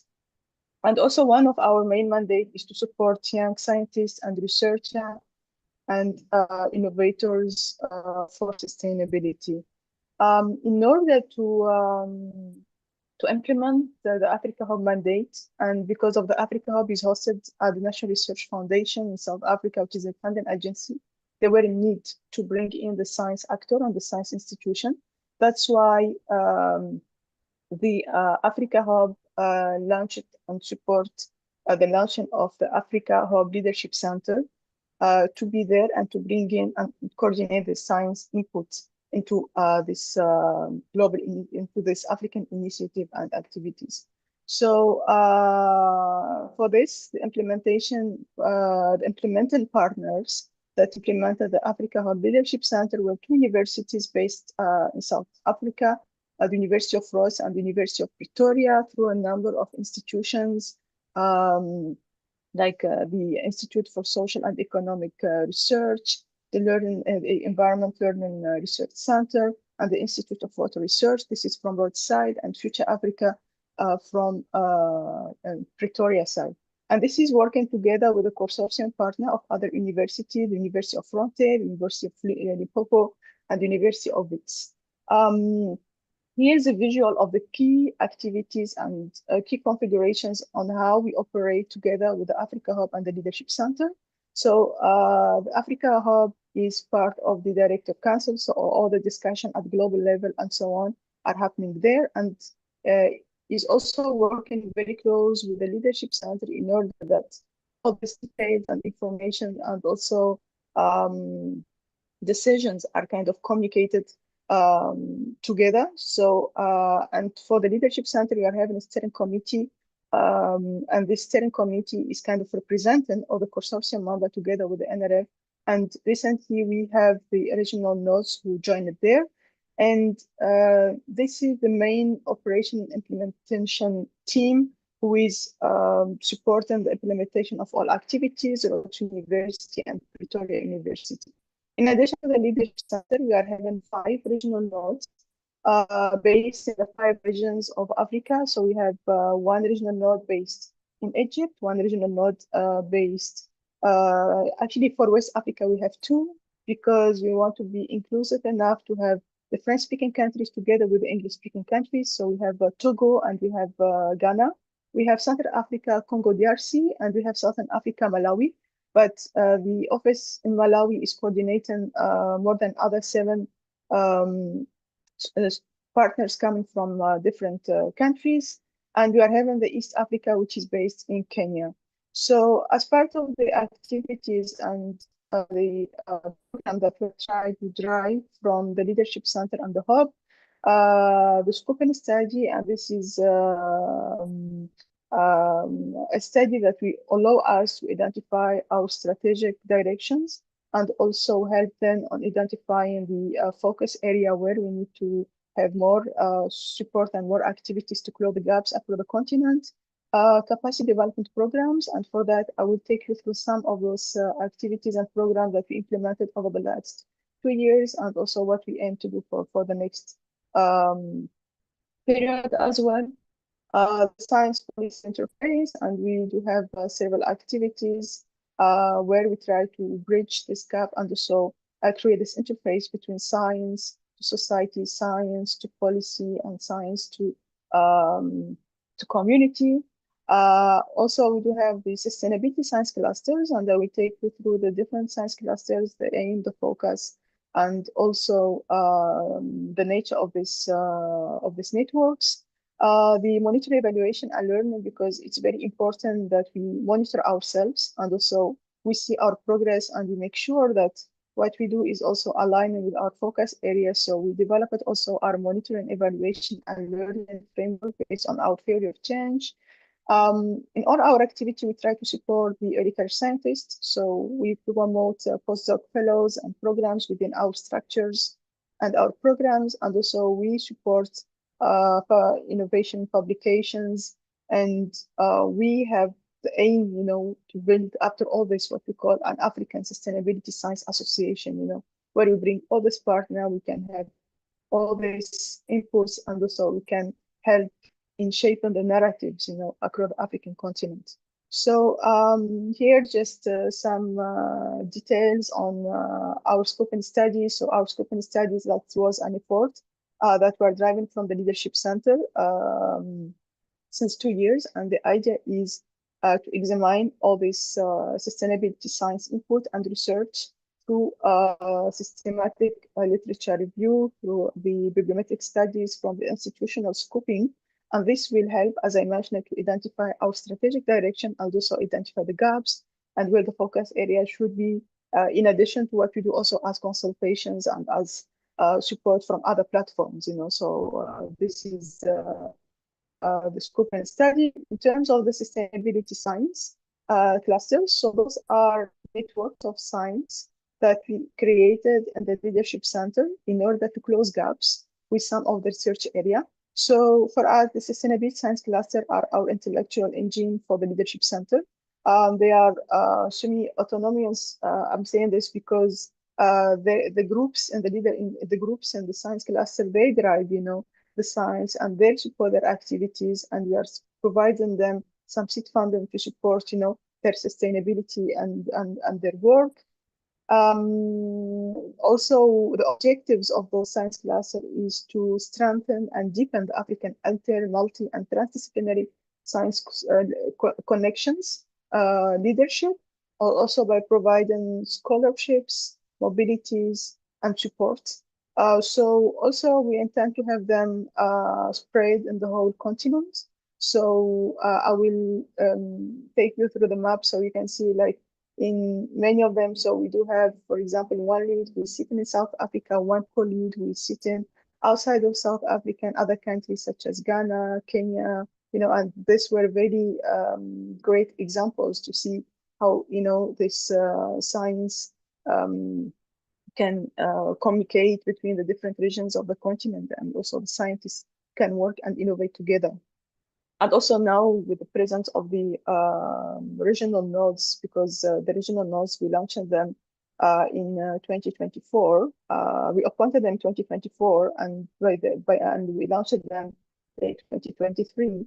So now we do have this more kind of representation that is coming from the 5 regions, where they can support, the science activities and the science inputs and outcomes from the different science clusters.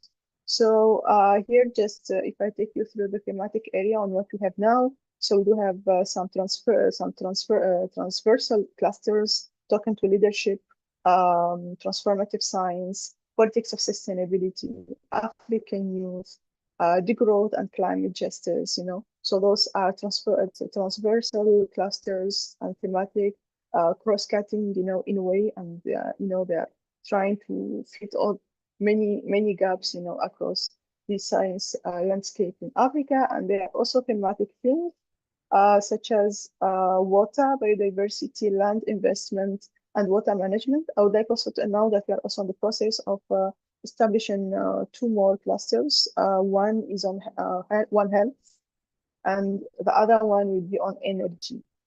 So those will be established for the next year.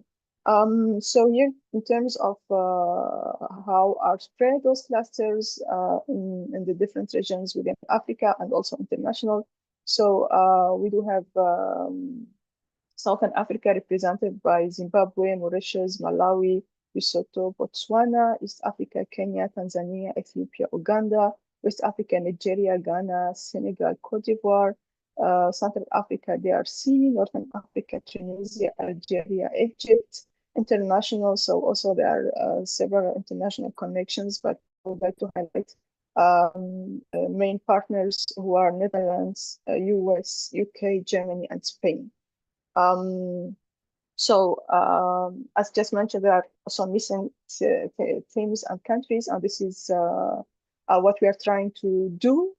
So currently is try to have additional classes. Just mentioned we are having the plan to have additional 2, and also bring in more scientists and more innovators to be part of this initiative. And then, in addition to what we do to support science and sustainability, we do also support the capacity, on how to build this science capability, across the continent. And here is snapshot on our programs for the capacity development. So just before taking through the programs, I want to mention that our focus area in terms of dealing with capacity development is not only programs for individuals. We do have programs for individuals, but also we are supporting the institution capacity development, mainly now, because now we are having different nodes associated to us and different entities where we coordinate and we support the work across the continent. And also as a long term, we'd like to invest and to support more the research and infrastructure. In terms of the training schools and what we did over the last 2 years, so we had programs that spoke to transdisciplinary training, basic writing, grant writing, science diplomacy, projects, fundraising, and so on.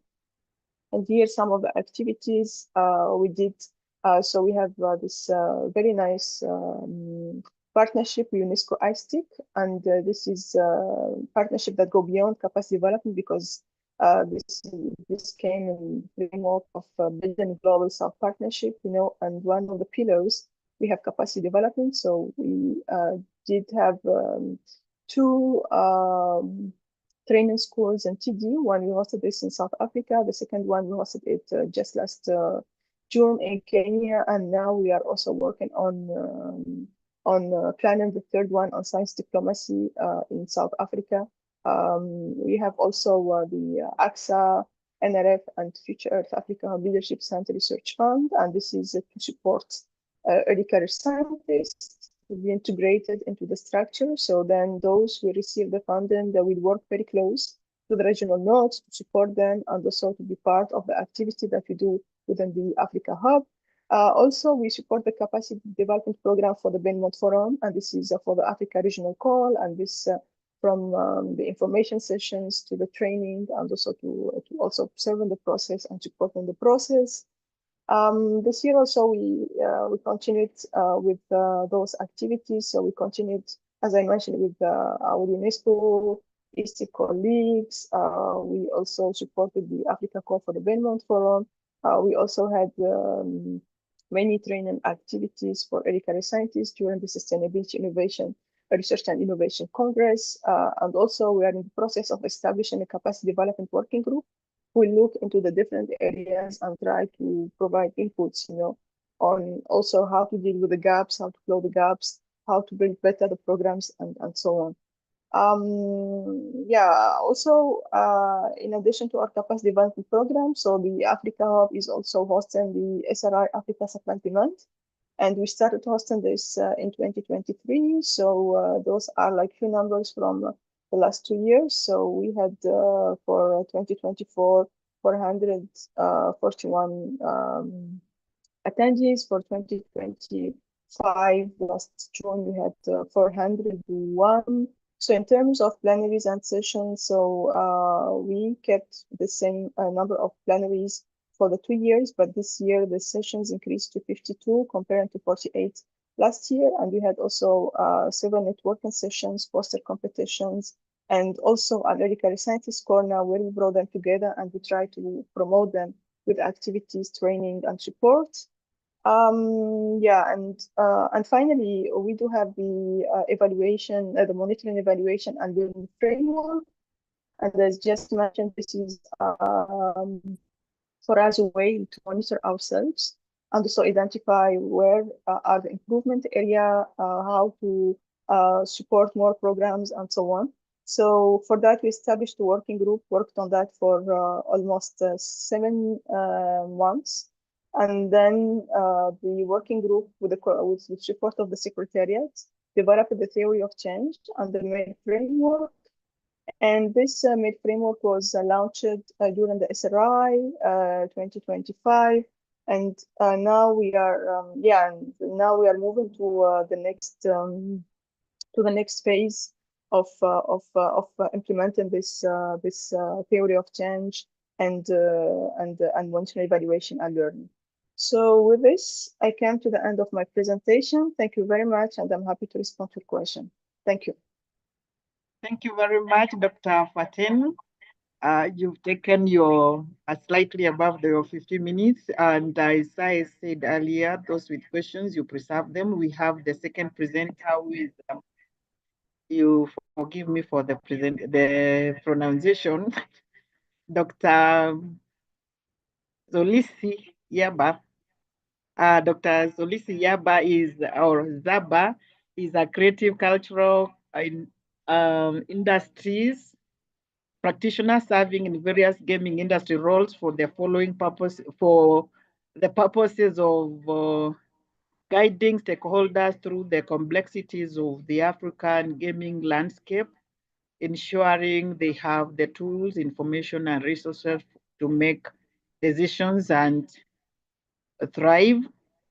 So with a passion and purpose for creativity and social impact, he tries to facilitate opportunities for diverse voices and actors in the gaming community, thereby structuring and promoting a more equitable, productive industry. Welcome, Dr. Yaba or Zaba, for the 15 minutes presentation. Then we can have like 15 minutes for questioning for the two presenters, and then we move on to the other two for the session. Over to you, Dr. Zaba, or Daktari in Kenya, is Swahili. No, thank you very much, Alice. Thank you very much, moderator. I wish to maybe correct my understanding of the program. I am not alone, and also correct that I'm not a doctor. But thank you very much for giving me that title. I most appreciate it. I myself am not going alone. I'm going with a team, and as far as I'm aware, we have 45 minutes to present. Okay. So if I may take that liberty so that they may also participate in terms of this presentation that we're going to make on behalf of the Mzansi Climate Justice Game Jam. I will then start the process and then share my screen and then make the presentation.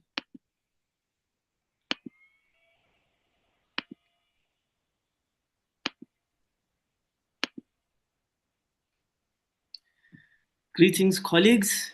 The Mzansi Climate Justice Game Jam is different in that it's a model of how to build an inclusive community of practice that uses collaborative game making for diverse voices to reclaim their creative agency, game making, fun-having innovative selves as part of how they express themselves and speak to the world. Gaming is our language and dialect of choice for social justice, immersive dialogue, exchanges, and advocacy.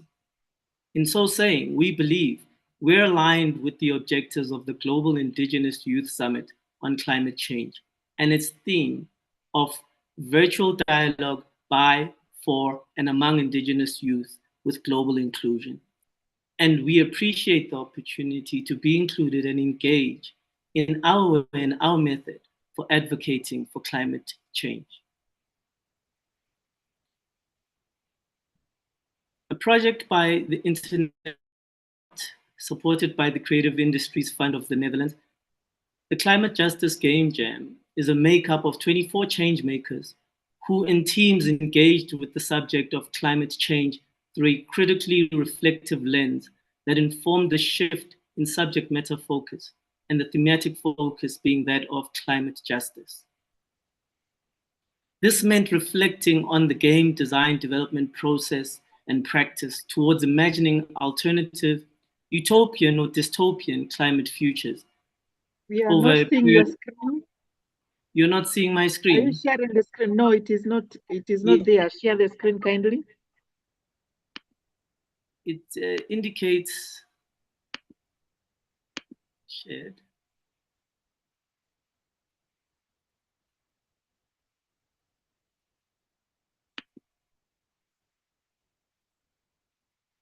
It looks from my side as though it is shared.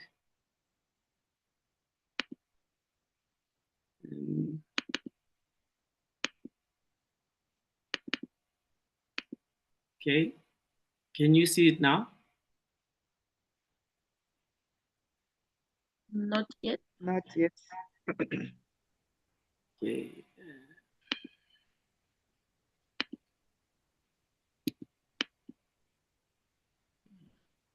Let me stop first.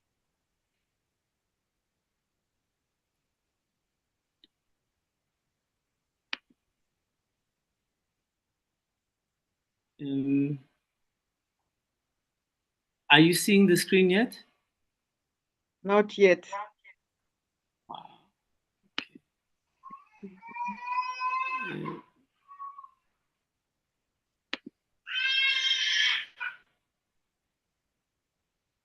So I am sharing from my side, and the indication I'm getting is that it is sharing with you.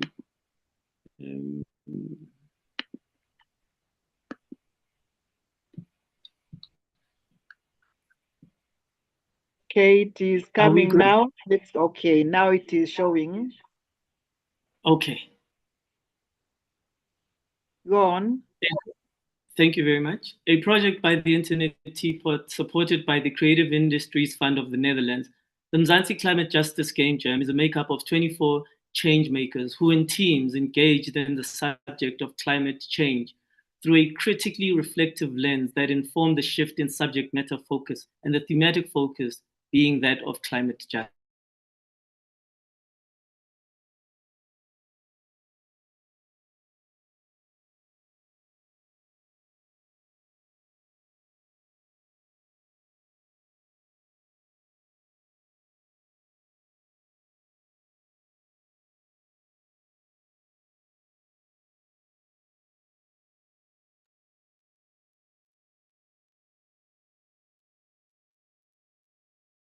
Go on. We are not getting you. I don't know what is happening.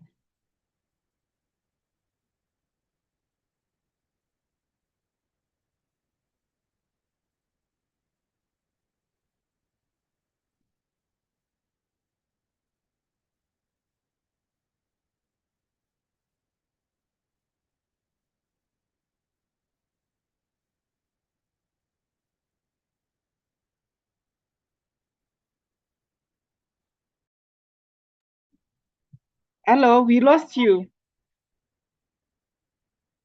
Zaba, can you hear me or we lost you? I can hear you. I think we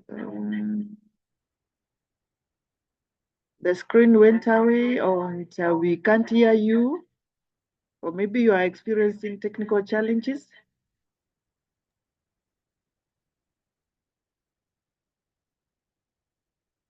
Okay.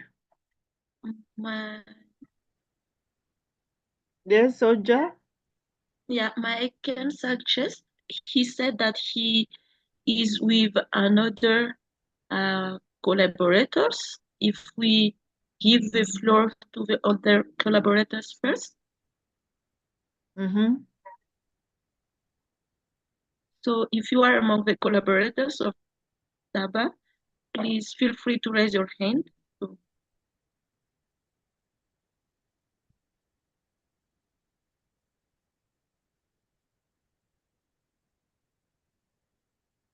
You said it. I think Ojai, the other collaborators, if they are able to share, then they can go on. I can see Daniela. Daniela, yeah, Daniela can go. Daniela has raised her hand. So Daniela, you can go on. Hello, everyone. Thank you so much. My team lead, Nompulelelo, has the slides to share. So if she could please maybe start sharing her screen and then I can get started on our presentation.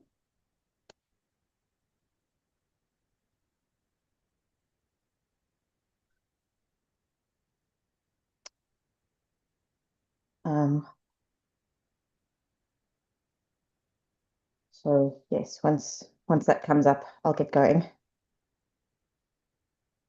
Oh, Nompulelelo asks if she can please be unmuted and give her sharing abilities, please, to the tech support person.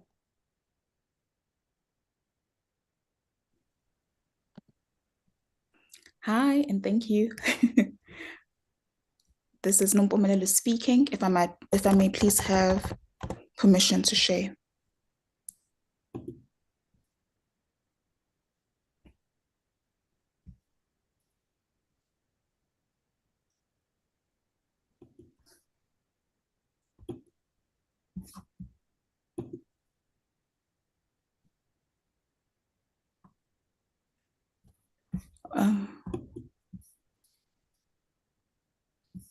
All right. Thank you so much.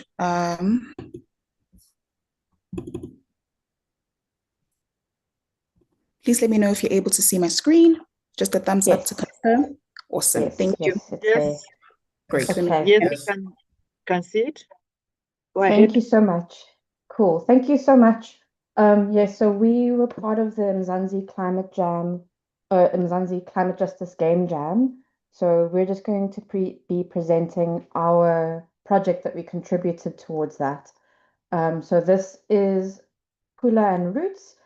The people who worked on this project includes myself. Hello, I'm Danielle, Aiden, Nompumelelo, and Kamogelo as well. So let me introduce you to the story of our project.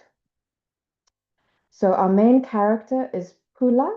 She is a young woman who's returned to her grandmother's farm and has been struggling to find work after finishing university.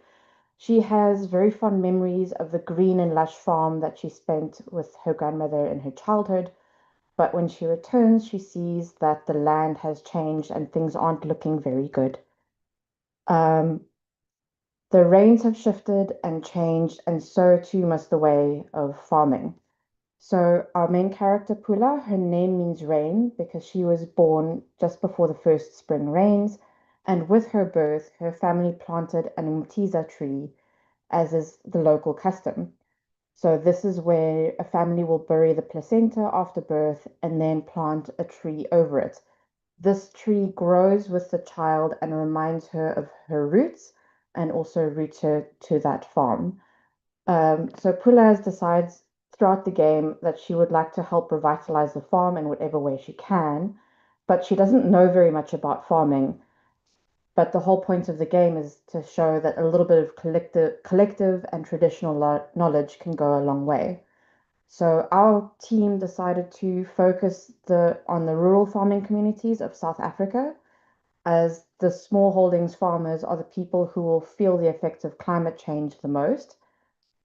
We decided to set Pula and Roots in the Eastern Cape region due to those local customs, the local climate there, and the people who are already living there and facing these challenges.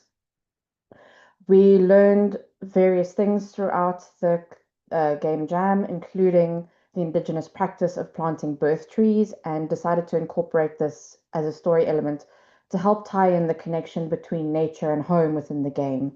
And the umtiza tree we chose because it is spiritually significant to the isiXhosa culture, and it's also endangered and found only in the Eastern Cape. I'm going to hand over to Nompulelelo to talk about the game design. And yes.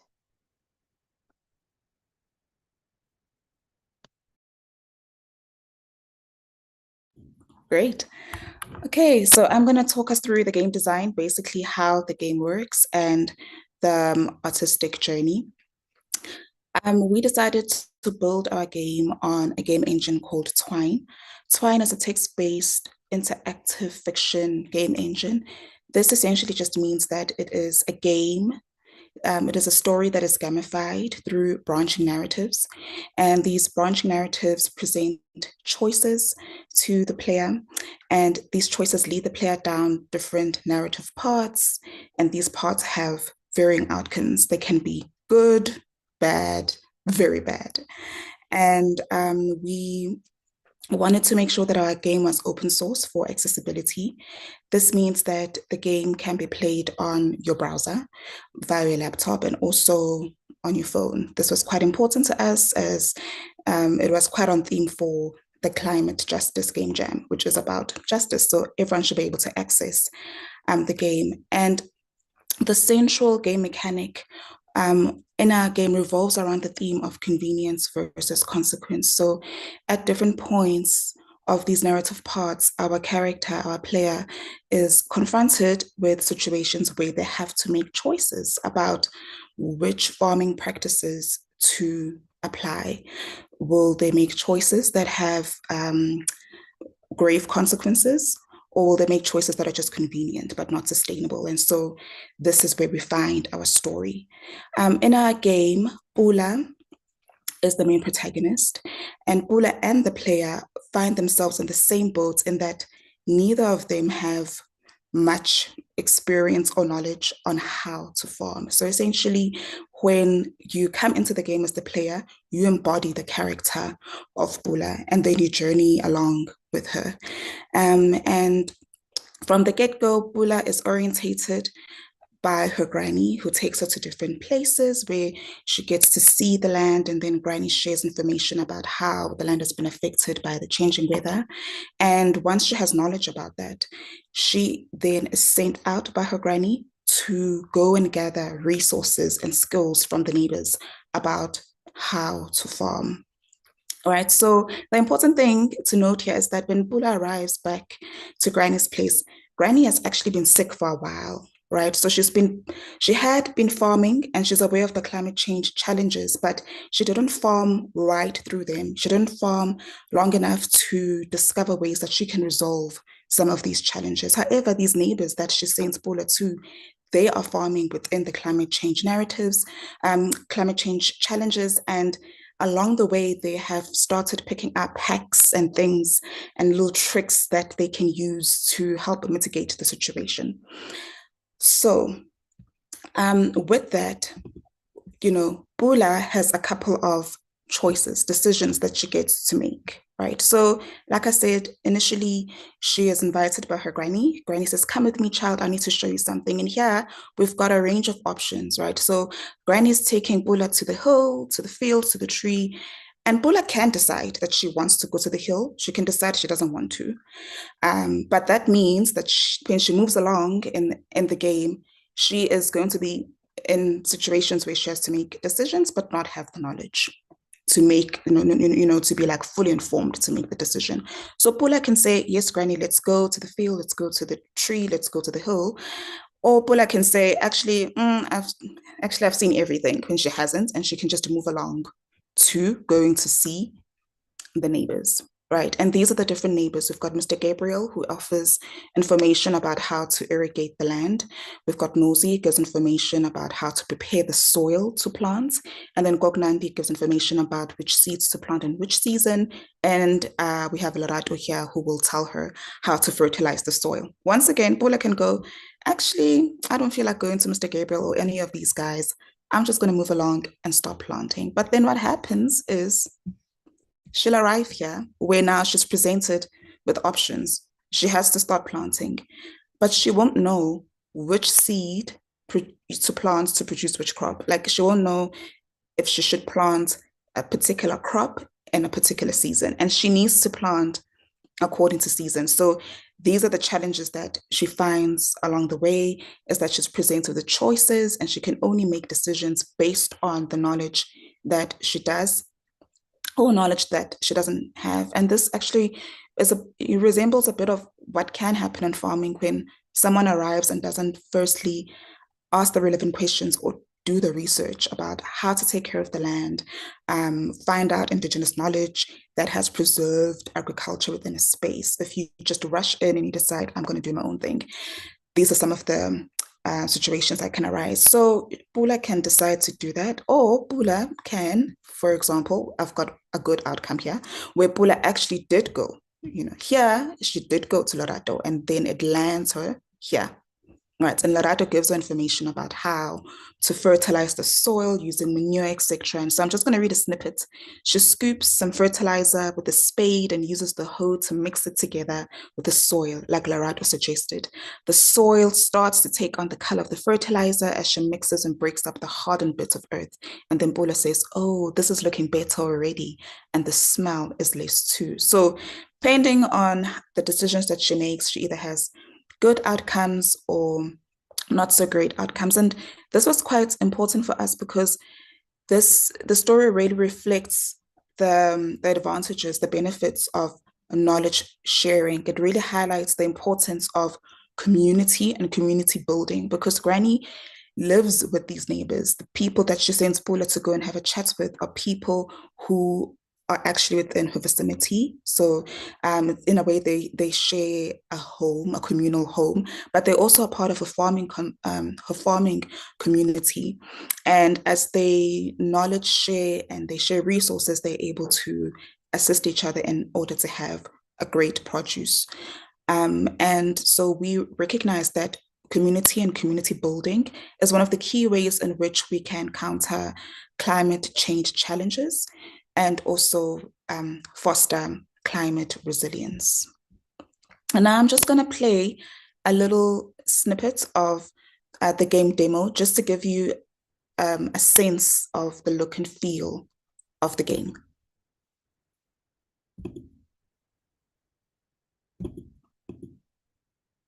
There we go. Just a minute. It should kick in now.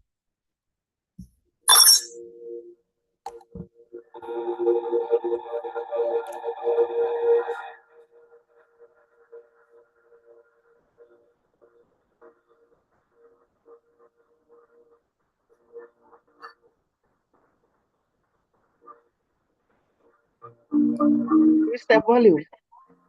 Can you hear it? Okay.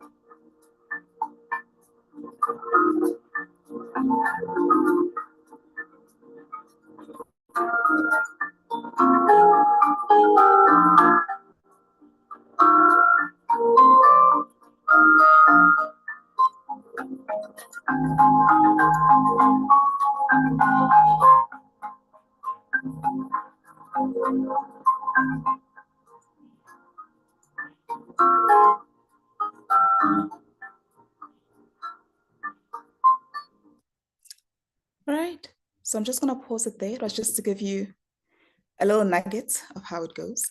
And now I'm just going to share a little bit on the artistic journey. So the intention with our artistic journey was to really reimagine climate storytelling through a culturally embedded lens. At the heart of our game is this tender relationship between Bula and her granny, and our artist wanted to draw on this tender dynamic between the two and used earthy, cozy color palettes to show the warmth of this tender relationship, which also comes through in the pacing of the narrative. The goal was to create a space that felt nostalgic, nurturing, and sacred, and really to capture the essence and the warmth of a home.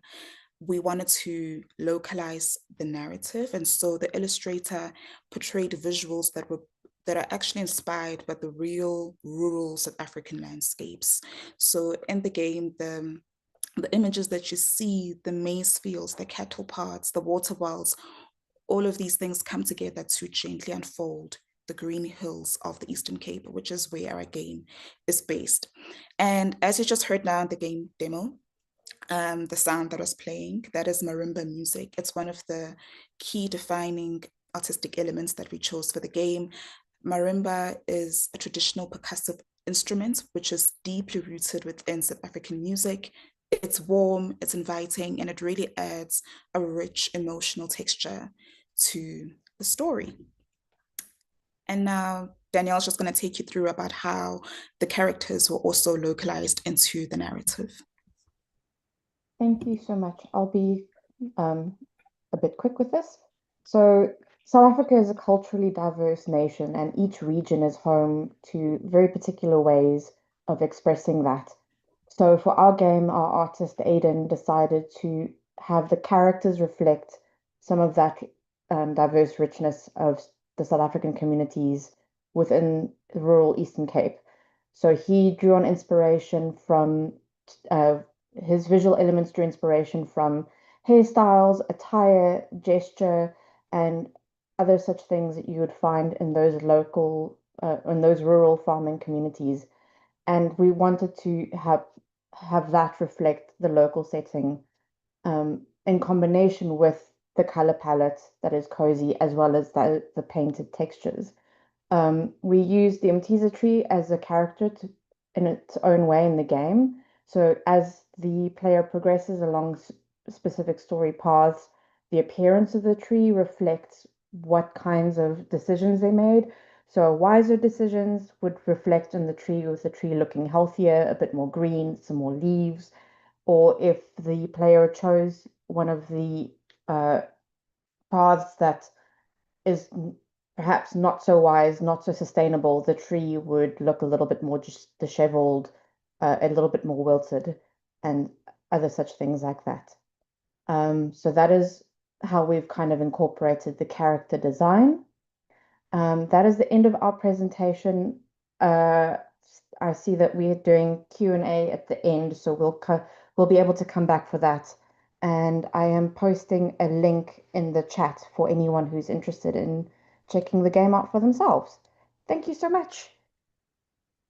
Okay, thank you very much for the team for your presentation. I think we'll have questions for the two presenters. Empowering Sustainability Science in Africa from Dr. Faten, and also the team that has just presented on climate justice game jam. Yes, I can see, don't ask me, or cut, whatever. And Ambassador, the hands are up. So I request that they are unmuted, and you can unmute yourself. Hello, good afternoon. My name is Angus. I am presenting immediately after this, and I believe there's some miscommunication about the timing. I do need to leave very soon, I'm afraid. So would it be possible for us to have the Q&A at the end of all three presentations jointly, and that my teammates answer on my behalf? Would that be possible? Oh, this one, your teammates, the climate justice game jam. Indeed, I am one of the three teams presenting today. Were you presenting the same thing? No, a different game. Unja? Is Unja? Sounds like a reasonable suggestion. I'm just asking your time slot is 45 minutes. It is instead of that slot. Okay, yeah. So please they have continue. 45 minutes. Yeah. Please Okay, continue. You can present then. Yeah, I'll be very happy to. Let me have a look here. I'm going to do my best to share my screen. 7 minutes. I can do 7. Okay. Let me see. Share. I should hopefully be nice and audible. And if I do this, there we go. This should work. Am I visible? Is my screen visible? Yes, it is. Wonderful. Go ahead. Okay. Well, hello everyone. My name is Angus ten Schulte. and I will be presenting Links, a board game about depolarization within the Netherlands. So a few months ago, myself and my team members participated in the Mzansi Climate Justice Game Jam, and we're all from a variety of cultures, but we all live in the Netherlands. And so when we were confronted or presented with the theme of climate justice, we were thinking about what that looks like within the Netherlands. Because compared to many other areas of the world, the Netherlands doesn't feel the direct effects of climate change to the same degree. And we came to the conclusion that one of the biggest challenges to climate justice was polarization. The fact that political action cannot be effectively taken because there are just too many opinions that fall on one of two sides of a very narrow spectrum. And so we wanted to create a game that reflected that. Now, the question is, what's that actually look like? How did we go about doing that? Well, we came up with the following goals that we wanted our game to achieve. The first of which was that it would reach outside of the bubble in which it was created. All four of us reside within a fairly leftist bubble, which imbues us with certain ideas and opinions and perspectives, but we wanted to extend beyond that so that people could feel as though they could express themselves regardless of what their political stances are. A second was that it would develop feelings of empathy, in that we believe that the biggest challenge to polarization is a lack of understanding between participants. And so the best way to enhance and encourage understanding is through empathy, through noticing what we have in common rather than where we differ. A third was that it would assist with overcoming opposition, which is a direct link to our previous point, in that we wanted our game to assist with engaging in dialogue and enabling people to really go beyond mere opposition and come together in collaboration, let's say. A fourth goal was that it would appeal to a variety of backgrounds, which of course refers to political backgrounds, but also more general and broader categories. Could you play this with your grandparent, or with your younger sibling, or with your child? Could you play this with someone you've never met before? We're still working on it, but we believe we made it accessible to a degree that a wide array of people can play it.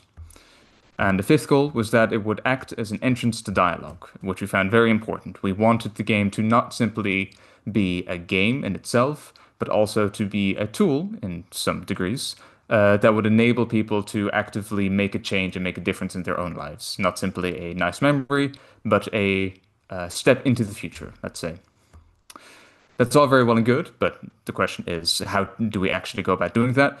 Well, we ended up creating a tile-based game, similar to Carcassonne, for those who know it, based around a couple of core mechanics. So players take on the roles of members of a citizens' council who have been elected to make political decisions within their country. And these characters come from a wide array of backgrounds. We have a nurse, we have a business person, we have a farmer, for example, and they each have certain political ideals and values. They vote, quote unquote, within the game by placing tiles representing political policies, which are surrounded by colored borders, each of which represent a different political facet. So we have environmental, social, cultural, and economic values. And by matching two borders of the same color together, you effectively instate that facet, you make it more powerful, and you also, over time, develop long links of these colors, as we call them, which represent their power and influence within the political landscape that you and your fellow players are creating. Finally, a third core component are the facet tokens, which represent what you have voted for, and they are a direct reflection of which values your character finds most important, and what you have voted for, and more broadly, what you and your fellow players deem important within the political landscape. I realize this all sounds a little abstract, so I have here an image of what an actual game looks like. We have a number of tiles on the board, a number of tokens, and a couple of characters. There are other components, but what I'd like you to focus on is the fact that we voted for a lot of environmental policies. We matched many green borders, as you can see. But what that means is that we neglected other facets, such as social borders and cultural borders and economic borders. And so what we wanted to consider, and what we invite players to consider, is how can we reconcile these seemingly incompatible or contrary values with one another? Why does it always have to be mutually exclusive? So we made this game, but the question still remains, what does this actually achieve? Well, we believe that it has 5 main effects. The first of which is that it emulates the tension between pursuing your personal goals and complying with broader political movements? At what point do you set aside what you deem important in favor of voting for what the majority of people in society find really valuable? A second is that it simulates polarization, in that the more powerful that one facet becomes, as in our example of environmental values, the more likely you are to vote for it, the more likely you are to fall under its influence and follow a single strategy. But linking onto this, all of the facets, all of the different values are somewhat neutral. As an environmentalist, you don't have to always vote for environmental policies. You could also find economic policies very valuable. And that's in relation to the way in which the game is played, in that anybody can use any facet that they desire. A fourth is that it emulates the tension between playing a story and playing a game. I mentioned earlier that you embody a character with their own desires and values, but over time you may be tempted to set aside these values in favor of winning the game, playing to win.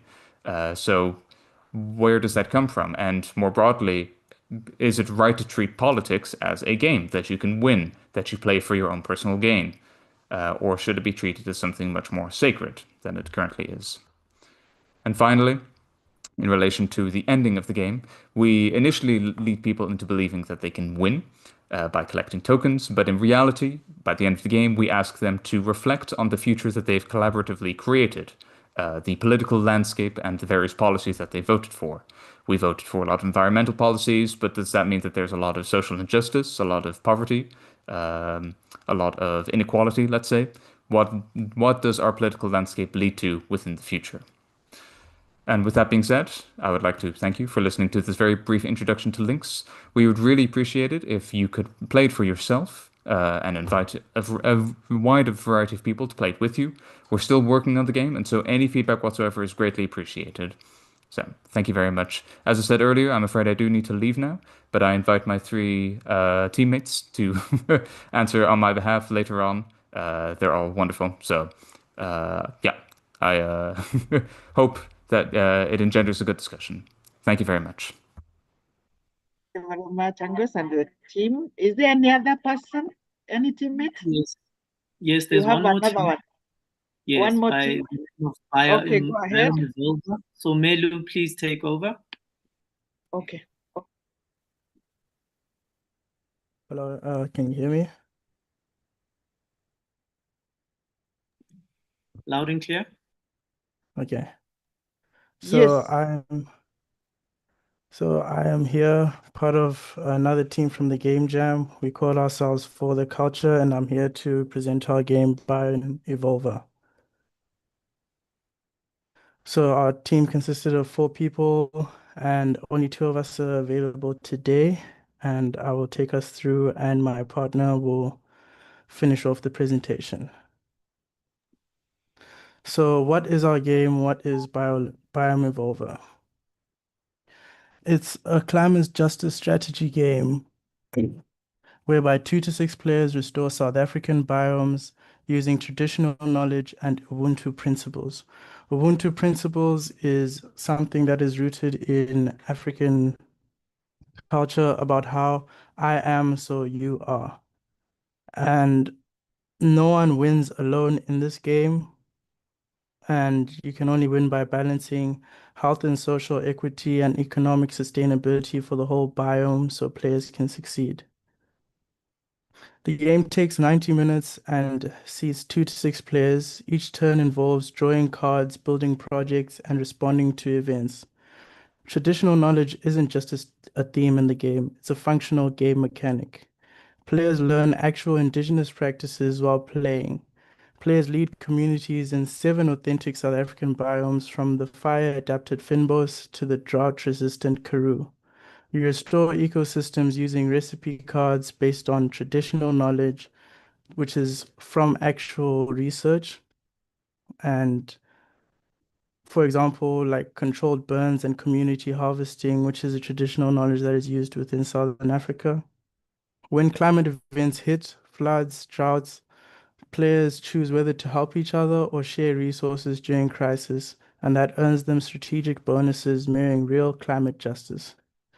This game transforms how we think about land conservation through Ubuntu wisdom. The problem that we were trying to solve by creating this game is how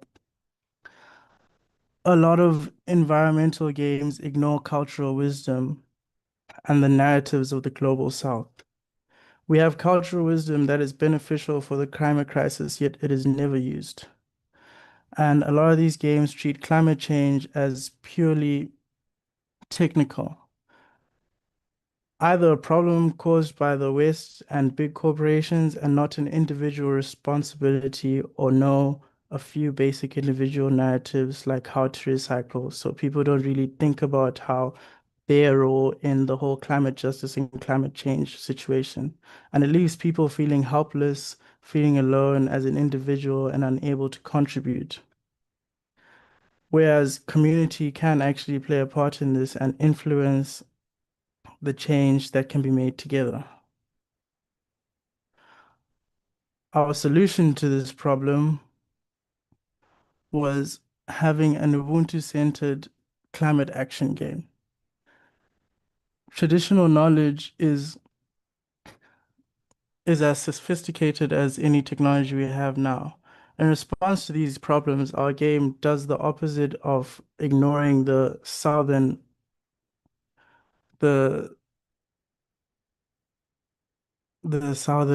reality of climate justice. So we focus on non-Western ideals, specifically Ubuntu, which means I am because you are. The importance of cultural knowledge often provides implementable solutions that are beneficial to us and the natural environment. Collective action and hope, the togetherness that provides strength and hope.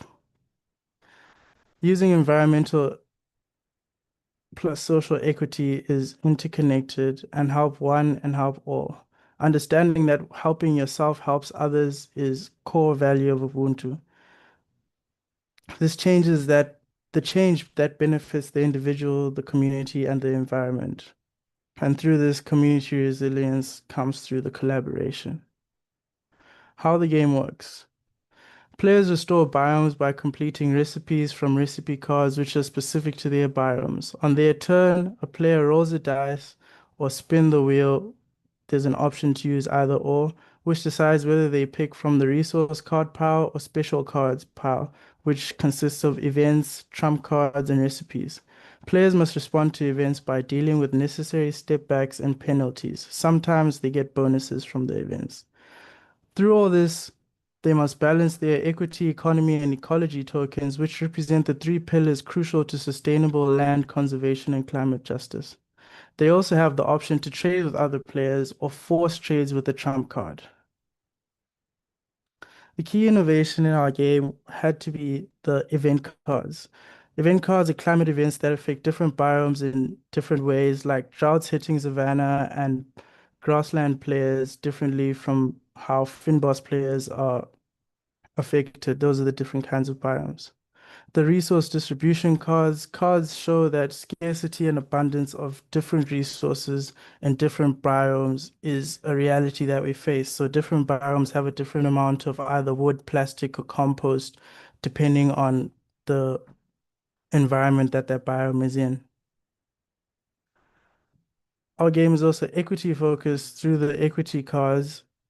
These cards specifically address social justice elements, showing how climate impacts affect communities differently based on their resource access and social position. This brings to the foreground climate justice.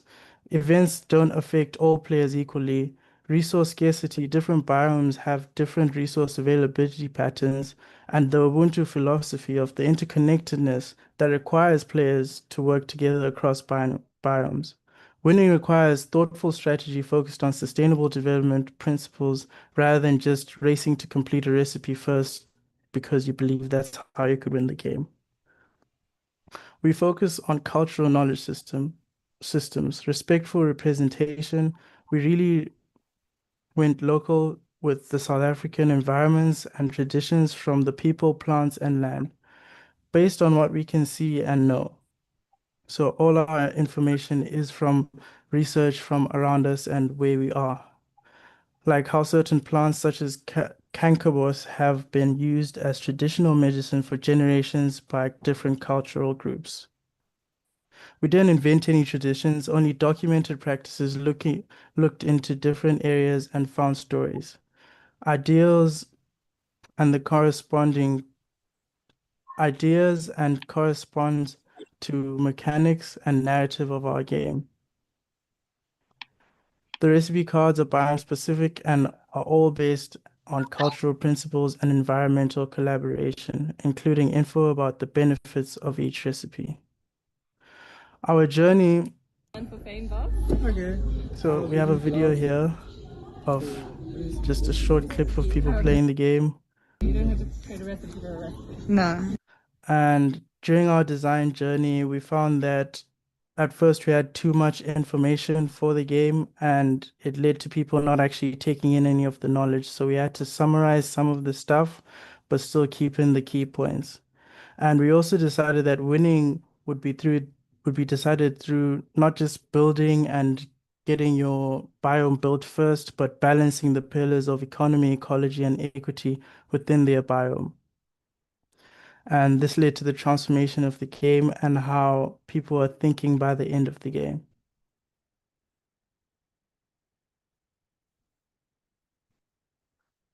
I now pass over to my colleague who is going to talk about the educational impact.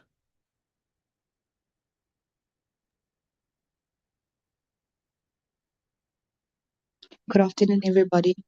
My name is Philly. Afternoon. Go ahead. All right, thank you. So our educational impact is based on how the players learn on the South African biome's unique challenges and characteristics by using Ubuntu philosophy through its interconnectedness and collective responsibilities. They're able to learn about climate justice on how the environmental issues affect different communities by using as well cultural knowledge systems in the game. They're able to use traditional sustainable practices in order to play the game, as well as they learn on how to sustainably develop by balancing social, economic, and environmental needs. So therefore, through the game, the players are able to come out of despair and have climate agency. Therefore, through this game, we're able to say that our next steps, we're hoping to fund the game. By funding the game, we hope to expand further into the global south through expansion packs and do more research on specific climate affected by biomes in the country, like townships for gameplay development, as well as to further test the game and to eventually market and release the game to the rest of those places that we'd like to further develop the game into. And the reason why this matters, or rather the game matters as Biome Evolver, the game emphasizes that true success is climate justice requires balancing all three sustainable pillars while respecting cultural wisdoms and community welfare, as well as knowing by testing the game first, we also found out that our game mechanics help us also provide information on cultural knowledge. For instance, the first player who plays the game is the eldest. So therefore, we're using cultural knowledge in order to also create awareness of these principles when communicating with communities on the well-being of the environment. So if you have any other questions about how Biome Evolver can change and transform perspective, over to you guys, and thank you.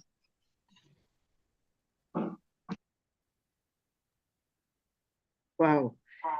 Thank you very much. I hope you are the last presenter for the climate justice. Climate Yes, justice engine. that is the last Is that true, or you still have another presenter?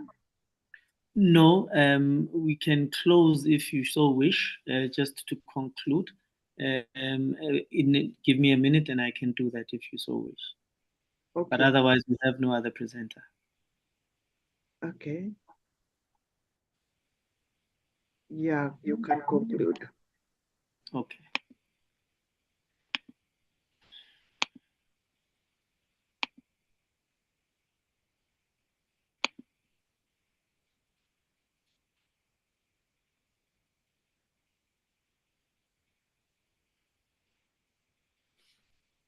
Greetings, colleagues. I hope you can see my screen. Is it visible? Yes. Okay. I just wanted to acknowledge the collaborative effort in the support and the development of what came out of the Mzansi Climate Justice Game Jam. And in so saying, linked to the theme around why we're gathered here today, it is a collaborative effort. The value is in the community making a contribution, acknowledging each other and the different insights and backgrounds that we have that enriches our experience and enriches the world and makes it worth living in this world together. And I'm highlighting the various partnerships that we then had with different subject matter experts, others who contributed towards a thinking lens of how do we decolonize what it is that we already know and gain new perspectives and new approaches in this collaborative process around game making and thinking around climate justice. And these were partners who facilitated that process over and above the team that was managing it in the Netherlands and in South Africa. So I admonish you to continue as the Global Indigenous Youth Summit for Climate Change to build this community and build this movement out and take it out into the world so that organizations like ourselves and individuals like ourselves may adopt and participate and also contribute. And in that sense, we'd really love to extend a note of thanks and appreciation for being allowed to do so and to get more insights around the whole process, more insights around the outcomes associated with the games that you've seen presented here, please go through to our website, Mzansi Climate Justice, the climatejusticejam.net website. And there you can get all the information with regards to the project itself, the different contributors and participants that partook in the game jam, as well as the related outcomes. And I hope you enjoy the rest of your summit. We'll also be present to take questions and connect and have a wonderful remaining summit. Thank you, colleagues. Oh, thank you very much, Zaba, and your team for the wonderful presentation that I've learned that these games concepts show how youth can transform climate justice into learning, empathy, and action. That was awesome. Now I want us to take like 15 minutes for an interactive session for the two teams that are presented. We have the first presenter presented on empowering sustainability science in Africa, integrating efforts and addressing continental challenges through future Earth. So I don't know whether Ambassador wants to ask a question or I don't know. Over to you, Ambassador, if you have a question. It is written Ambassador Francis. Okay, as he is being unmuted. I want to go to the first presenter, that is Dr. Fatin. What are the strengths and gaps in Africa's sustainability science ecosystems? Maybe you can focus on institutional capacities, funding, research silos, and local innovations. Yeah, thank you very much for the question. Okay, let me ask 2 questions or 3 Okay. or so. So my first question as the floor prepares to ask questions just to start brainstorming on your topic that you presented. What are the strengths and gaps in Africa's sustainability science ecosystems? You can focus maybe on institutional capacities, funding, research silos, and local innovations. That is the first question. The second one, how can Future Earth and similar platforms support cross-country research and policy translations? Yeah, over to the floor, we have Fatu. Not Fatu, we have Ambassador Francis. Maybe someone can unmute. Unmute, okay, go ahead. I thought you are unmuted. Ambassador, yes. Francis? Please, can you hear me? Hello? Yes, we can hear you. All right. In Ghana, I'm calling from Ghana. I'm on the call from Ghana. It's good afternoon. It's 1:30 p.m. So good afternoon, good morning, and good evening, wherever our listeners are. I have 2 straight questions. The first one is to African Hub Leadership Center. In their activity, she made mention of 14 innovators in sustainability. If she's still on the call and can explain that, let's say my organization is doing green business in Ghana to promote capture carbon dioxide and also to promote climate adaptation. What specific support can they give? Maybe agri-tech, AI support in green businesses, funding, capacity building. I want to specifically know what they do to support local and community climate change organization.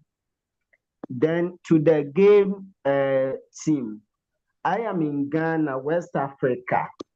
Their games are very wonderful and indigenous. I go to communities and schools to educate them on climate change. I want to ask them, how can I promote this game among the children so that, because most of our children nowadays, the games they have are war games and games that has a lot of violence in it. So if you have games that are indigenous who can teach them about climate change, how can I promote it in Ghana? By taking it to the schools that I do the advocacies and the communities that my team does advocacy in. Thank you very much.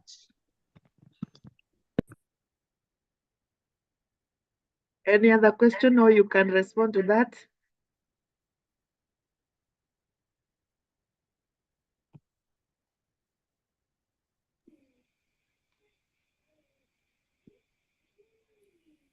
It doesn't look that way, Alice.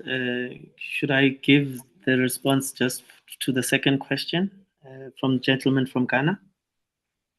Okay, yes. Thank you very much, and most appreciated for the interest shown in our initiative. So some of the games, all of the games are available for free to play. They're on digital platforms such as itch.io, where you can also download them in terms of the card making or the board making games, and print them for yourself, and then actually in your journeys as you interact with the various schools and youth as well as learners, you can actually use the game as is. It's self-explanatory, and I note that colleagues have in the chat attached links to the game, but I also trust that the platform and the summit itself may avail the links to the relevant games. So they're freely available. You can click on the link, you can download the files for the games and print them for yourselves and use them. Those are some of the games which are card-based. Then there are other games which are digital, which are online. Equally so, you can also click on the link and go and play those games online digitally. They're free to play, so there's no cost. But do note that colleagues have mentioned that they will be creating improved versions, and that may then change at a time yet to be identified. But with respect to that, also make reference to the Mzansi Climate Justice Game Jam website, where any updates on changes around the games themselves will also be posted.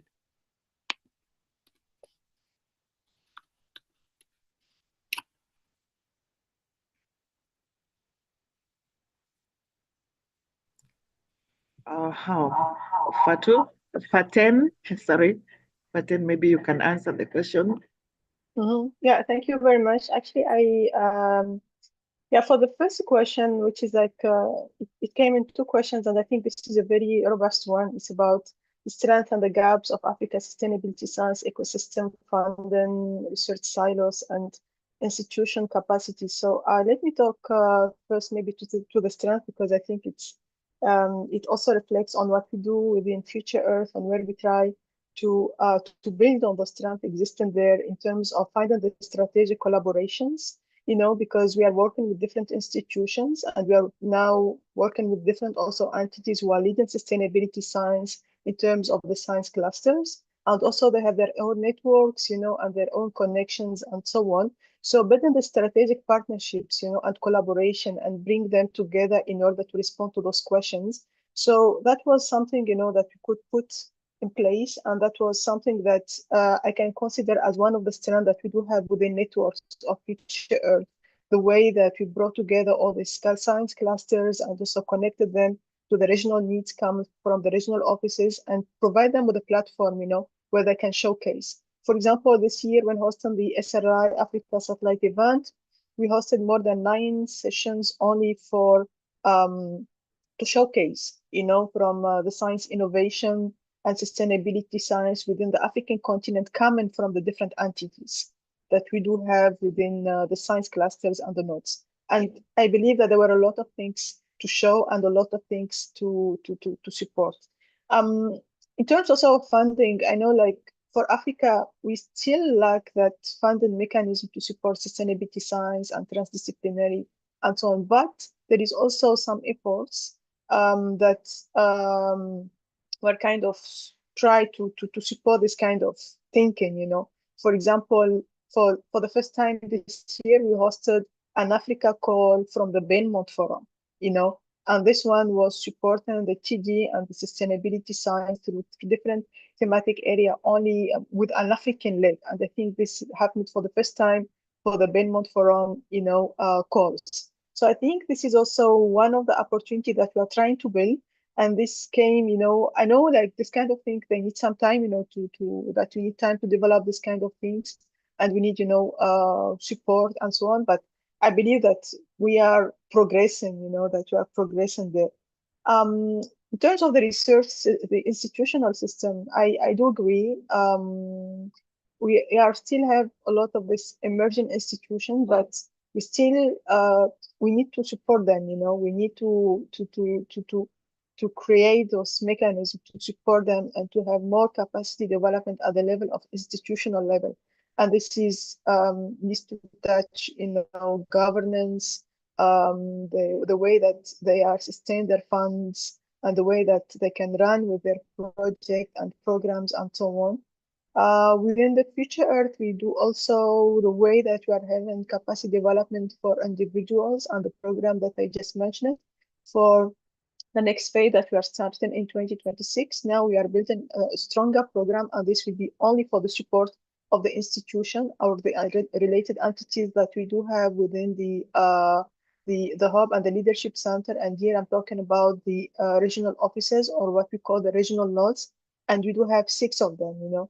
So this is an effort that that we are trying to push, and also we are having this as we are taking it very seriously, because we believe that we can only achieve the goals if we do have strong institution there, that are able to run all those programs and activities and so on.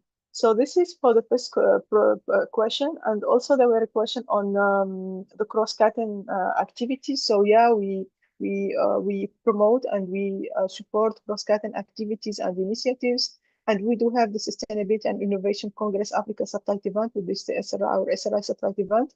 So we try to push all those cross-cutting initiatives, and support them and bring them in that platform to showcase, and then try to support all follow-ups. And even now, talking about the science cluster that I presented, there are 7. So we try also to promote and to push those, collaboration between those science area, and how when we bring different science area, what they can do, support them with the calls. For example, many of our science cluster leads, they submitted applications for the Benmont Forum and for the other calls, and the cluster leads, they try, to navigate those challenges, and support that. Coming to the third question, which is from the colleague from Ghana, and he asked about the local community climate change organization they have there, and they are looking for opportunities. For Future Earth, we are not a funding agency, so we do not provide grants and funding for institutions, but we are supporting capacity development. We are supporting, connection, networking, connection, for example, our entity, science clusters, nodes, and so on. And there is a lot of opportunities there because we do have rich capacity development programs, and we do have calls. So we have a number of calls every year. So we try to focus every time on one of the areas. So we had like project writing, and I think project writing for funds, this is something I think a skill that any organization or group wants to raise funding. They need to know, and get those skills, because they need to submit application and do that. We also we recently we are discussing one on science diplomacy, and we do have like several topics and thematic area. You need just to follow what is going on the website, and then there will be announcement on what are the activities. And we try to keep every time those material open, because we believe in open access. So we try to provide them open for everyone who wants to benefit from this. Also, I would like to mention that one of our offices is based at Cape Coast University, and they have also consortium partner. And for the consortium is not only universities, because we're also promoting TD approach in solving problems. So they're NGO, they're also other partners, and they are also institutional, like government partners. We are also supporting having industry partners, and for example, in our advisory board, we have representation coming from the industry sector, and so on. So I hope I touched on all the questions. Thank you very much. Back to you, Chair.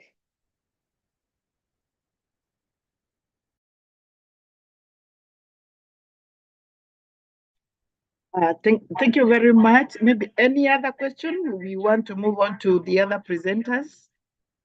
If there are no questions, and I will request the presenters for the session, all of them. Maybe you can stay on.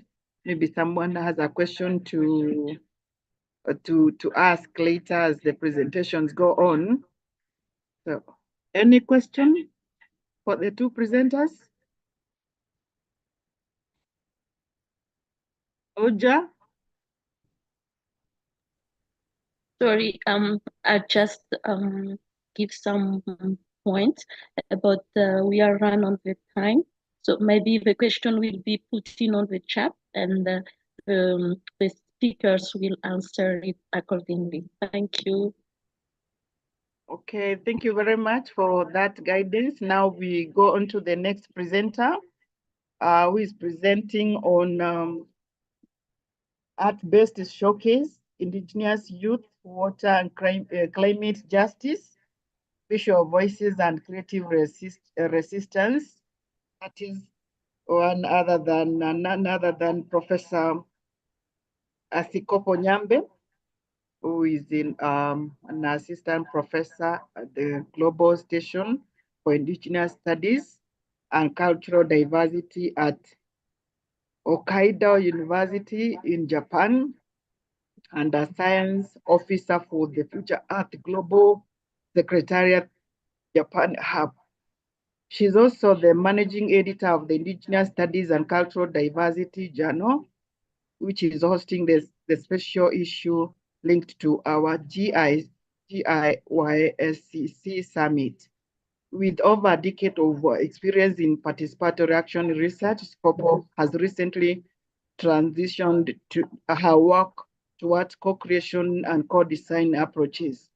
She is an early career researcher passionate about water, sanitation, climate justice, and community-driven solutions. Over to you, Professor Sikopo, so that you can make your presentations. Thank you very much. I hope you can see me. I hope you can hear me. Yes, I can hear you and I can see your screen.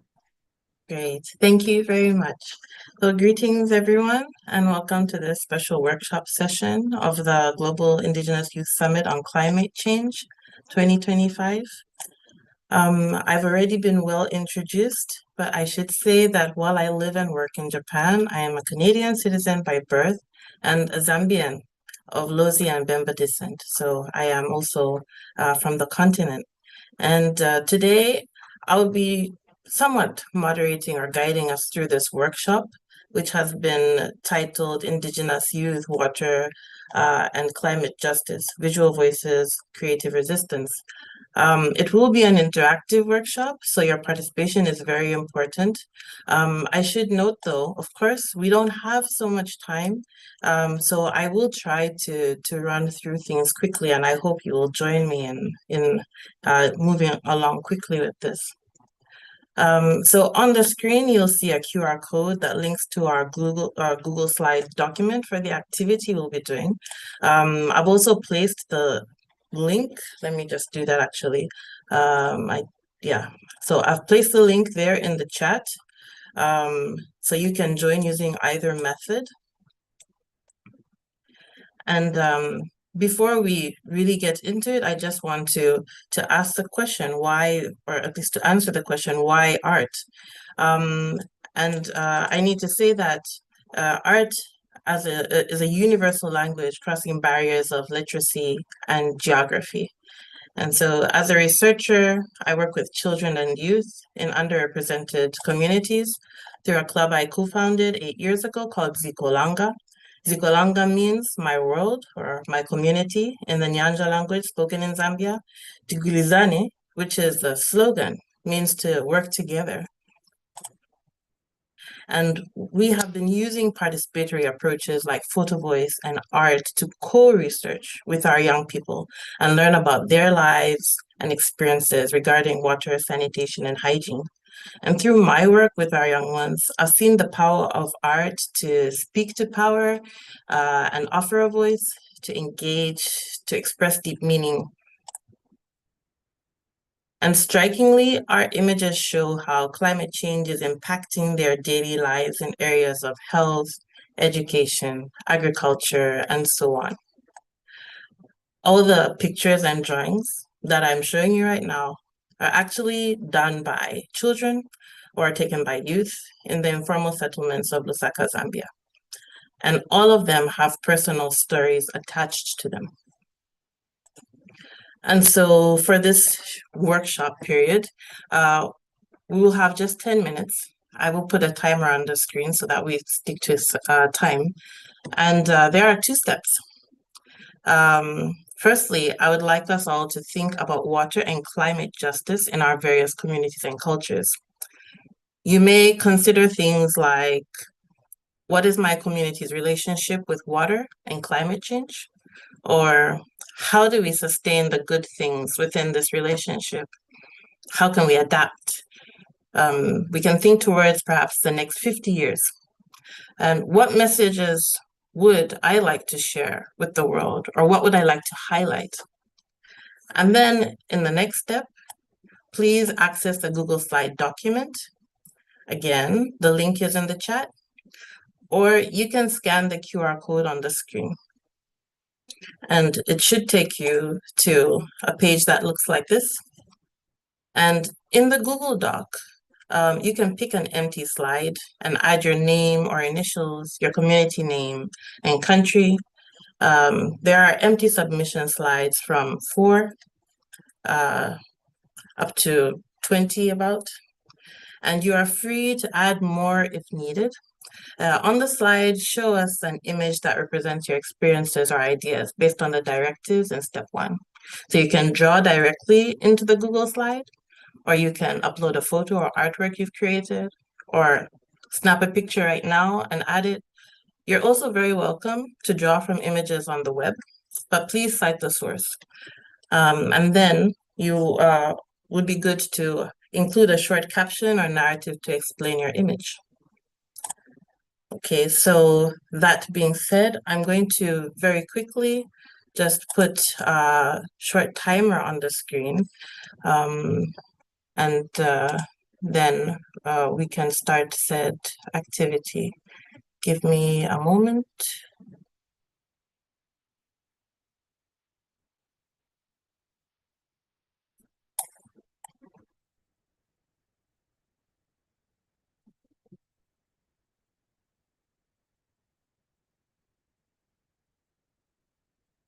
Well, it seems I'm not able to find my apps, so I will simply put the timer on my phone.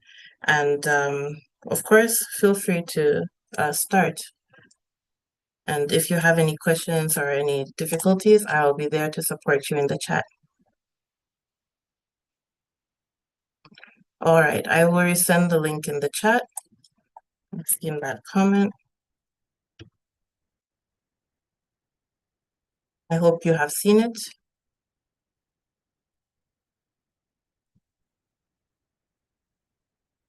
So you have 10 minutes from now.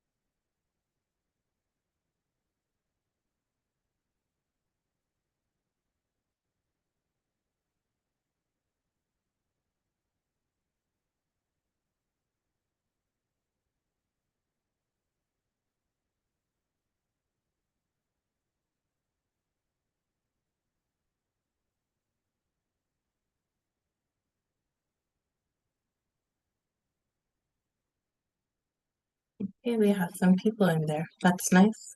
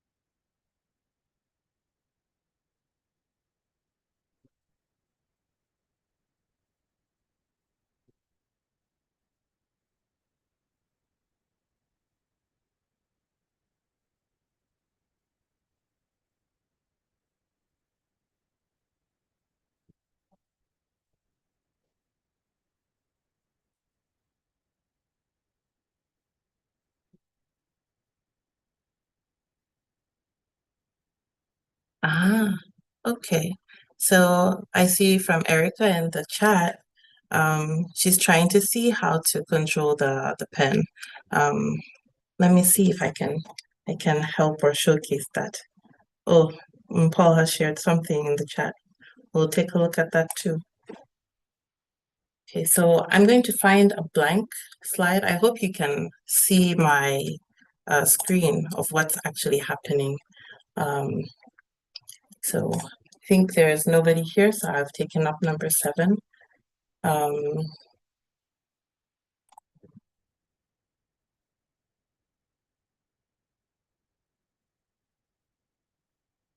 Yes, so it should be here within the insert. Mhm.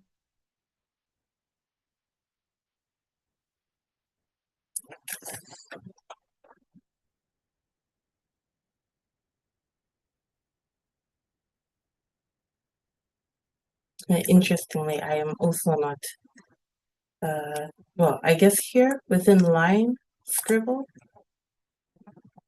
Yep, oops. And you are welcome to remove that background piece if it's giving you trouble. But I would advise you then to go to insert and line and scribble.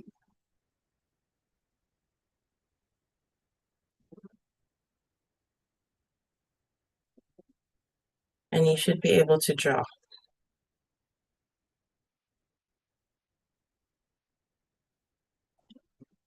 If you want to remove the background piece, you can just click on it and delete it. Oh, great.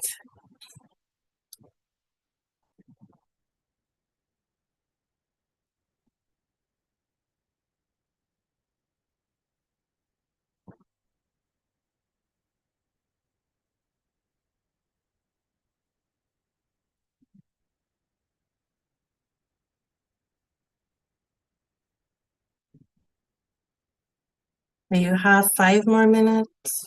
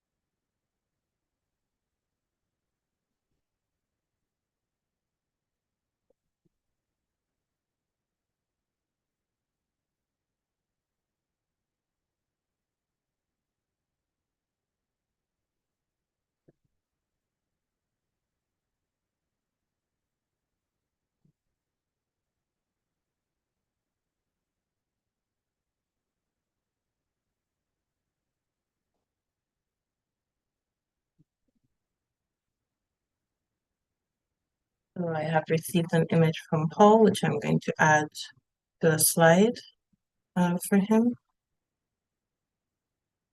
And you have 2 more minutes, so I hope we are considering the stories that are going alongside the images. I apologize that the time is so short.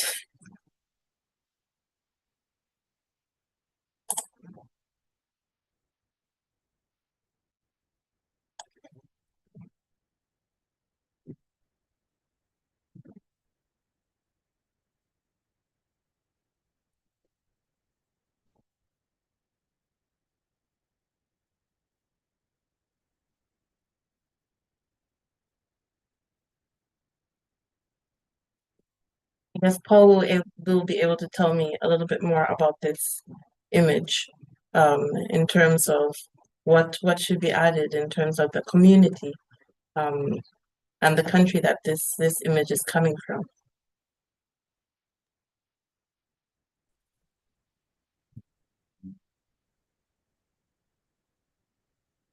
The community is are the indigenous youth or the indigenous communities in Royal Balloon in Malaysia. It's next to the Thai border. They're in a jungle area, and the drawing was contributed today during Region 1 in collaboration with Alam, which is a nonprofit working with these indigenous communities. Drawing was made by the children at one of the villages. What is the drawing showcasing exactly? It's showcasing their homes, their huts that they make out of wood and bamboo and straw. They live in an area with tigers. They have an endangered tiger population of around 150 tigers in this region. There are elephants and panthers in the area, so they have challenges to grow crops because the elephants will eat the crops, and they have challenges to have livestock because the tigers will eat the livestock. So the communities are traditionally nomadic through the jungle, and that's what is illustrated in not by me, but by the indigenous youth from these communities. Thank you for sharing. Actually, what comes to mind is some of the situations in the communities where I'm working in Zambia, where, especially now with flash floods, and you have perhaps like a lot of stagnant water that comes from that, issues of mosquito breeding, and issues of also now with animal migrations and patterns, looking for water. So there's definitely more of some human-wildlife conflict coming in there. And you also have differences in just general health patterns. So it's quite interesting that they, share this about their lives. What you see in the village is you see rafts on either side of it's a big, large pond or lake, and the rafts that you see are in the water to travel from one side to the other. I had the honor as well as privilege to visit one of these communities earlier this week. I'm currently in Kuala Lumpur and was invited by the community just 3 days ago to visit this region. I can show a picture. It's not the buildings are not a bad likeness of what they actually look like. Please feel free to share it in the chat, and I'll be able to attach it here. Okay. Okay, so time is actually up. And so I can see there's some images coming up here already. But in the interest of time, I will share with what was submitted earlier. So I will go to that. And I know that one of the persons that had shared is in the Zoom. So I might ask them to speak a little bit about what they have shared. So these were two of the submissions that we received in advance of the meeting today. And this submission came from Zambia, and this is speaking of the Lozi tribe and the Tonga tribe or ethnic group in Zambia. We often say tribe, so please don't mind me. The submission is showing traditional water storage coolers and sun hats that are used by farmers to keep water cool minus electricity. The image down here, these are traditional clay jars for cooling and storage of water. And here you have the traditional shelters for shade.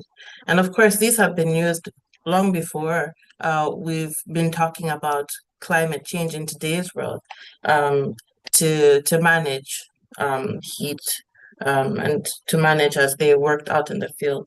So the narrative is just saying locally crafted tools play a vital role in protecting farmers from extreme heat and ensuring access to safe drinking water during long days in the fields.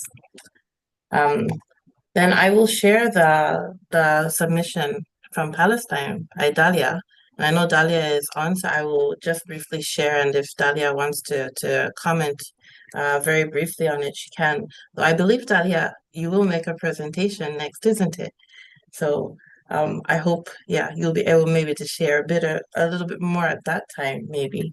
But it was a very nice showcase of the hydroponic farm and traditional farming for grapes and Palestinian herbs, recycling of food waste to compost.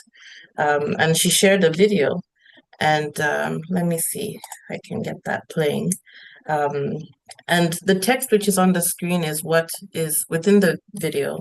So we collect organic waste such as fruit and vegetable peels, leftover food, and also tree and plant trimmings. And these are placed in a large organic waste container, specially made for this type of waste. And over time, these materials naturally decompose and turn into natural compost that can be used to nourish soil and plants. And during this process, methane gas is produced. It can be used for cooking instead of industrial gas, helping us benefit from waste and protect the environment. And the water that comes out when food decomposes is called compost tea. It's full of nutrients and great for plants. In the end, organic food free from chemicals. So that was a really, really nice submission that we got. And so before I jump into our message, I'm going to just very quickly see what we have within the workshop space. So I will jump to images where I see things. Okay, so this is Erica here. And let me just start the slideshow. This is from Florida, USA. And says there's an image of loss of the rich biology in the Indian River Lagoon due to fertilizers and human pharmaceuticals flowing into the lagoon, causing algal blooms, fish death, and cancers in the fish and animals. Not only can we not eat the fish, but there are concerns that these medicines are influencing our health. Yeah, this is a really great submission.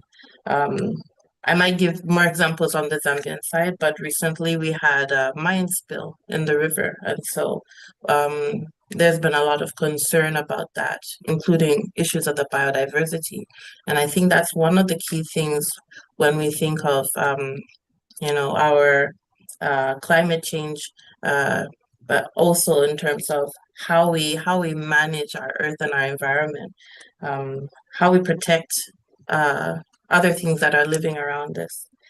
And then this is the submission that was shared by Paul. And then here I have this submission from Pip. This is from North Carolina, USA. And the narrative says, the ocean is rising. Drainage troughs are full on sunny days. There is nowhere for the water to go. Salinization kills forests of trees while they are still standing. That's a very deep image. Thank you for sharing that. Thank you. I will quickly go through and see if there's anything else on the other slides. Okay, so I have a link here. This is from South Africa. Let me see if I can access said link.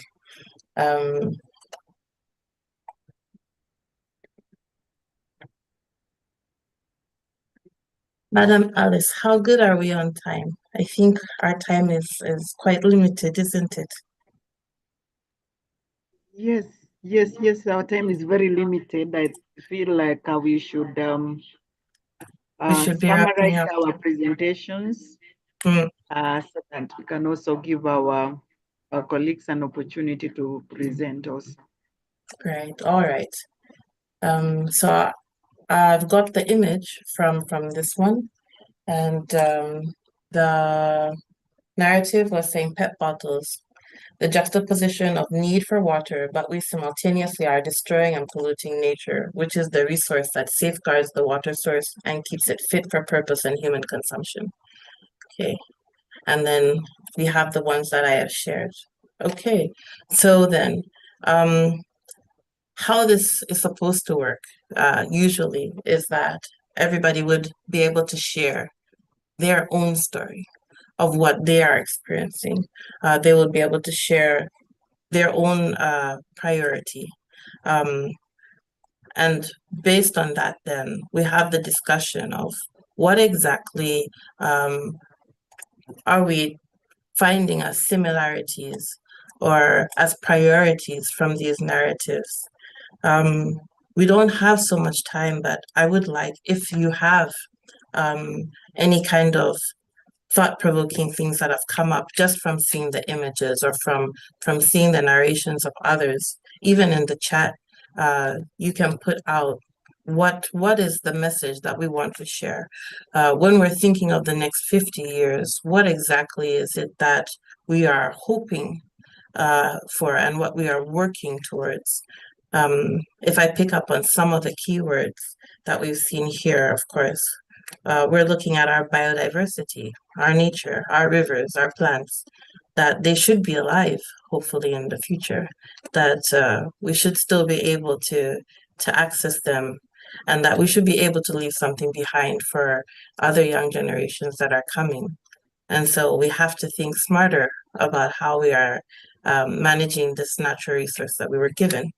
I don't know if there's any other idea or message that has come out to you from this. But I advise you to just take the time to reflect on these things. And of course, this document, this Google slide is still going to be available for later. So you are still free to add to it. You are still free to leave messages on the Our Message slide within the document.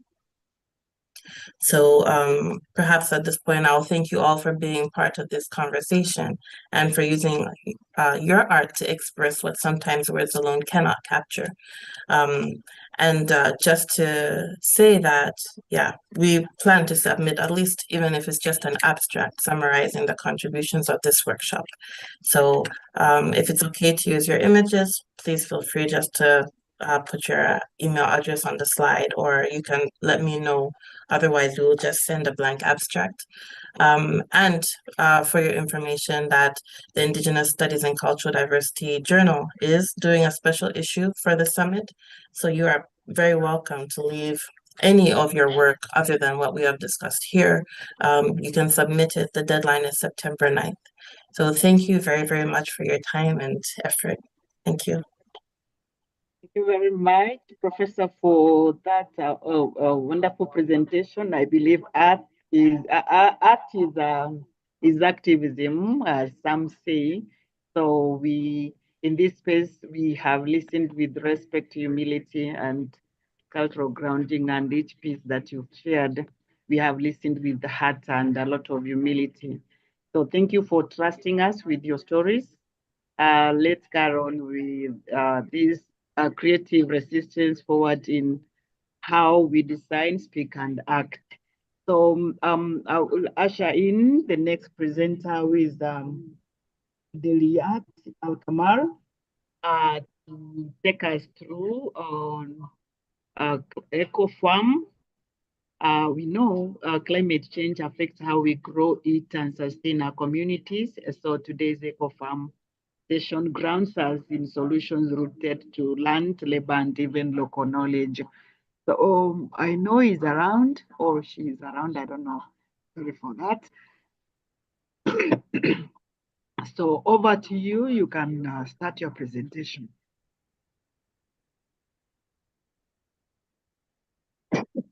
Daliat Al-Kamar.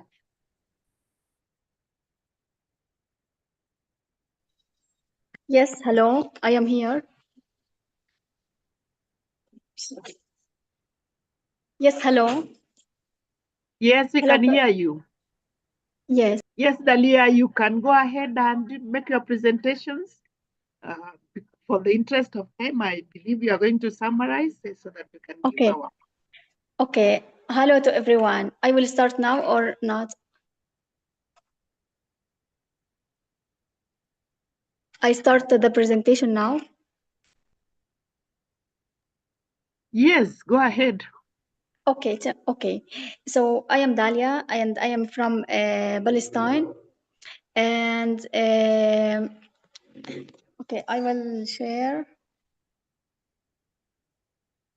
Just 1 minute.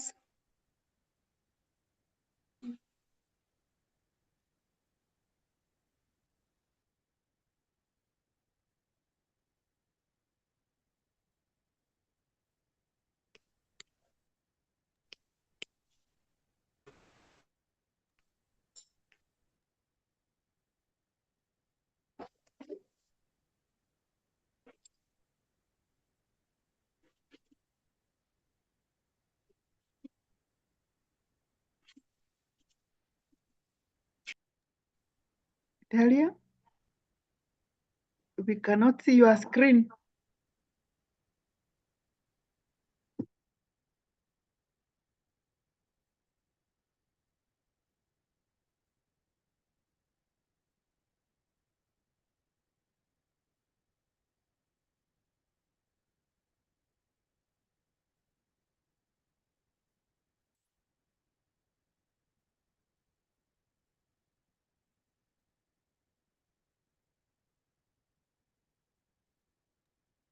Yeah, please. She's asking that. Okay, she can share the slides on.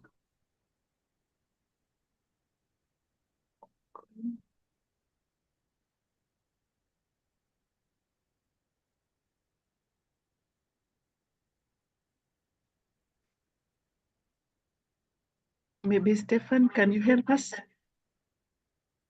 Dalia, what is the issue?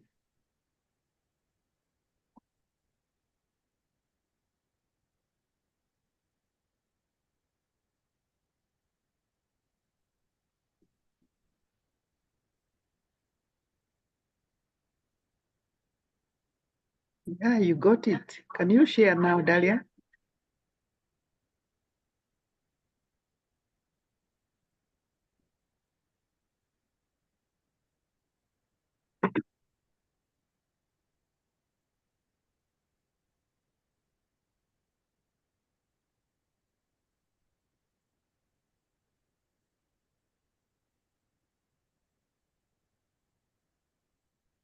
She's being, somebody is asking you for permission. You have it. Okay, go ahead.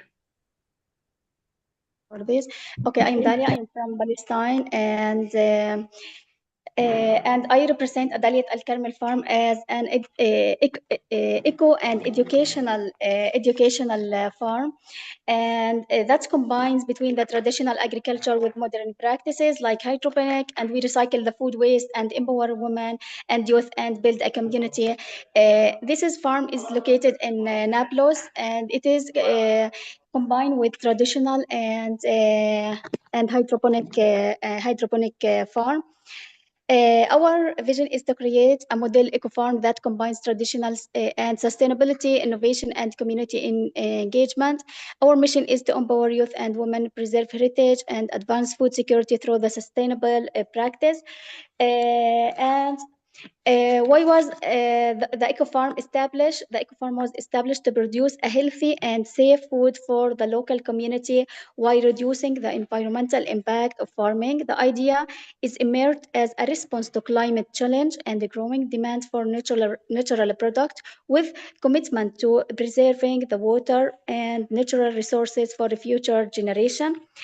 And the link to the climate threats is the area faces here long period of droughts and at time irregular rainfall, which negatively affected traditional agriculture production. The eco farm was designed to implement smart irrigation system and rainwater harvesting, making it more resilient to such condition.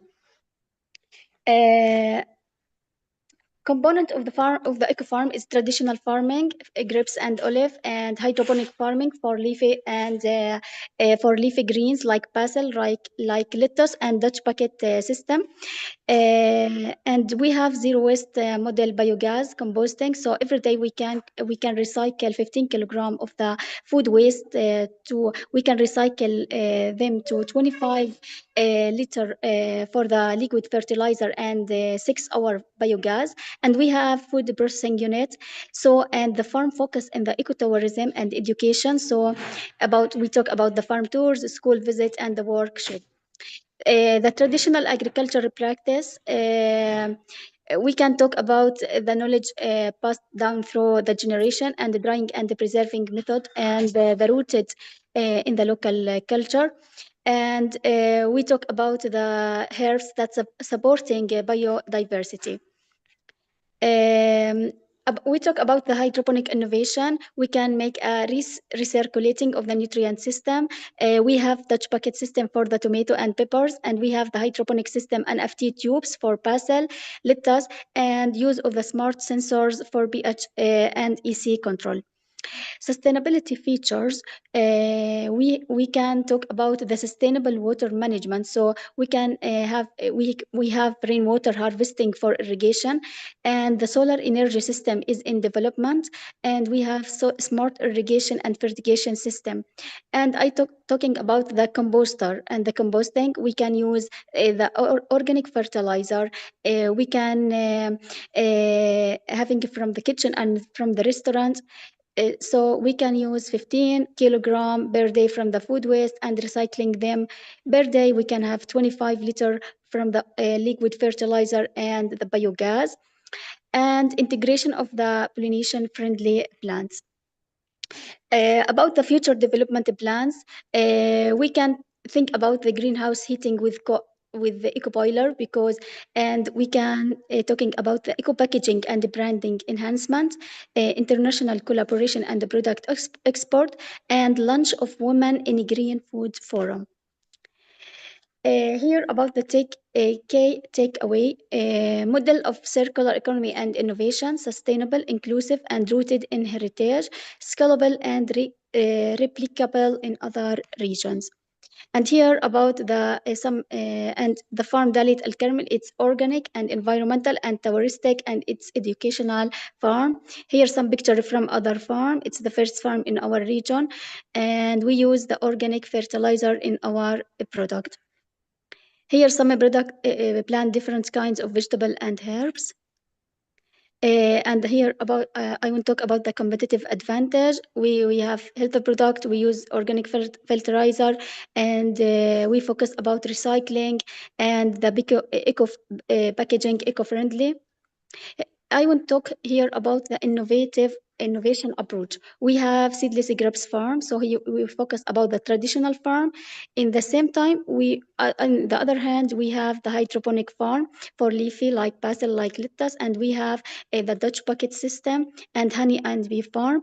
And here the picture of the composter for recycling food waste to 25 liter per day from the liquid fertilizer and 6 hours of the biogas per day. Our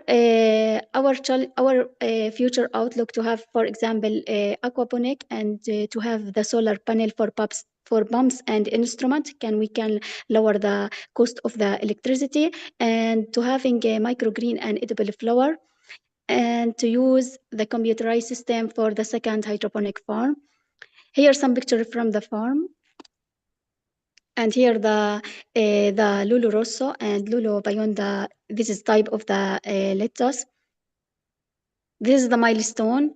We in this picture we can use here, we can see here how was the farm, and in over this is in over 25 years, 20 and 2024, here the grapes farm and the hydroponic farm. And here the picture of the basil in the hydroponic farm.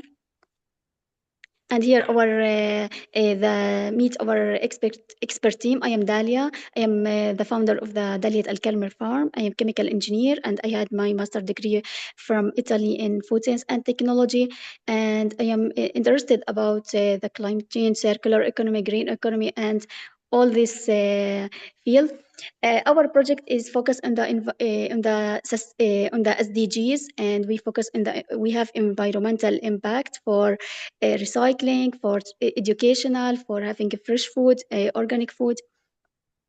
And this is the microgreen system. It's in development. We can have this new product in Palestine. That's the microgreen. And thank you finally for listening. And I am proud to be here to represent the voice of women in agriculture and environmental action. And I look forward to learning, sharing, and connecting with all of you. And thank you for your listening, and thank you for all of you. Thank you very much, Delia, for that presentation.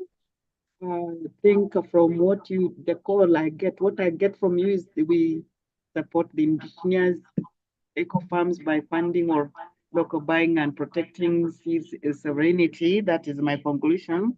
I know we are supposed to have a question and answer session, but we don't have time. I'll have just one question for each. Just in one sentence, over to Professor Nyambe. How can art shape environmental advocacy differently than reports or policies? Just in two sentences. And to Dala, what challenges do youth face in accessing land and knowledge systems? And how can eco-farming be scaled for climate resilience?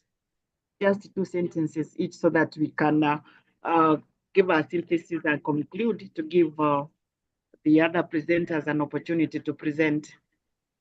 Okay, some of my challenge is sometimes is the weather. So in the winter or in the summer, this is sometimes affect on the plants, and sometimes if our challenge that's the borders from city to another city. So we can have some we can have some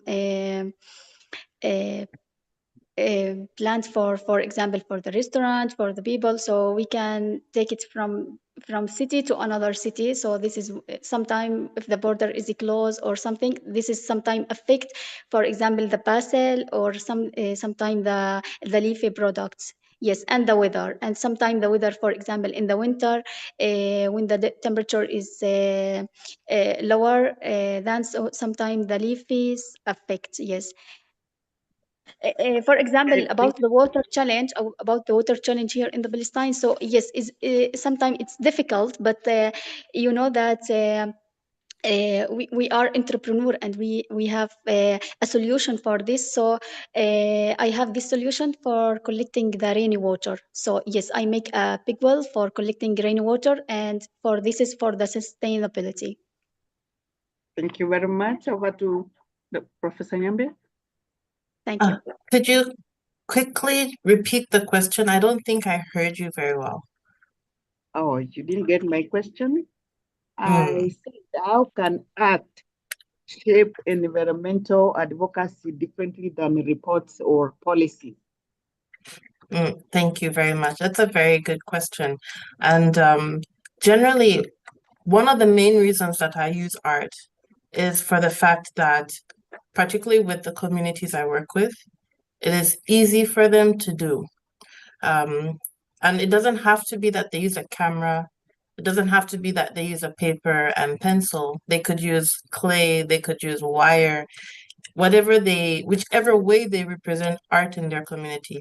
And the reason that we would want a variety of uses according to what works for them is because it allows them to hold the power of the story and the narrative.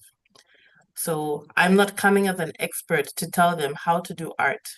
I'm not coming as an expert to tell them that this should be like this and that should be like that.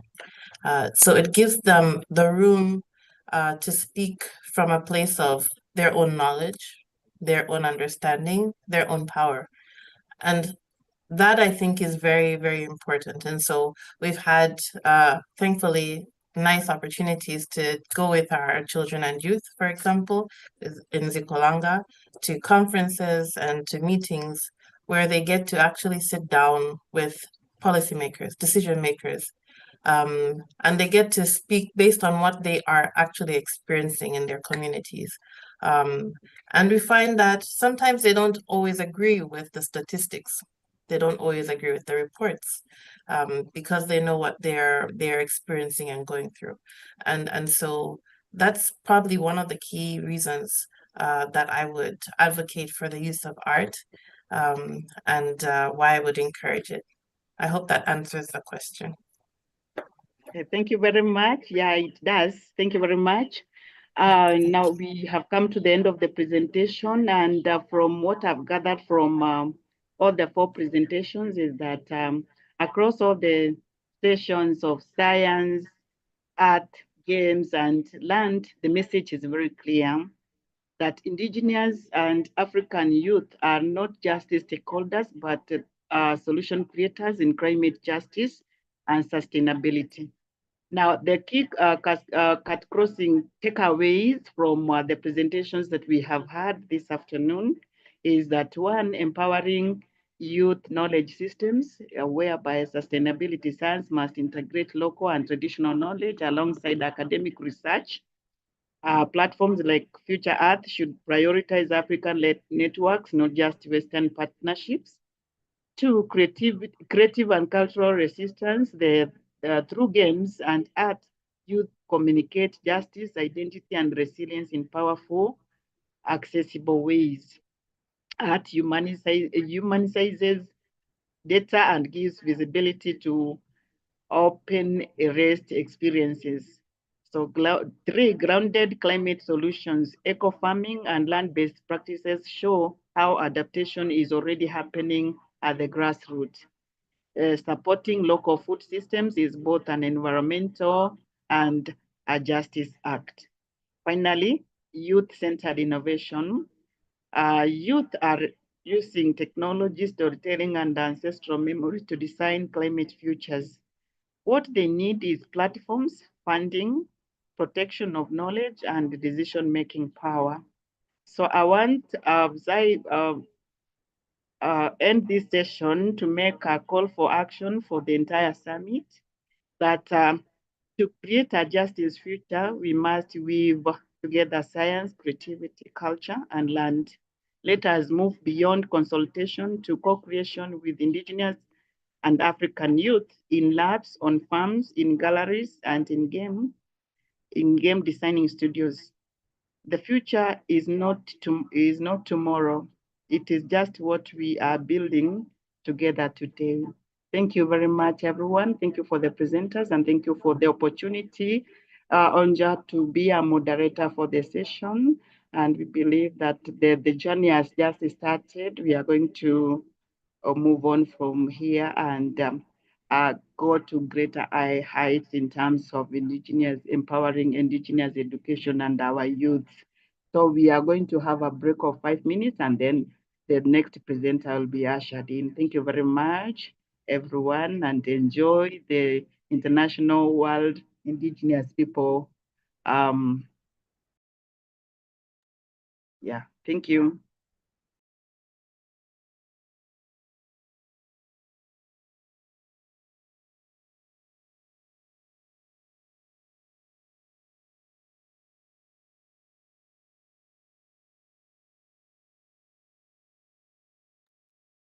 Yeah, you can stretch just five minutes and you're back.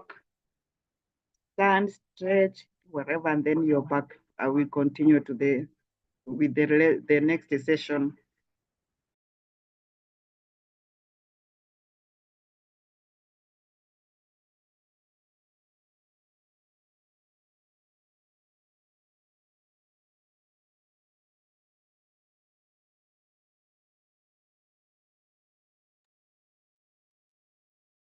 I think even 3 minutes are enough for us to stretch.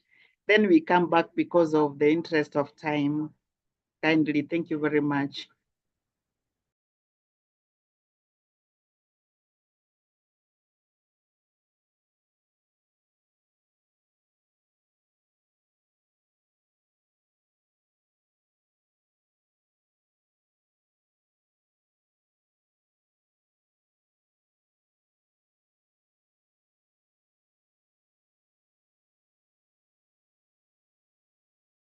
Grande à l'âme qui t'y peut dérouler.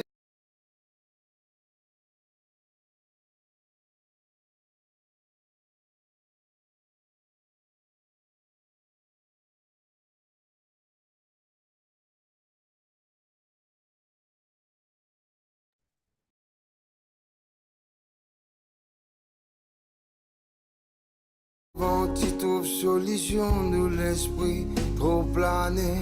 Parfois nous t'y analyser, nous finit par rier. Nous n'a pas dit ban grand l'esprit, vivre dans simplicité.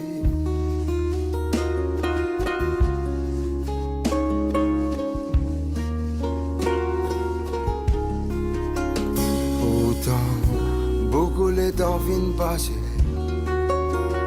Chacun, tu finis faire ceci, mais souvent des fois dans mon pensée, un petit flash traversé, un affaire pas capable d'acheter, c'est l'amour avec l'amitié.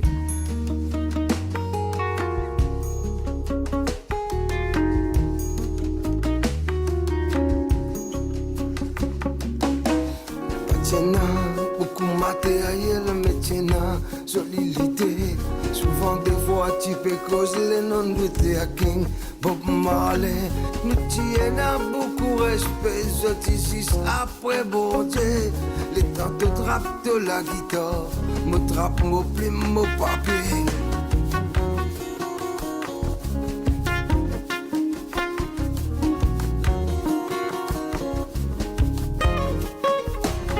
Mochi assisé en mochi femme, en bas un pied bas dernier. Nous tous les deux petits pépés, nous n'avons mochi peu frotte sur les pieds. Parfois un petit flash traversé, qu'aucun tout mot pensé. Ramène-moi les kérés, mon l'âme loin, loin dans les passés. Loin, loin dans les passés. Loin, loin dans les passés. Loin, loin dans les passés. Loin, loin dans les passés.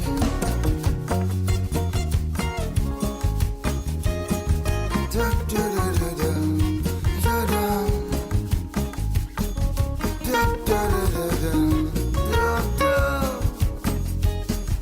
Da, da, da, da, da. Pourtant, beaucoup les temps viennent passer.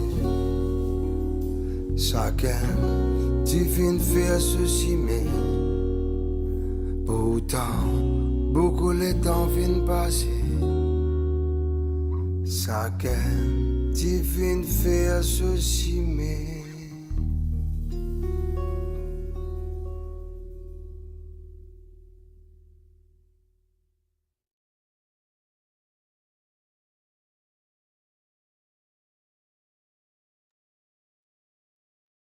I think now we can have the next presenter, the next moderator, that is Quincy. Is it Quincy? Yes, Julia Quincy, over to you to take through the next session.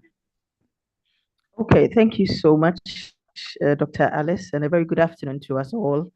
So it's been a wonderful session throughout, and welcome to this last session on marine ecosystem and transition. In this session, we're going to have 4 presenters. And we're going to hear on some topics like the island perspective on water availability, strengthening adaptive capacity of indigenous youth in climate action, unlocking barriers and opportunities, and traditional ecological knowledge, using totems and taboos to preserve the Vavenda ecology, local youth, traditional food entrepreneurs, including Kana in Botswana, and the video heritage on a plate young minds, bold flavors, and a podcast heritage hustle on youth turning indigenous recipes into business. And so for my presenters, I'm quickly going to introduce our first presenter, Maria Stefania Perrin from Mauritius. And she is a climate and development specialist from Rodriguez, a semi-autonomous island of the Republic of Mauritius. She was a capacity fellow at the UNFCCC, a Cheven scholar, and an EU Commissar scholar. She holds an MSc in Sustainable Development from the University of Exeter and an MA in Regional Integration from the University of Mauritius. She's currently pursuing her PhD at the University of Malta, where her research focuses on integrating traditional and local knowledge into climate adaptation policies and practice in a small island development states with a particular focus on Rodriguez. Help me welcome Maria Stefania Perrin as she presents on the island perspective on water availability. Maria?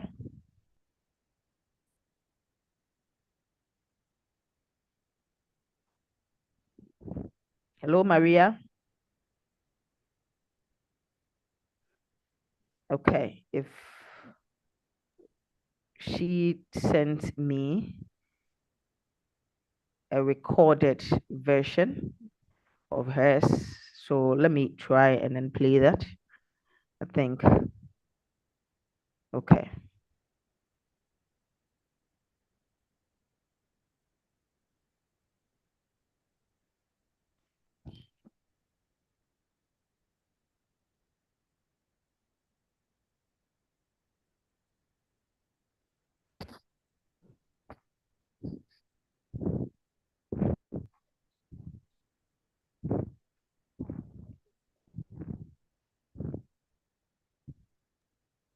Maybe the Zoom voice in yours, the voice in your Zoom is not. I'm sharing her presentation. Yes, and maybe you should put on the Zoom voice in your Zoom to make the presentation. Yeah, sound going through. Okay.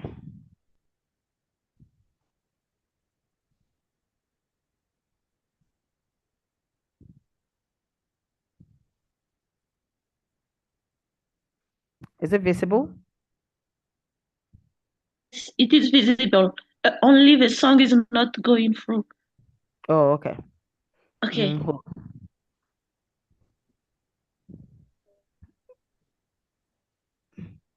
Is it okay? You may need to restart the Zoom sharing with the audio enabled beforehand. Perhaps Stefan can assist with this question. Okay.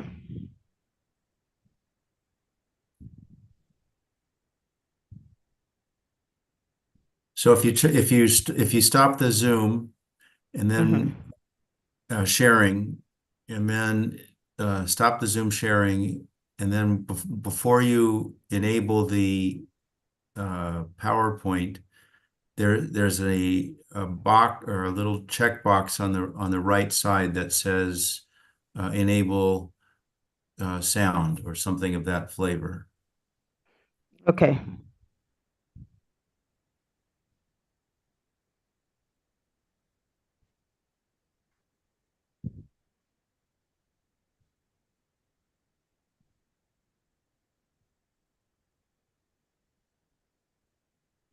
Do you see it, Julia? I don't see it here.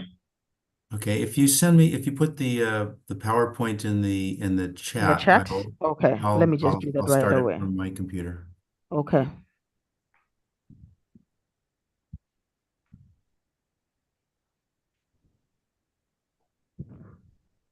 Julia, is it a PowerPoint or a video or recording? It's a recording, so Okay. I'm trying to put it in the chat box.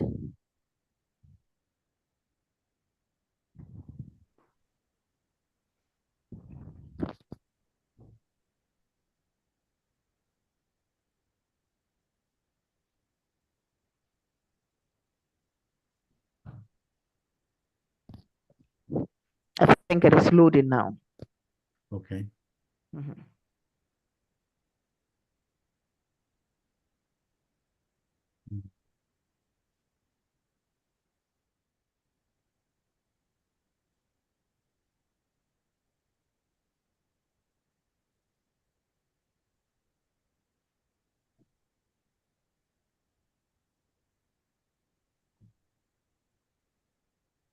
I don't see it yet in the chat.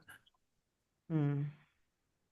Yeah, I've sent it, but it's taking its time to load. Okay.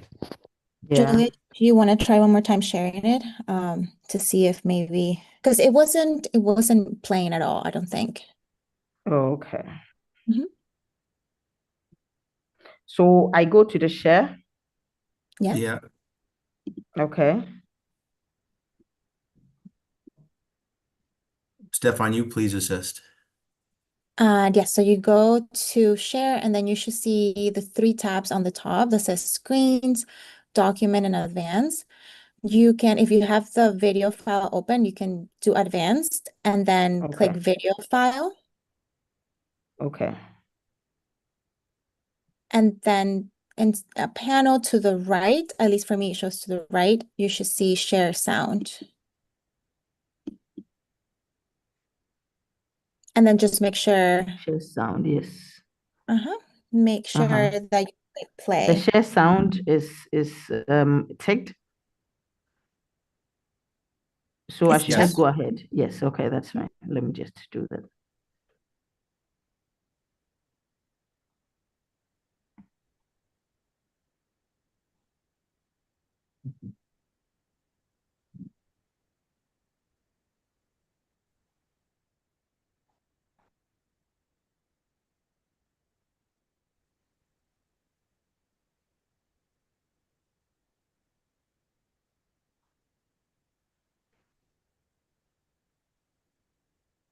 I think it was just a voiceover on the PowerPoint. So it is not appearing in the videos. That's the problem now. Okay, then try then sharing the screen. Mm. Instead of going to advanced, try to share the screen. Okay. Mhm.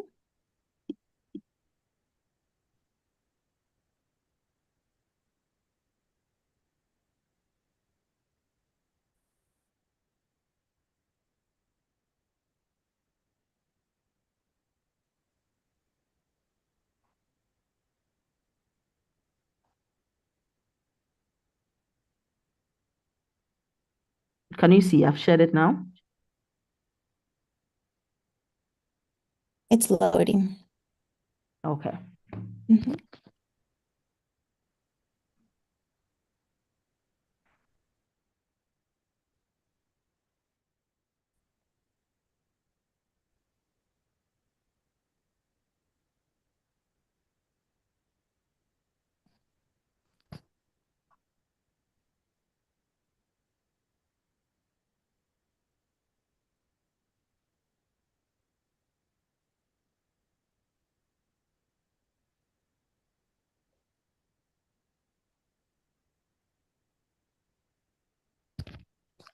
It's visible? Not yet. Wow.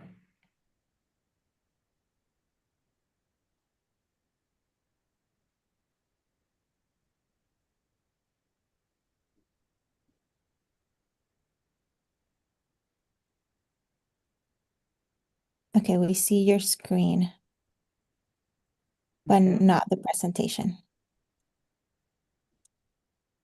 Interesting. Okay, so then let me call on the next presenter while I try to send the presentation over, so that after that one, maybe you could share that.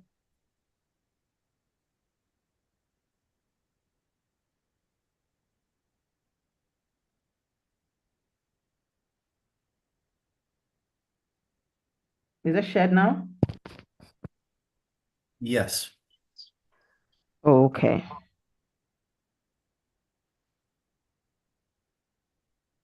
I'm trying to play. Can you hear? No. No. Wow. Because it's playing here and I don't know how.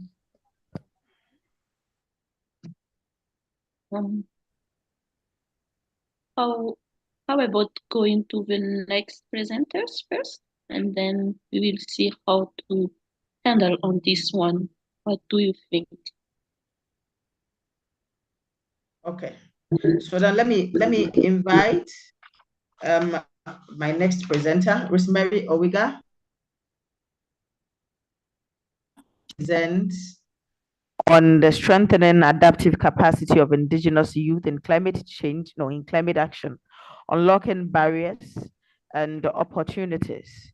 Rosemary is a lecturer and coordinator, a climate change and development program in Maseno University. She's also a member of Future East Africa Node Secretariat, and Rosemary is a gazetted member of Climate Change Planning Committee, the county government of Kisumu, Kenya. I think she's going to be co-presenting with Richard Lukayan, who is a county director of irrigation and land reclamation in the county government of Turkana. And he is also an alumni of Maseno University. He's a youth leader in the Turkana County Youth Leadership and currently a master's student in the Kenyatta University, pursuing Masters of Environmental Studies in Climate Change and Sustainability. So Rosemary and Richard, the floor is yours. Thank you.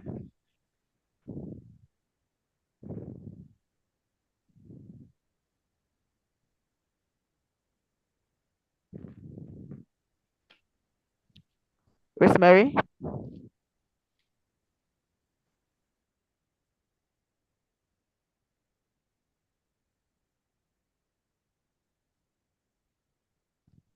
Hello, Rosemary.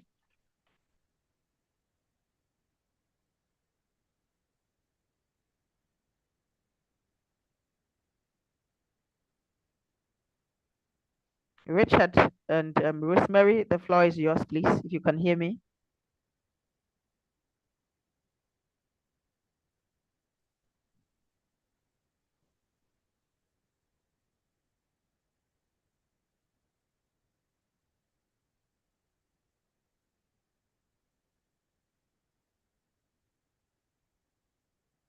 Yes, Richard, please unmute yourself and kindly share your presentation if you're ready.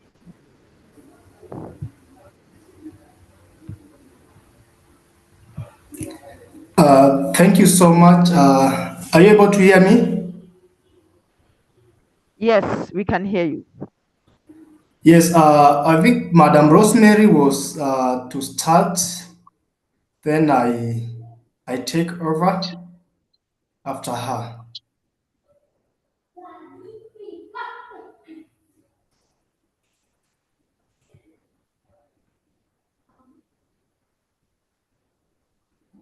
Hello, Rosemary, you are co-host, so you can unmute yourself. Please go ahead.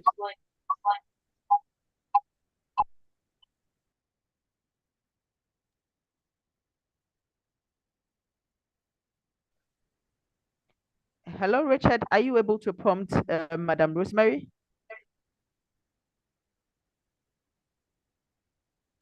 Yes, I'm trying to reach her. We are in different locations. Yeah. Oh, okay. Interesting. Okay.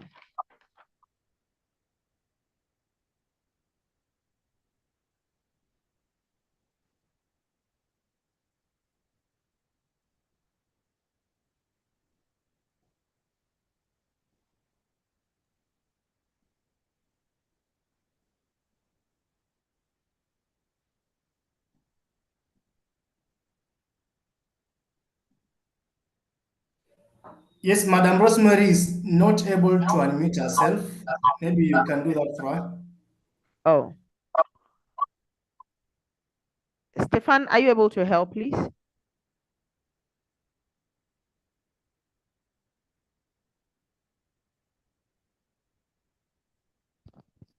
Hello, Stefan.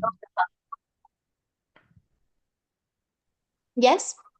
Yes, I understand Madam Rosemary is not able to unmute herself. Could you make her a co-host so that she could start her presentation? She is. She's already a co-host. Oh, okay. Yeah, I've been trying to unmute her or pin her, but I don't think she's responding.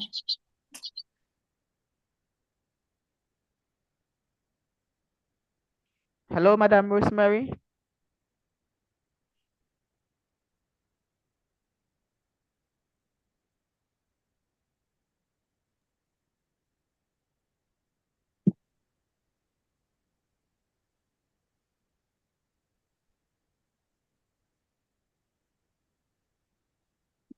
Hello.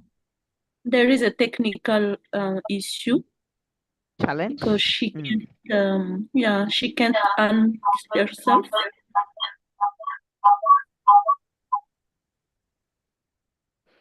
Okay.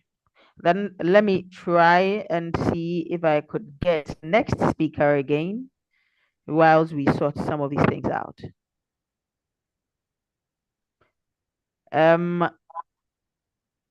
Maybe I will go to Dr. Pearl.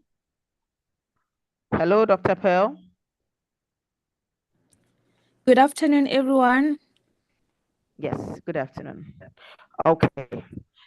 So Dr. Pearl is on, and I'll quickly do an introduction.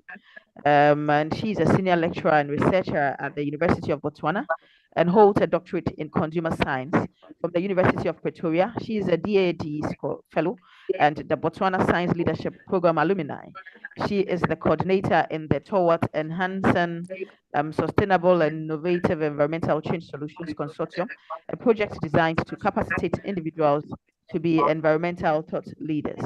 All right, so Dr. Pearl, the floor is yours. Thank you very much, Julia. I really do appreciate your introduction. I'll go straight into the presentation as I share. Okay.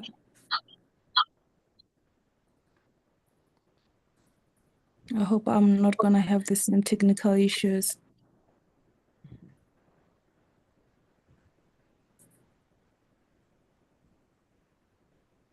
Are you able to see the screen?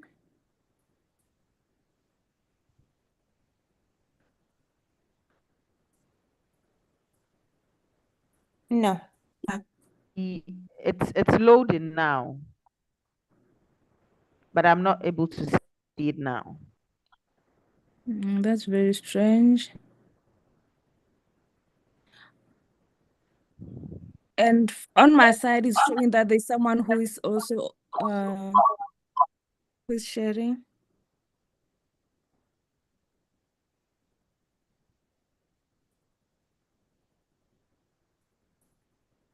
Are you able to share what I uploaded on the Google Drive?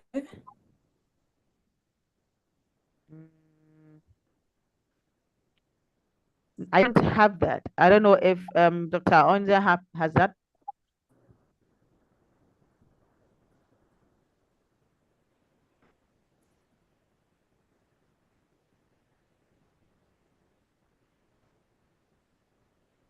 Dr. Onja?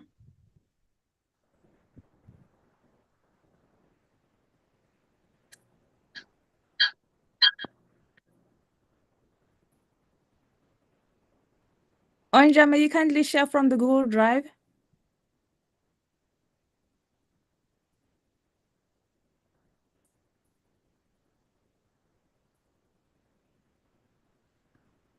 Yes, let me try. The PowerPoint. The PowerPoint or the video? I have video The as well. PowerPoint first. The PowerPoint first. Sorry, I don't. My laptop run and can't go through my drive. Maybe. Sorry for that. I can't. Oops. Even asking to close all of the program. If you put the Google Drive URL in the chat, perhaps I can assist Onza. I will use my phone. I will go to my phone first because my laptop not working now. I also see that Rosemary has raised her hand. So perhaps Rosemary can go if she are ready. Okay, let me ask. Okay.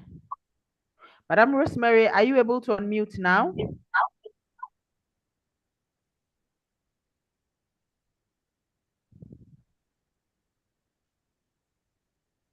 Hello, Rosemary.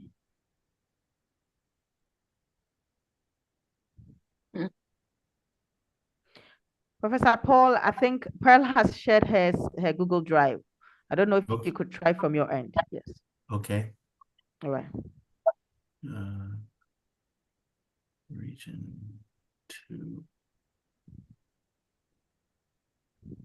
Rosemary said that she can't. She are not able to get any communication from us. Well.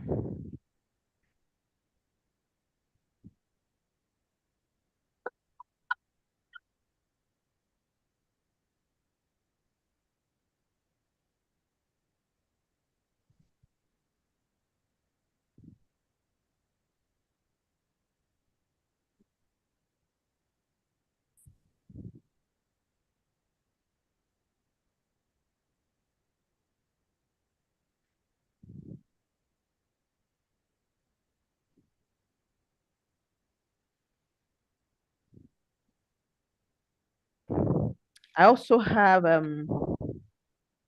Adivaho. I don't know if Adivaho can hear me. Yes, I can hear you. Okay, all right, that's fine. I don't know if we should try your presentation if it is ready. Let me try, but I think it's my. Okay. There is an echo. I don't know if it's from my side or it's from someone has unmuted.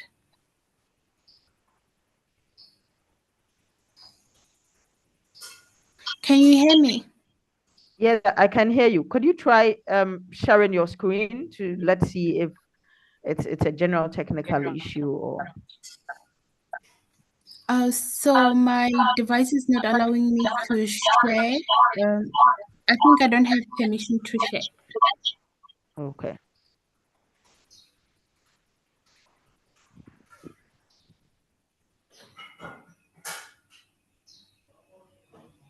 Okay, Stefan, please. Yes, you have permission to share.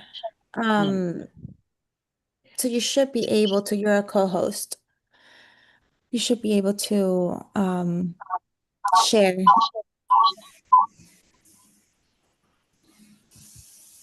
I can't share.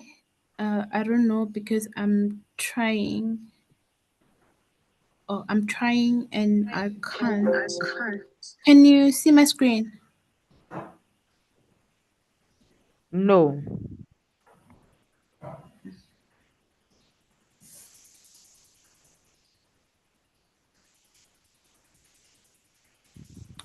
No, I can't share my screen. Oh, yeah, sorry. I think I can now. Okay. Am I audible? Yes, you are. Thank you for giving me this opportunity. I am Adebo Ningokuru from South Africa, and today basically, I'll be talking about the traditional ecological knowledge, mainly focusing on the northern part of South Africa, which consists of the Bafenda people, who are also known for their for being rich in culture and also being situated in one of the UNESCO recognized biosphere reserve. So, like I have explained, the Bafenda people or Bafenda tribe are based in the northern part of South Africa, which is next to the borders of Botswana, Zimbabwe, and also Mozambique. And one of the unique place that we do have, which is of cultural significance and also hold environmental, economical, and cultural value, is Mapungubwe, which is basically found next to the borders of these three countries. When you are there in Mapungubwe, you can basically see Botswana, you can see Zimbabwe, you can also see Mozambique. So this region consists of over 4.5 million hectares of land.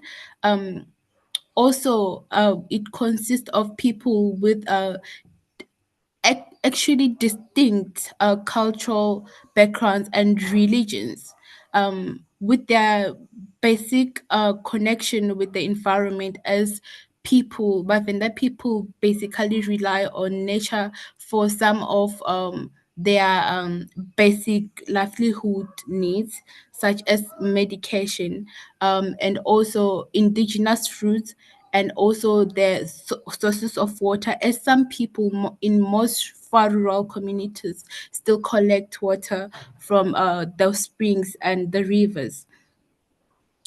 Like I've mentioned it, that we are actually based in a region that is UNESCO declared a biosphere reserve, which is the Bembe Biosphere Reserve.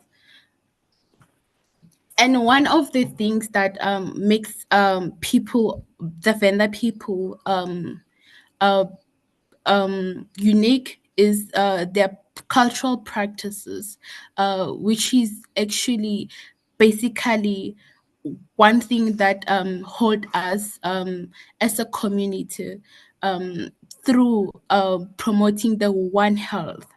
And these practices are done through intergenerational learning practices, where you find elderly people sharing indigenous knowledge on how to better preserve and conserve the environment with the younger generation and with the youth.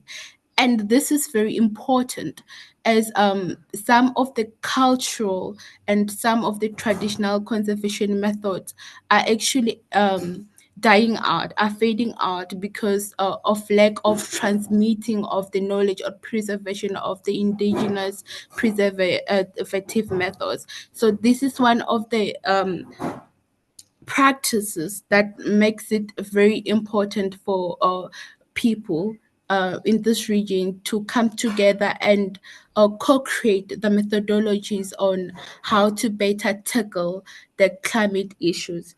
Also, through the ecological mapping methodologies, where you find elderly people and youth, basically each stakeholder from the higher learning institutions, universities.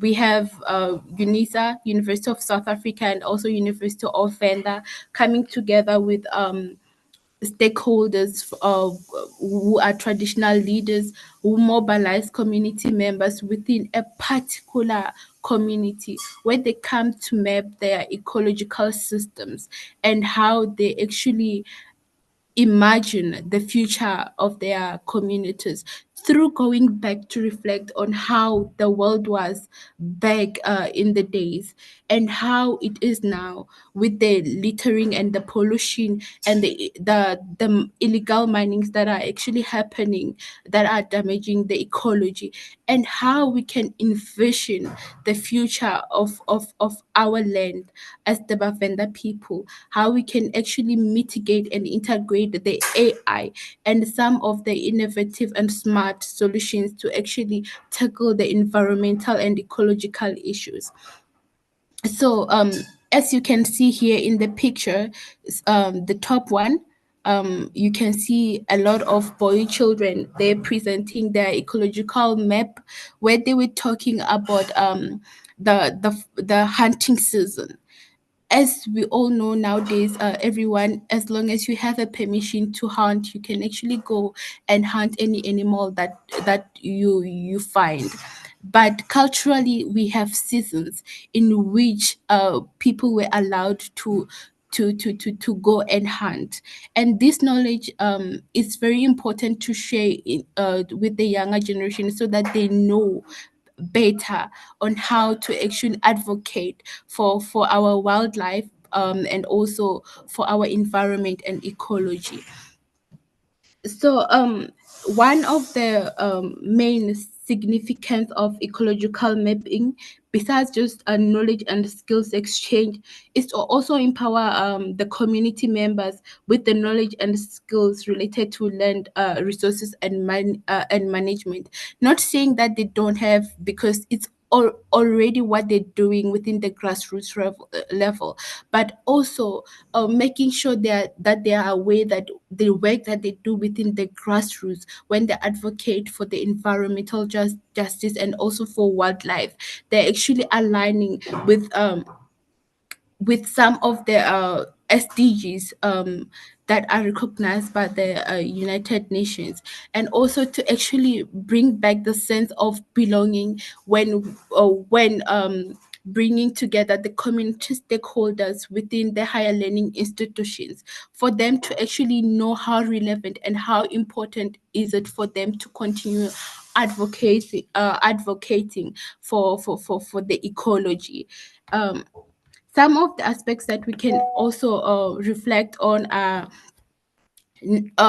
not only the skills exchange, but also understanding the role that each stakeholder plays in making sure that we are better advocating for our ecology, for our environment, and for also our biodiversity, using the cultural aspects, which are totems and taboos.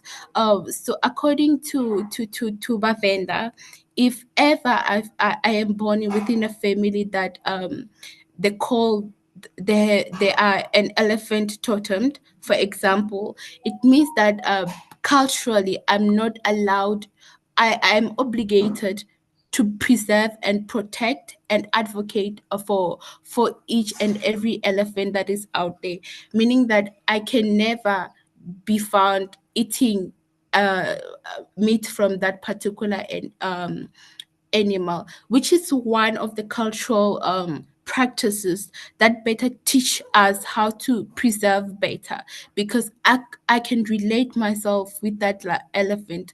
I see myself in that elephant and I reflect myself in that elephant, which means that I actually carry that duty with dignity and also with pride that I'm preserving what is mine.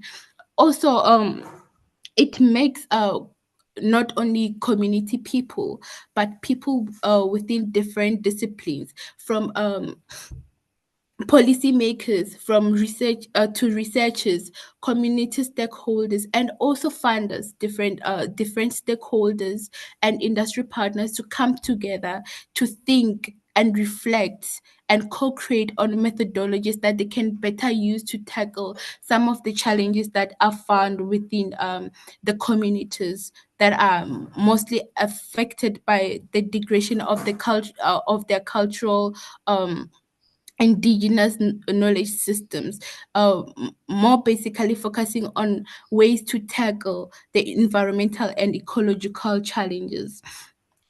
And these ecological mapping that are conducted, which actually take time, as people take time to reflect on better ways to conserve the environment, and also the better ways to advocate for environmental justice.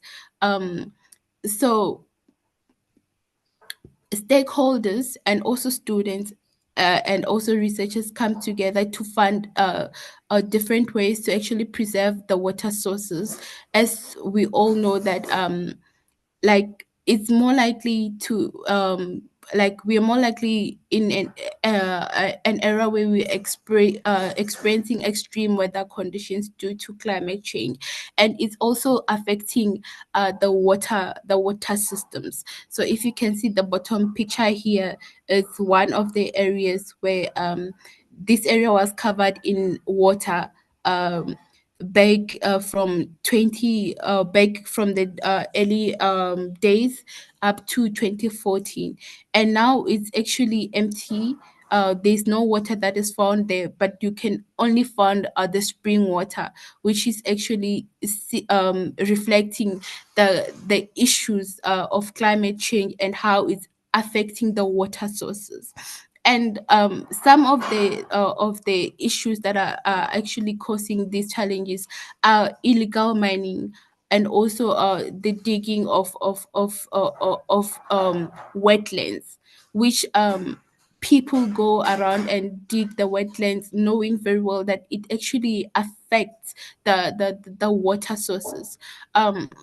So these are actually some of the co-creation methodologies that the site in Venda we actually use with different communities to find better ways to actually advocate for biodiversity at large, and also using these totems and taboos. For example, there are taboos around invading a protected, or rather, let me say, a sacred area, in which, according to Bavenda, if ever you go to a sacred area without the permission from the sacred landholders, you are actually going to disappear. You can never get out of that forest, which are some of the ways that Bafenda people use to prevent people from invading into the sacred spaces, and also the biosphere reserved areas, and also these places of cultural significance, and also the cultural forest. So basically I had a lot of things to actually look into,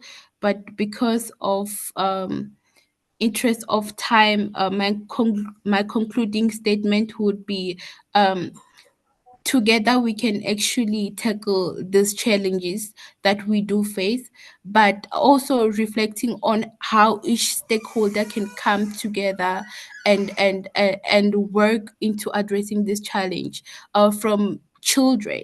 How can we teach the younger generation? How can we find better ways to teach or to recruit young people to start advocating for the environment, for the ecology, and also making sure that the elders reflect back on how they used to better conserve and preserve our ecological systems, so that we can preserve what is left of our earth.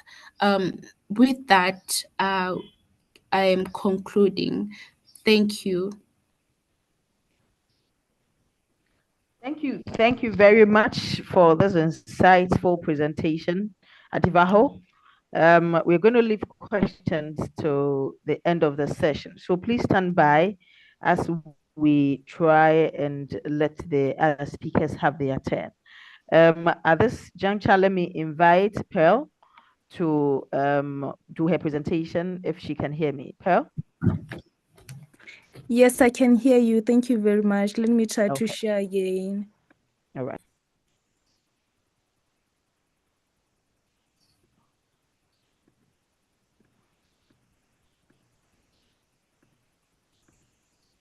I don't know what's happening. May someone please share on my behalf?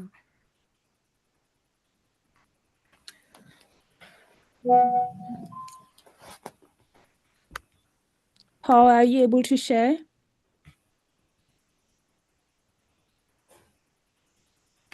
What's the name of your presentation? I have the drive, but not sure which one it is. Okay, let me just quickly check. I think it's 1500 per $5.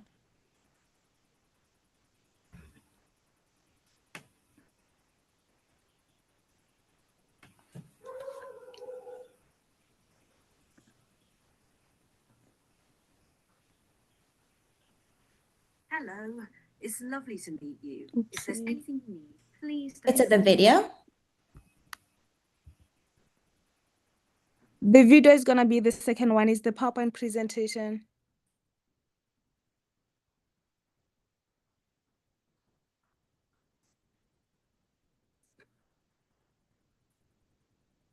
Are you able to see? I also sent the link on.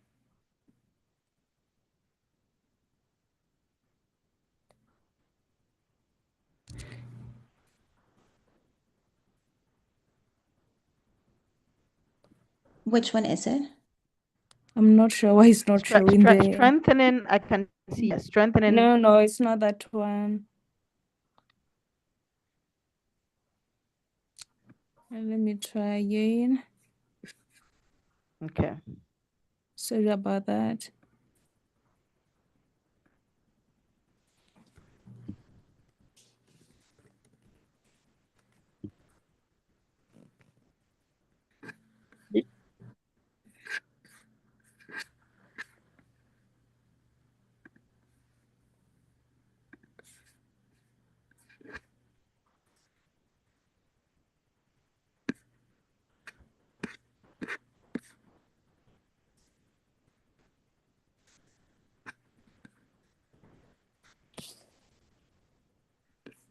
Unless if I shared to the wrong.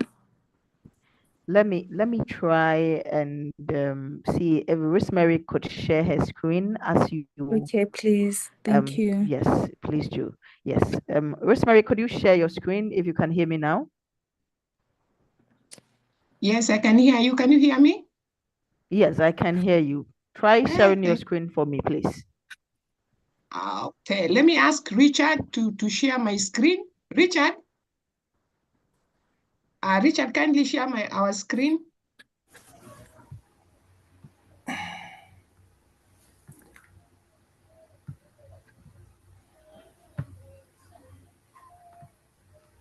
Richard will share the screen. Okay.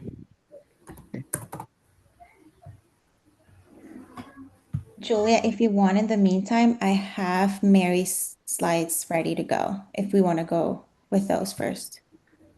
Okay. Let me give Miss Richard, are you ready, please? I'm trying to share the information, so allow me. No, just share the screen. Just share the screen. Let me see if I can. Oh.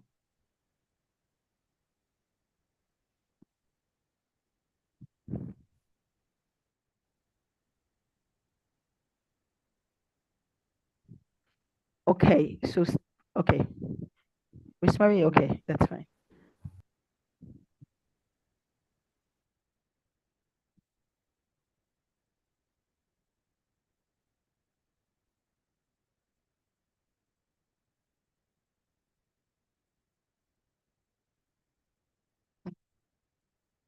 Perfect.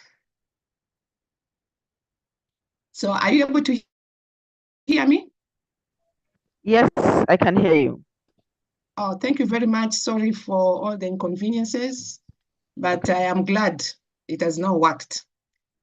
We are going to share on strengthening the adaptive capacity of Indigenous youths in climate action in Kenya with my co-host. So I'll take about 7 to 8 minutes, then my co-host will pick it from there.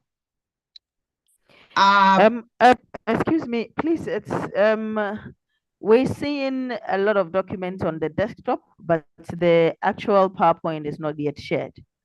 It's not yet shared. What? Yes, okay. I don't know if it's just from my end. Yeah, it is not shared. It Okay. said error. Yeah, it maybe is not shared. Julia, okay. we have this presentation at the drive, so if you can do yes, Yes, help, it's there. please? Yeah, it's there. It's This there, the drive. Stefan as well has this drive. So Yeah. Okay. I'll go ahead and share it. I'll go ahead and share the Yeah, slide. please do. Please Okay. do. I'll That's fine. appreciate. Right, that's Yes, fine. Thank you. please do.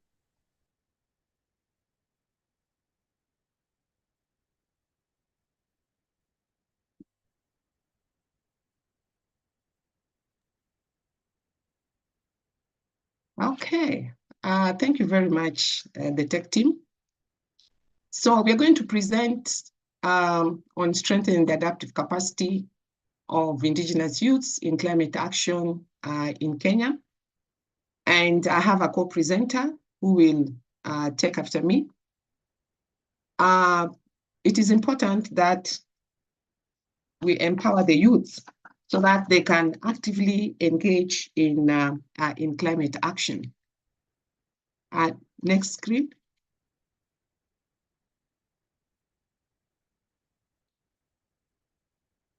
So we are talking about empowering indigenous youth to be effective in their climate actions activities. And in Kenya, the indigeneity of communities is based on socioeconomic, political marginalization and exclusion. Simply because most communities in Kenya are indigenous communities. In other words, they have their origin in Kenya. So based on that, we find that the only groups that fit that definitions are the hunters and gatherers and the pastoralists. Now, the hunters and gatherers are found in the central, western, and coastal forest ecosystems within our country.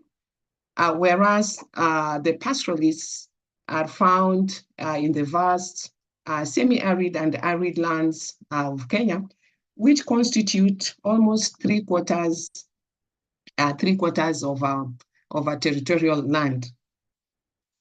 Now, in order to be able to strengthen the capacity of indigenous youth, we have to understand the livelihood systems of the youths, of the indigenous youths. Now, we find that the livelihood systems for the youths that are within the hunters and gatherers group, they rely mainly on hunting for meat and collect honey, fruits, herbs, and other non-timber forest products. Now, if you look at the livelihoods of these hunters and gatherers, some of them also keep livestock and trade forest products with their neighboring communities. Now, these hunters and gatherers, they have gained traditional knowledge over time because of the interaction with their forests. So they know plants, the name of the plants, they know the value of the plants, they know where those plants to be found, and same also to the animals. So they are very rich in terms of biodiversity in the forest ecosystem. And because the forest ecosystem has been their ancestral home, over centuries, they have learned ways of sustainably utilizing the forest products. And over time, they have known when to move to which area so as to get the forest products that they have. So actually, they've been the forest guardians. Now, the pastoralists also, if you look at the semi-arid regions of Kenya, you find that they are not very appealing because they're dry, temperatures are high, rainfall is very erratic, and pastoralism is the best livelihood for that particular system. And even these communities, over time, they have also developed their own indigenous knowledge and systems on how to manage the pastures over time. Now, if you look at these two livelihoods, their sustainability is anchored on the possibility of them to move freely within their expanse territory. In other words, this ecosystem, they need expanse territory to move around because their movements are determined by the seasons. And also the indigenous knowledge systems about their livelihood resources. Now, unfortunately, for these two groups of indigenous livelihoods is that these livelihoods are highly sensitive to climate change. Next slide, please. Next. I think I'm moving very fast. The next one, right? Thank you. So what are some of these climatic risks that and associated impacts amongst indigenous youths? Not that one. The previous one, please. Yes, that one. Yeah, because these livelihoods are very sensitive to climate, you find that any changes in climate will affect their resource base. And in the recent past, we have observed changes in climate in terms of increasing frequency of drought and rising temperatures, floods, long dry spells, and erratic rains. And these have had severe consequences on the resource base of the indigenous groups. Now, for the forests, for the hunters and gatherers, what has hit the most is the droughts, because when there is drought, then it means that the trees will dry up, the animals will get stressed because of scarcity of water, herbs that they usually collect will not be there. So it really affects their system. Same also to the pastoralists also, because their pasture, their livestock depend on rain-fed pasture. So in the event of long dry spells, in the event of unpredictable rains, it also becomes very difficult for them to move around, because these people have built traditional knowledge based on the climatology that they knew in the past. But now with the changes, it becomes very difficult, and it cannot be business as usual. Now, we find that whereas the indigenous youth will be impacted as an indigenous person within the community, there are specific impacts which are felt highly by the youths. One is the food insecurity. Whenever there is drought or there is floods, there will be food insecurity, especially amongst the pastoral communities, amongst the hunters and gatherers, drought. And once there is food insecurity, now it affects the entire household. And the youths are highly affected, and some of them can get malnourished. Two, lots of traditional livelihoods. These are communities which depend on, raising, herding cattle for the pastoralists. Now for the hunters and gatherers, it's either fishing or it is hunting for the meat and etc. Now, once they are not able to do that, then their livelihoods are lost. And this one now forces them out, and others may have to get out to look for alternative ways of livelihood. Two, in terms of morbidity and mortality, and mainly for the pastoralists.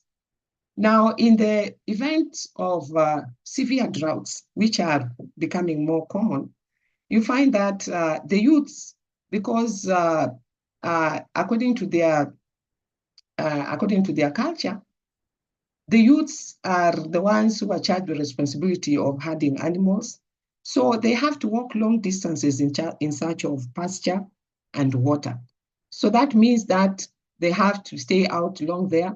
And as they stay out long there, you find that they are at high risk of heat-related diseases.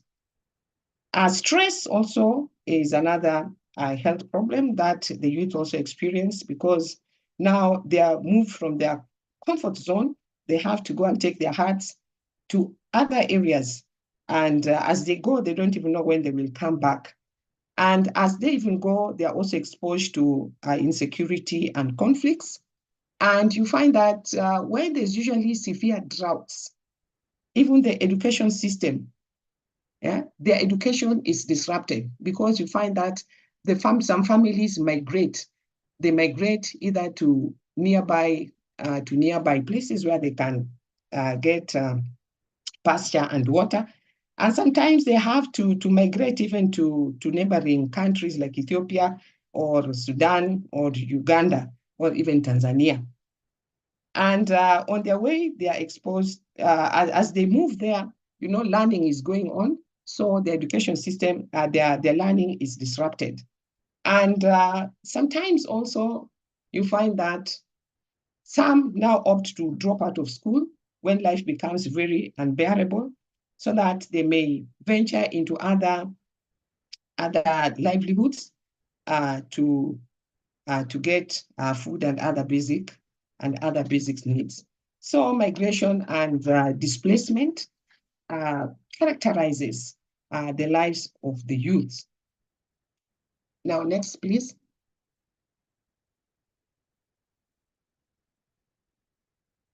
So what are some of the barriers to indigenous youth in climate change adaptation and mitigation? Now, the youth face double marginalization, as one, as youth members of their communities, and two, as youth from indigenous communities. Now, I'll start by looking at their vulnerability or some of the barriers that they face as youth from indigenous communities. One, these indigenous communities are politically marginalized, as they are from minority groups, which are often excluded from decision-making. So you find that the youth from indigenous communities, they have no voice. One, from the fact that they come from minority groups. Two, there's been lack of political will to appreciate the economic and environmental contributions of indigenous livelihoods. So, and this has happened since colonial time to post-colonial. You find that the governments of the day have not really appreciated these indigenous livelihoods as economical and environmental friendly. And this, I think, is just because of their ignorance, because these people have lived in such ecosystems and they have not been degrading this ecosystem, because that has been their territorial base. Now, so lack of political will has had very dire consequences on hunters and gatherers. One, you find that because of this lack of political will and appreciation, the governments of the day have engaged in reducing the territorial land of these indigenous groups, both the pastoralists and also the hunters and gatherers, in preference for other developments. And you find that many of the pastoral communities have had to be, to be moved from their lands to create room for other development activities, such as the power generation in Olkaria, which affected the Maasais, the mining of oil in Turkana. We also have the creation of game parks, the Masai Mara Game Park, the Amboseli Game Park. So then we also have the flower farms, So all these have acted to reduce the territorial base of the pastoralists. And as such, you find that the resource base of these indigenous communities are reduced. And this means that they are being forced out of their livelihood systems. Amongst the hunters and gatherers, there have been policies such as conservation, gazettement of forests, and this has also pushed some of the hunters and gatherers from their ancestral lands. And I think we are all aware of the story of the Ogiek from the Mau Forest Complex. And there are also many others that have been pushed. Some of them are just living either within the forest fringes, and they've now been reduced to the environmental refugees, or the IDPs, internally displaced persons, because now they have been pushed out of their territorial bases. Now, this another barrier is access to formal education and vocational training. Now, because of the attitude that the colonial and the post-colonial governments have had towards these indigenous livelihoods, there has not been a lot of investments in terms of infrastructure, in terms of social amenities, and this has greatly affected the education of the youths within these particular ecosystems, coupled with also the settlement patterns, and more so of the pastoralists. You know, the way they settle in small groups and widely dispersed also makes it very difficult for the government to provide educational facilities. But I believe that there are more innovative ways that the government can do, at least to enable the indigenous youth to acquire basic education and vocational training. Vocational training is very key. Why? Because the government is continually reducing their territorial base. So actually what the government is doing is forcing them out of their livelihood systems. And without skills, they will not be able to be, they're not able to be employed. And in many cases, you find that even those who migrate to other areas in search of greener pastures, you find that the best jobs that they can be employed for those who have not gone to school. I know there are those who have gone to school, but those who have not gone to school, you find that most of them just do manual jobs, or they're employed as watchmen. So that is a barrier. Then another barrier is lack of access to climate education and information. It is true that these indigenous youths have they have indigenous knowledge about weather and all that, but now that weather is changing. The climate has changed. They need climate information or weather information to be able to know how to coordinate and how to coordinate their herding, their herding systems. So this lack of information also puts them at very precarious situation. Lack of finance. The youths generally lack finance. Any youths, they lack finance. So you find that even if they want to get involved in climate actions or environmental restoration or whatever, you need finance to do that. So they don't easily get finance. And another one is now I want to look at the marginalization of youths as young members of their communities. In many societies, the youths are considered as young members of the society. So when it comes to decision making, it is very limited for them. So they are usually not engaged in decision making. Theirs is to take instructions from the elders. Two, within our cultural systems, you know, there are duties that are meant for the youths. And for the pastoral communities, you find that the youths are the ones that have to migrate with the herds in the event of climatic risks, such as drought. So if they're going to school, then some of them may be forced to drop out of school. And I've already talked about what is likely to happen to them on their journey to look for pasture and and water. So what are some of the opportunities for indigenous youths in climate change adaptation? So one of the opportunity that exists is the youth can leverage on existing regulations and policies. And we have local, national, regional, and international. Yes? Hello?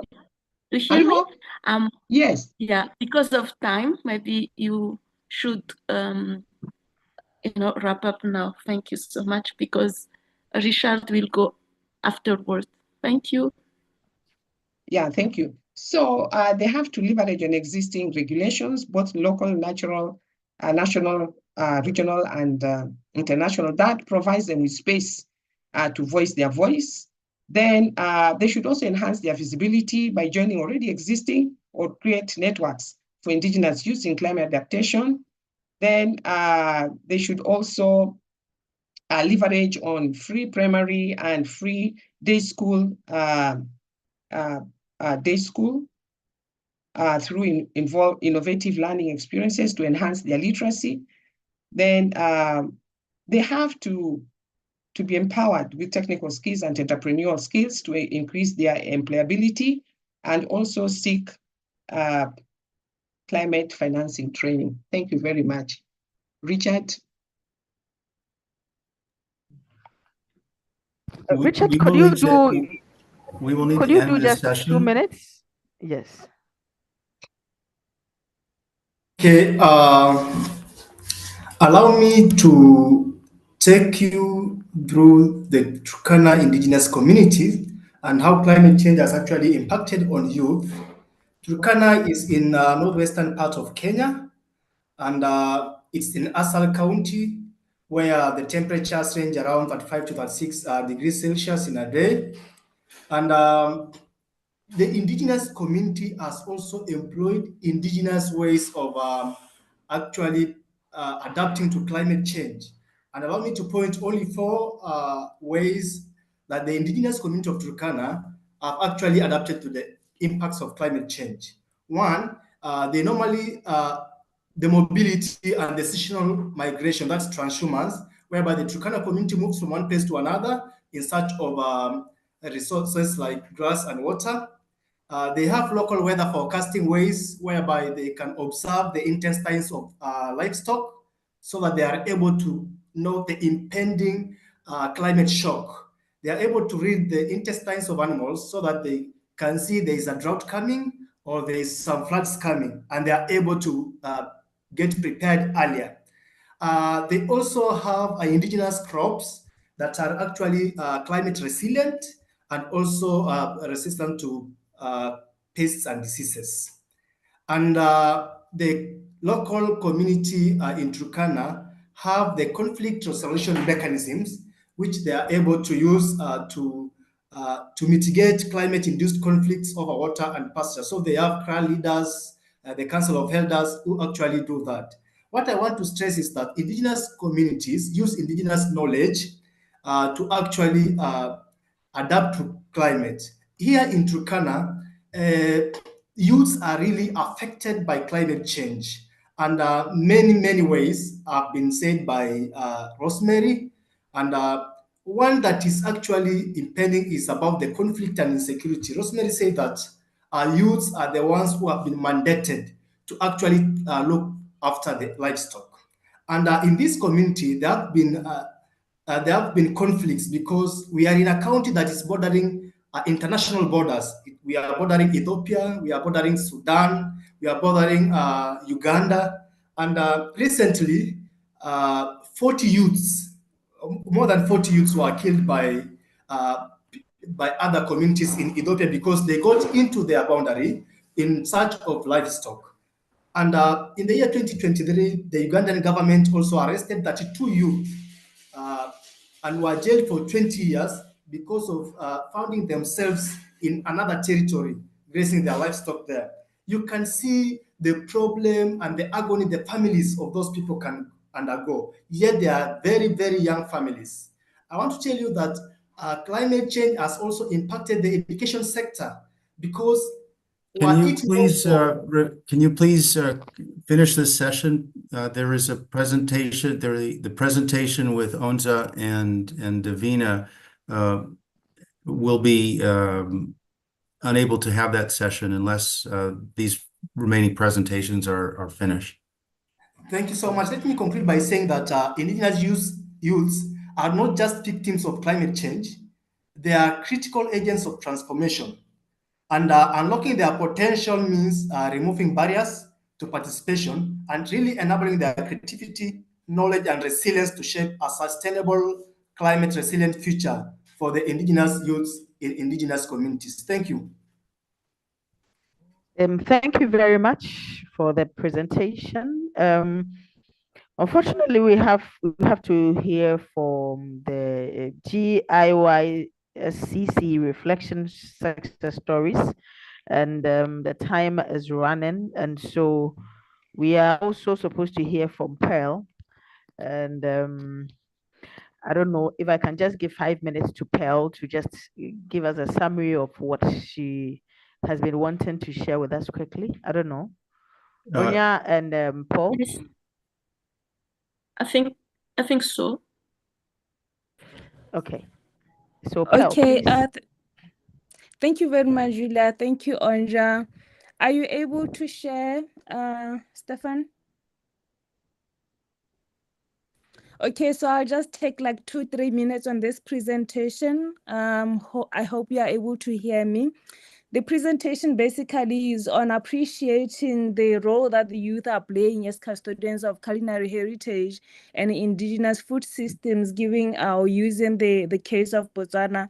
But just to give a background, maybe just to say that indigenous foods, including, for example, the traditional crops, the wild fruits and edible insects, which are going to be indicated in the presentation, are culturally important. They're also nutritionally valuable and often better adapted to Botswana's semi-arid climate than our exotic crops. So this is just to appreciate how the role that the youth are playing in ensuring that they do incorporate the use of our indigenous foods, both in adapting the recipes as well as in entrepreneurship. Next slide, please. I'm going to skip the next slide on account of time. You can have a look at that during your own time. That was just to indicate how we have lost the culinary heritage, just so that we do appreciate that we need to bring that back if we want the climate situation to change. And also, this is just to appreciate that food is deeply ingrained in our cultural identity. So we need to appreciate the use of the indigenous food from that context. Next slide, please. I think I'll also just skip this one as well, just to show that we need to preserve the knowledge through culinary mapping. And also in the context of Botswana, that also needs to be done. In Africa, a little bit has been done, but we still need to do more in terms of culinary food mapping. The next slide. And then the next slides are just going to show the examples of the different indigenous foods that are used in different areas of Botswana. I think we can just go through those slides. Next slide, on account of time. Then you can just appreciate the different food items, the indigenous food items that are there in the different regions. Next slide. Yes, next slide.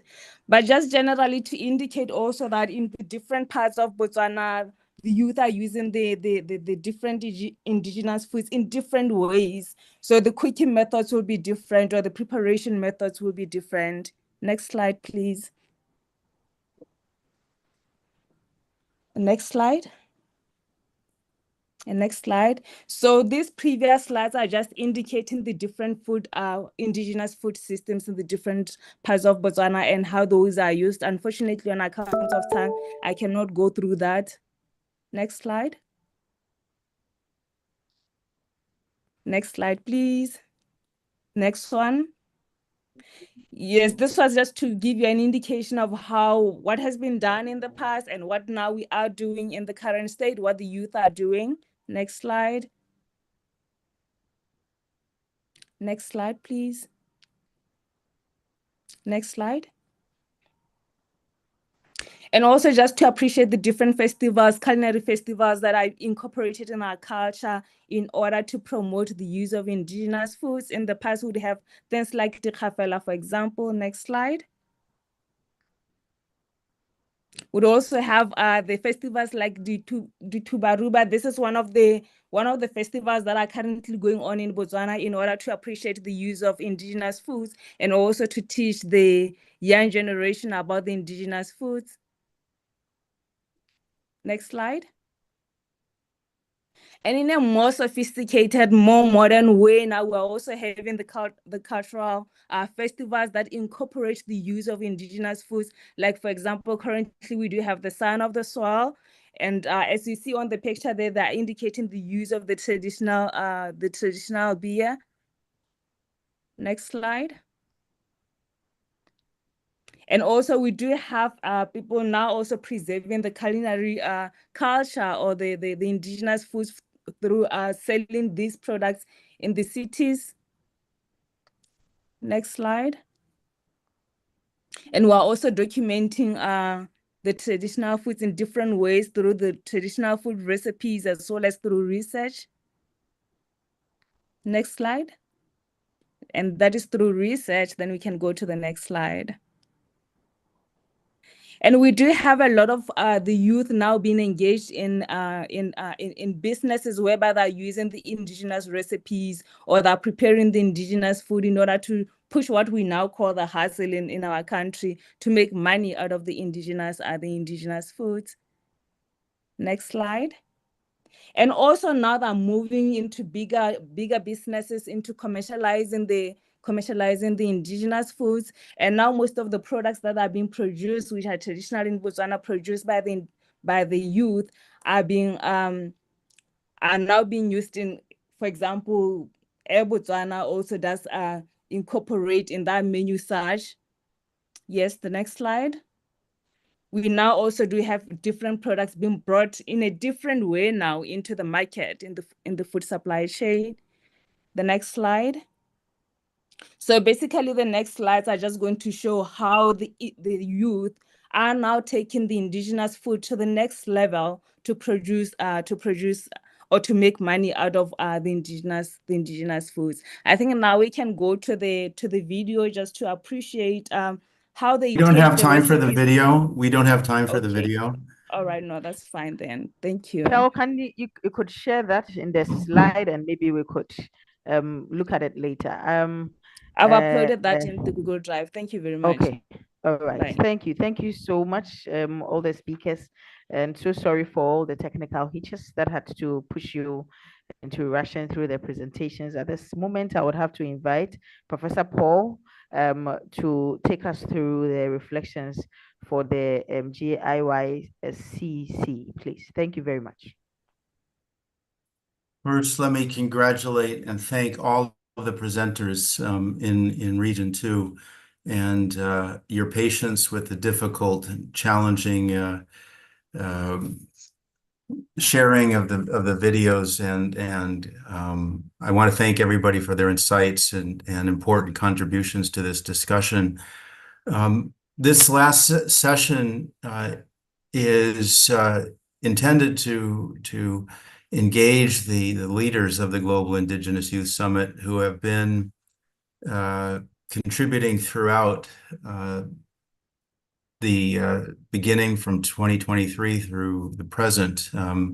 Dr. Temitope Sogmanmu was the first global lead for the Global Indigenous Youth Summit in 2023, Dr. Davina Lobine in 2024, and we have the honor with Dr. Onza Rosanna Morrow this year. All of these fabulous leaders have been part of the International Network for Government Science Advice Skills Development Program, as mentioned earlier in the session, when starting today with Region 2.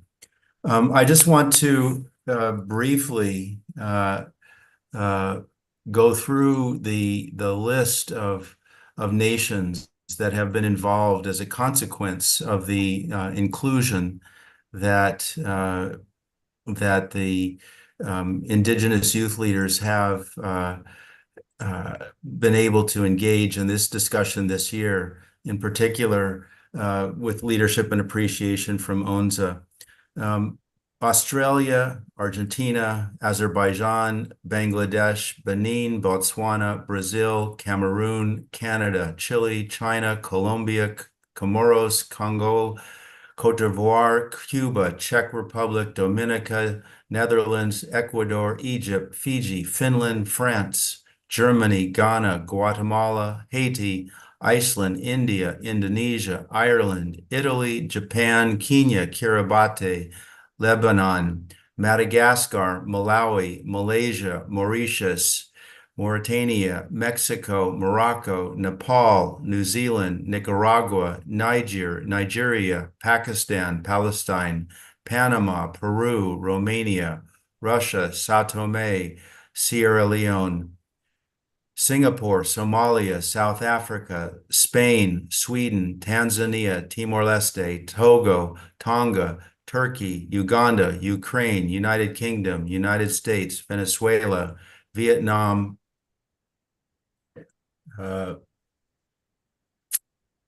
Zambia, and Zimbabwe. This inclusion is a tribute to the Indigenous youth leaders. The lists I just read was for 2025. In total, over 140 nations have contributed to the dialogue by, for, and among Indigenous youth.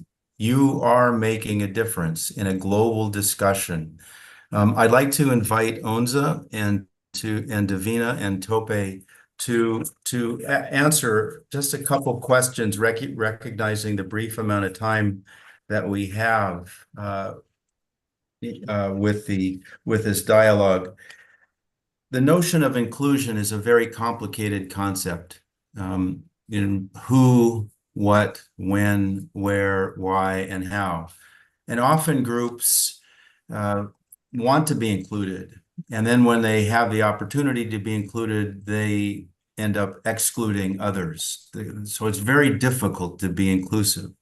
Yet Onza and Davina and Tope, you have operated with inclusion, and it's truly admirable and in many ways visionary for your contributions. I'd like you to reflect on inclusion and how you have led a global dialogue by, for, and among Indigenous youth with global inclusion.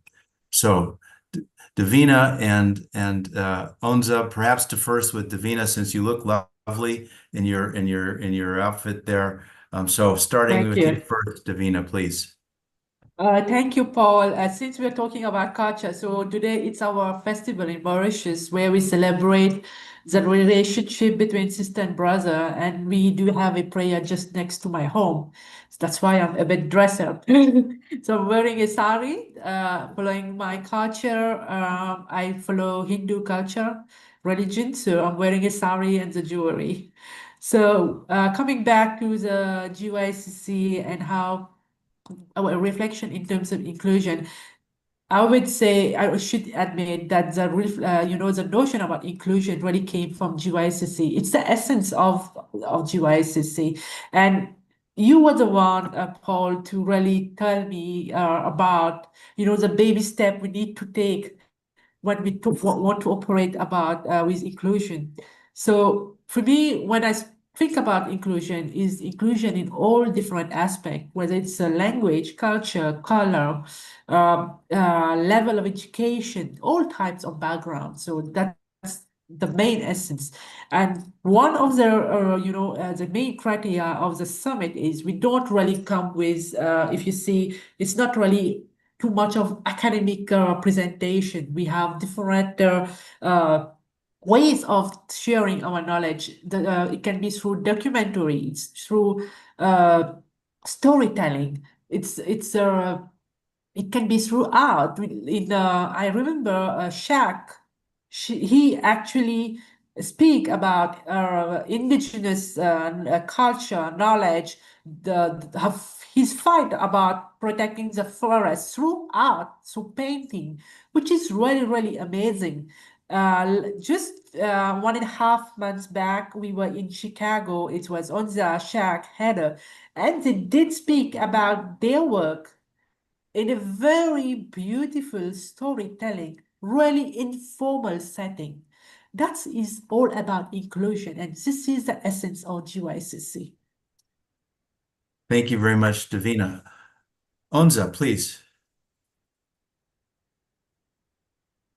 It's such a difficult question in terms of organizing this summit, making the inclusivity inside of the summit, and choosing how to be inclusive and allow everyone to be part of the summit. As you might know, it's only 8 hours for each region. So there is a lot of uh, uh, requests to be part of this summit. So in this point, it was such a challenging to put all everyone instead of these 8 hours. So it is, I think, we didn't choose. I mean,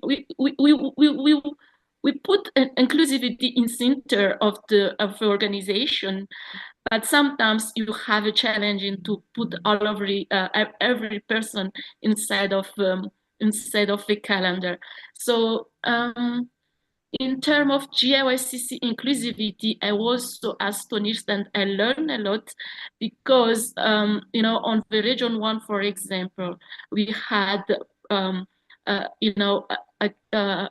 kids. I can say that kids, yeah, and their participation was so amazing, and their dedication to be for each meeting, to be present for each meeting and share their vision about the GIYSCC and also about the preparation of this meeting. So I was very learn a lot of inclusivity in the preparation of this GIYSCC. So this is one of the examples that I have on my heart through this preparation. Thank you. So I have another question, and it relates to the Science Advice Skills Development Program itself.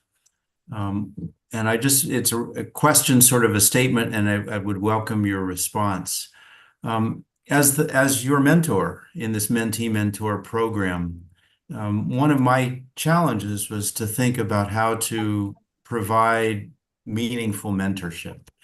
And in a sense, that was the origin of this Global Indigenous Youth Summit on Climate Change, because the observation was, as the leaders, you have the challenge with the other Indigenous youth leaders from around the world to make decisions about the agenda and about the invitations. And I would be very interested, and perhaps others would be very interested, to learn whether this process of being placed in the role of a decision maker is in itself a meaningful contribution to learning about contributing to science advice skills development. So the context of your becoming a decision maker, rather than thinking about advising decision makers, but becoming a decision maker in the context of your leadership. Okay, maybe I can start first. So, Paul, following my fellowship with the African Science Leadership Program and with you, the mentorship program, one of the leadership skill approach that I always adopt is collective leadership. And one component is generous listening and also respecting other people's opinion and perspective. So while I was planning for last year's summit, and even the way forward for the GIYSCC, one thing I have always done is listening to other people, what they want to do. Because one thing that we should admit, with indigenous people, we are on the stage of trust building, because that trust has been lost somewhere in different part of the world. And we need to rebuild that trust. We need to bring them closer. When in terms closer, it's mean in terms of language. We need to respect their language, their opinions, their culture. So I have been really listening to those people. And when I was the global lead last year, I really gave the liberty to all the regional leads and co-leads to really design the agenda. I did have an overview to check what they want to include, but I was there just to advise. Oh, maybe here we can include a small short storytelling session, or maybe here we can include a poem to make it interactive, more musical, more palatable in a way. So I have really been adopting the collective leadership. And when we are part of the GIYSCC, one thing I guess all the indigenous youth leaders are learning is really to bring people together, like really mapping all the partners, talking to each other, questioning, which is very important. We always ask questions. We always build partnership by asking questions. So I know Onzia has a lot to say, and even Tope is online now. I will let them speak. Tope, Go ahead, please. Tope first. Thank you very much, everyone. And I'm in the car, but I'm not driving, so I'm parked. To say as usual. Let me start with the last question about inclusion, because it fits into how we evolved into the decision-making style as we led the GIYSCC, especially in the planning stages. First of all, just to flag that the word inclusion was very strategic for us, because we were talking about indigenous people, and from the onset, we defined that we were using the word indigenous in an inclusive format. So if you were native, you were indigenous, or you live in a place, and you are not necessarily from there, but you're part of the culture, and so you want to adopt that, that's okay. The other word in the being inclusive is the use of the word youth. At the time when we started the GIYSCC, I was nearing my 40s. I'm now over 40s. And as I said earlier in my opening remarks, we had inclusion of persons from as young as 17 to 75, and we all identified as youth. So that's how operational we use that word inclusion. And the inclusivity as well cut across ensuring that we were trying to build a global partnership, or we are building a global partnership. When I started as the inaugural lead, there were some continents that were not represented. And not that we didn't make effort, we were just starting out. But as Devina came in the second round, we had very good representation from the SID, which now that is still the spirit of inclusion. And then hopefully, I'm hoping, I've not seen the statistics from this third summit. We're still trying to reach out to those in Australia and all that. So inclusivity for us, in the spirit of the GIYSCC, is cross-cutting across ensuring representations of peoples, continents, of gender, of age as well, and then of culture. So one of the key things about inclusion for us as well was the issue about languages. In the first cohort, or in the 2023, we didn't have the type of facility that the Future Earth has provided for us now in 2024 and 2025, where people can have translations in as much of indigenous languages as possible. That was not possible in year one when we started. We just had to make do with what Zoom could give us. So, I mean, all about what we've been doing in GIYSCC is really about the inclusion in different formats. Now, how does it fit with the question about making decisions? It's actually that spirit, having that spirit and that mindset. we devolved that collective leadership spirit, and that was why we divided the whole world into different regions. And we sought, in my own case, because I was the first cohort, I had to sort within my own networks, and that's why networks are very important. In fact, without the networks I already had established, which I now leverage, I don't think that GIYSCC in the first instance may have been possible, because I latch on my network and also Paul's network, especially within the Americas and then the Arctic. And I see that the same thing called for in Davina's leadership of the second cohort. She latched on very strongly in our network within the GYE and even used it perhaps even much better than I did, in terms of even devolving decision-making power, which was great. And that's actually, we expect that each cohort is better than the others. We learn the good from the others. We add on our own skills and all that. So at each point, because even within our own region then, in my own time, we divided even Africa itself into 5 sub-regions. And we had sub-regional leaders who took on the leadership to organize, to look for people, to even have regional orgs. Like Dr. Chinwoke was here earlier. I don't know if she's still in the room. She was one of the leads, in Nigeria. She brought a team of indigenous women who talk about things. We also had the lady from Kenya as well. So we had all those hubs working, and they had some level of decision-making power.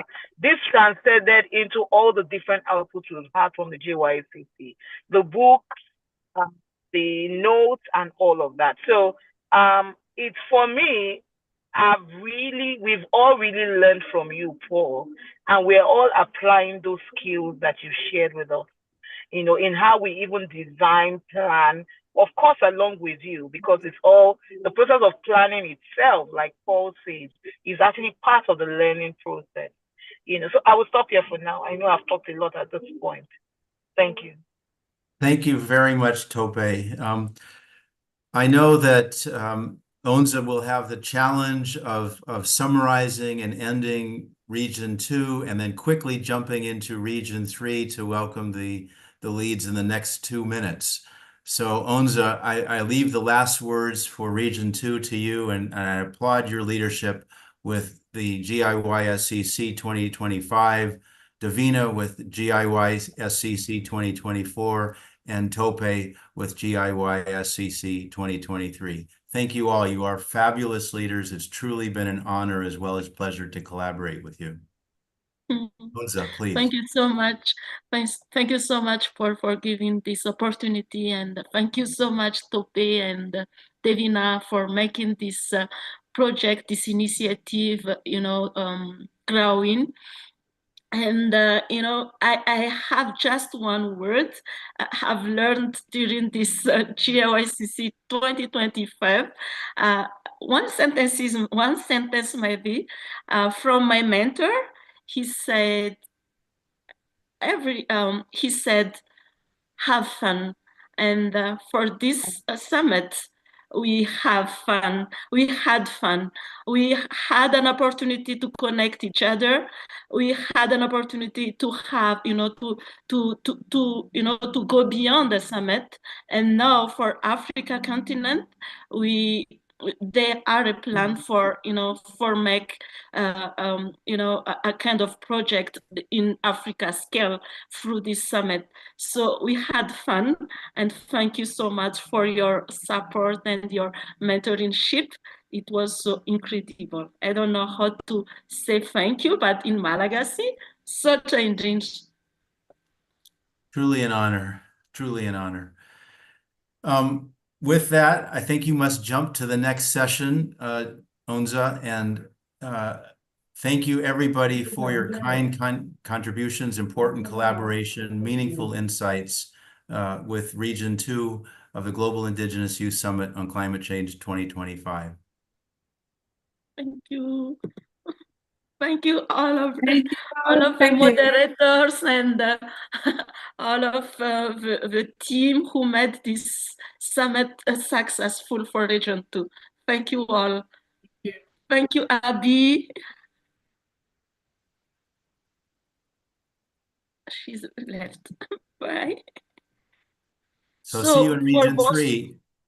Yeah, for those who wish to attend the region 3, please go on another Zoom link, not this one. Thank you.